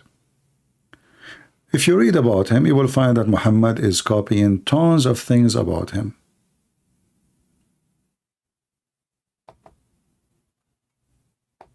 Tons.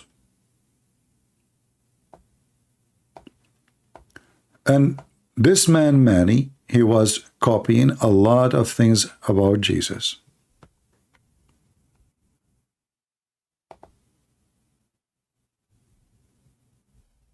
All right?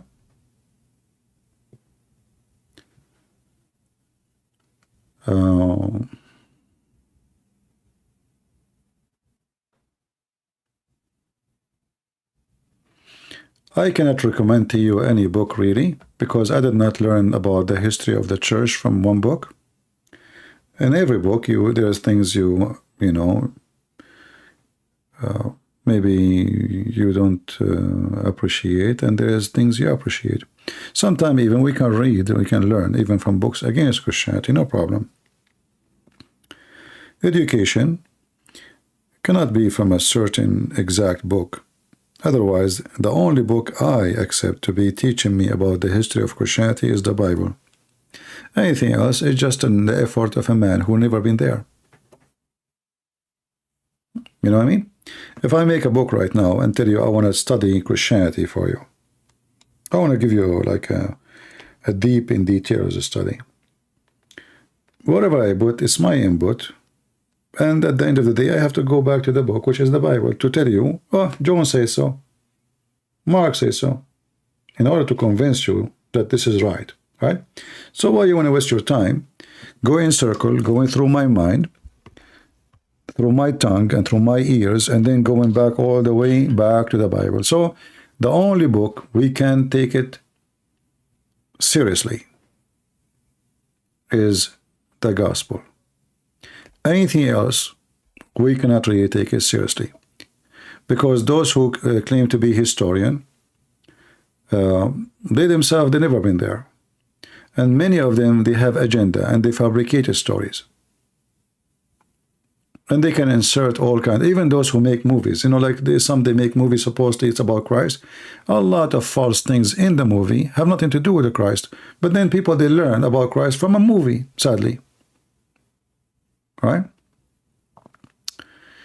And even the Dead Scrolls, I mean, what does this have to do with us? You see, there's many things, you know, we need to be careful with. We read them, we study them, and then right away we will find if they are really, we can consider them to be something serious or not. Few pages, a few letters mean nothing, say nothing. You know.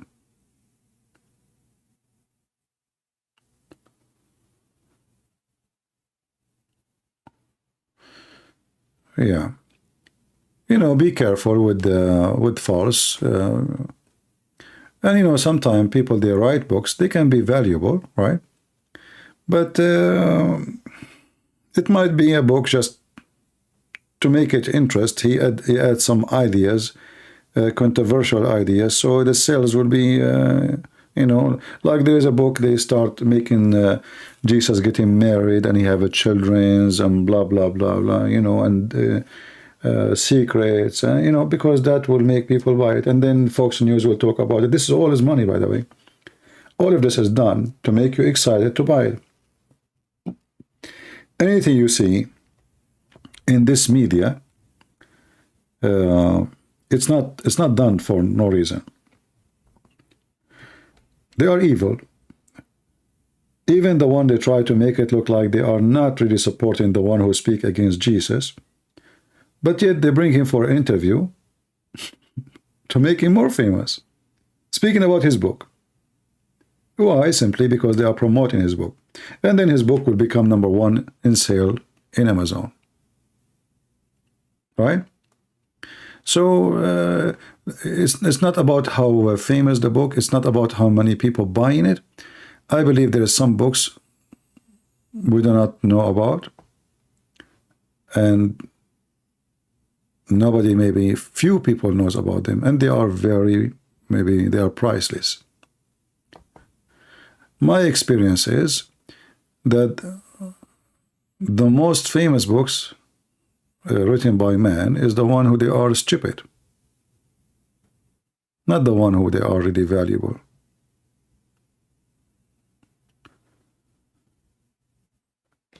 If I, like now, I have 4 books, right? Who is the one you think his book will be more famous, me or Andrew Tate's? I assure you, Andrew Tate's. Right?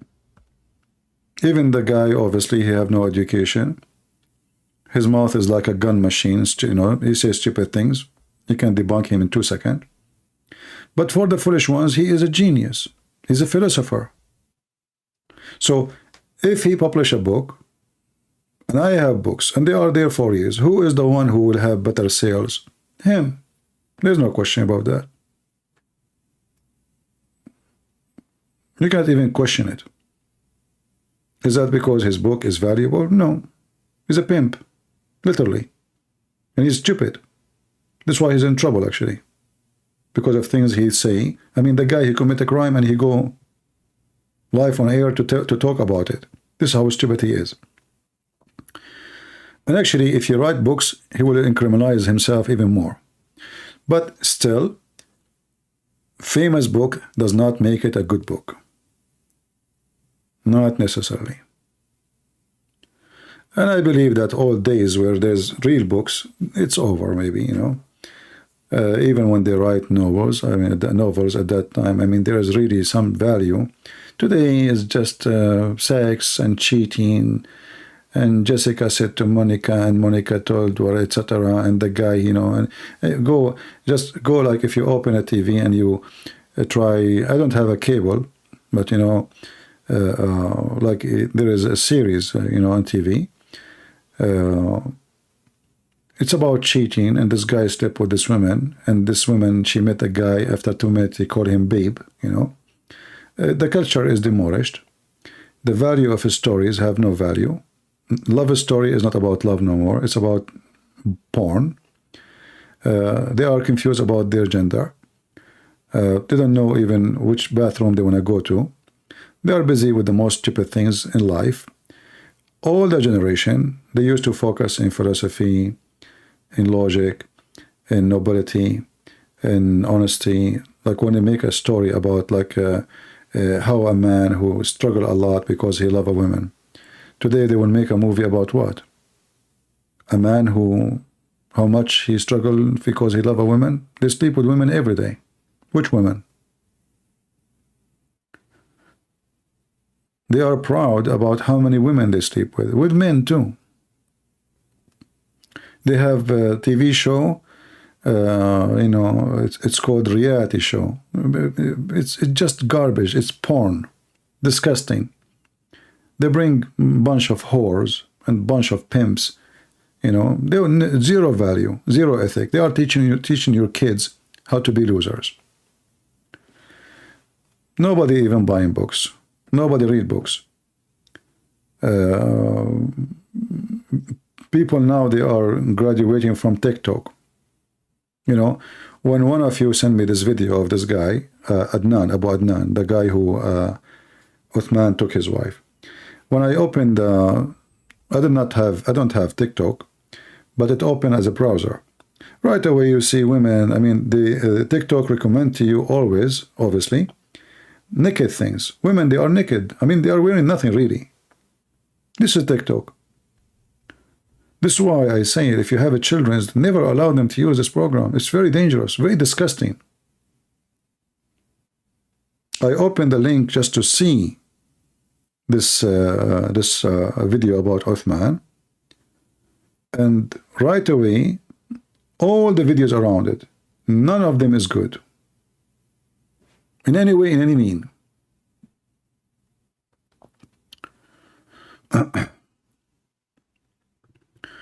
What made you do this line of work? Well, why there is somebody cleaning garbage? Is that because he like garbage? I don't think so. Somebody have to clean the garbage. Somebody he feel guilty if he don't clean the garbage. Somebody he make garbage. So there is some people they make the street dirty. There is some people they vandalize the street. And there is some people they care and they clean the street. I'm that guy. But we don't know for how long, you know. As long the Lord he made me able to do it, I will do what I can do.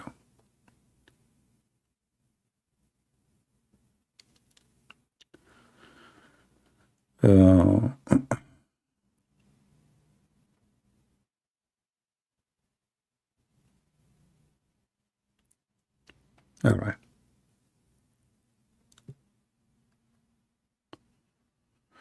Yeah, if you have this program in your, and you know the bad thing is I will never install that program, by the way, in my phone, because simply they steal all the information you have.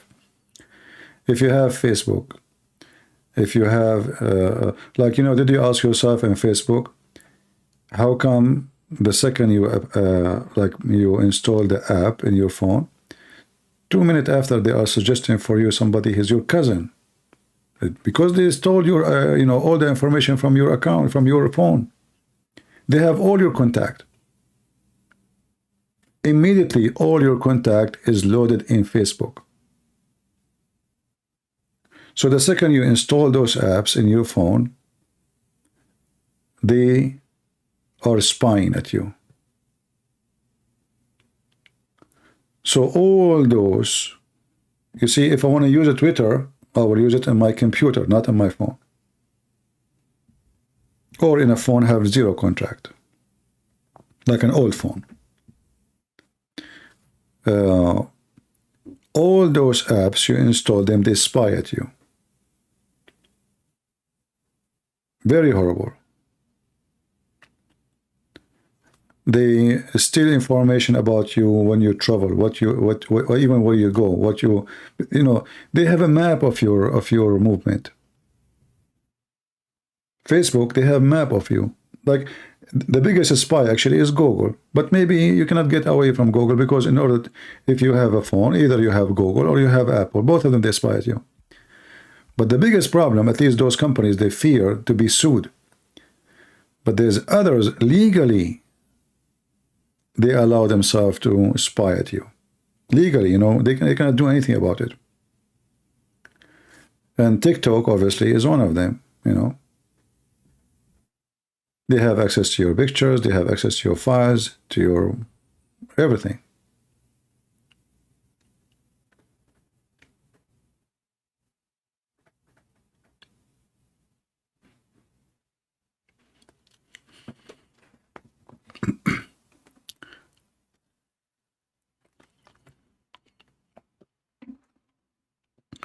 What terms and service? Actually, you cannot even read them. The terms and service are so long and so small text, the same as an insurance company. How many of you here have insurance? Like house insurance or car insurance? For sure you have to have a car insurance. You know, I have one. But most of people, when they buy house insurance, they give them like 20 pages. The text is so small to the point you can't read it. And if you try to read it, you get really annoyed after 2 minutes. And they do it on purpose. You know, it's a scam.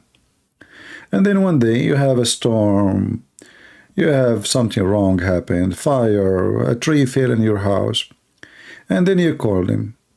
And then suddenly they will tell you the bad news. They are not covered. And they will find a million excuses not to pay you. So you are paying them for years, and when you need them, they got you. That's why I think like insurance, buying insurance in the state is the biggest scam ever. What about saving the money, which you are paying for insurance, and when things happen, the money you saved, you pay. If that never happened, then that's it. Good for you. Keep the money, you know. Actually, I have a neighbor, her roof damaged, you know. So the insurance, they make it so difficult. How come you did not take pictures? How come, etc.? How come? And then, you know, I spoke to the insurance. You know, they are naive. They are not really educated. And they are, you know, the husband is sick. He have like many physical problem. They are taking advantage of them. Anyway, so after I talk to them, then finally they agree to fix the roof. But almost they are denied. I ask her, how long you are, when the last time you used the insurance? I mean, like you made a claim. She said, never. I said, okay, for how long you are paying insurance for this house? How much you paid? You know, can you calculate the number? Anyway, so she calculated, she said it's about 26,000. I said, okay, how much they will pay you for the roof? I said, 11,000.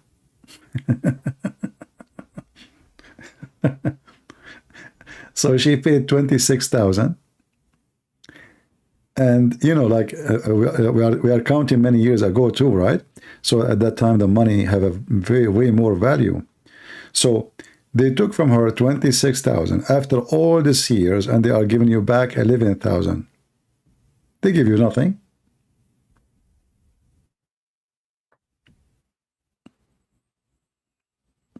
Do you know what I'm saying? They give her nothing. It's her money. They gave her little of her money. So you beg to take back your money, and they will not give it to you.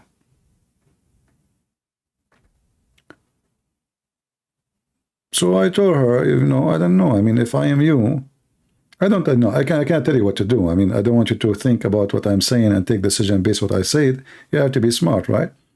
I don't want you to blame me like, okay, I took your advice, I stopped my insurance. So you need to be smart. But for me, I think about it. What about I save my money every month, the same as I want to pay for insurance? So let us say you need to change your roof after 10 years, you know. Anyway, you have to change it, maybe 20 years, whatever. You save the money as if you are paying it for the insurance. You put it alone in the side. You don't touch it. One day, your house have a damage or have a problem, but you have the money. At least now you are in charge of your own money. You do not need to beg them, and they lie to you and they say you are not covered. It's your money covering you. They are not covering you. Insurance don't cover you. It's your money. They are thieves. So you save the money in the side, and then when they come and you need the money, you use it. And if the day never come, even better for you. It's your money. You save your money. They are the biggest scammers ever. They make billions of dollars from poor American. And you know, one of the funny things about America, they build houses from, like the roof is made from those shingles, which is very bad. And every 15, 20 years you have to change it. And if a little hail came in it, it make a hole in it. And then you will find yourself in this endless insurance and in this problem. The American, they never heard of something concrete look like it. I mean, if an area have an earthquake, I say, okay, you know, but they don't, not all America. Housing, the way it's built is bad. You will hear every year about hurricane disasters. I mean, nobody want to think about why we don't build a house from concrete. And then we will not need insurance. We don't care for the insurance. And we will have better secure house. I don't know what to say. When you build a house, build a concrete house. Then you will not have a hole in the roof if a branch of a tree fell on you. And your house will not fly if a storm comes. And your house will not dance and collapse in the top of you and your kids if there is a tornado. I found that the way they build houses in America is the most weirdo, stupid way ever. They are good in technology and everything, but they never use concrete. Why? I have no idea. Oh boy. I mean, even in Japan, they use concrete. This is the country where earthquake every 5 minutes. All right. I don't understand why USA, when hurricane come, how houses shake so easy. Because it's made from wood. You know? If your house is made from wood, so what do you expect? All right, guys, I don't know if I'm going to be able to sleep now. It's already like 4 a.m. in the morning. And I will have difficulty to sleep, actually, because I passed my time for sleep. But I cannot continue more talking. I know my time for sleep is gone. I will not be able to sleep. But my throat really is hurting, you know. It's getting dry.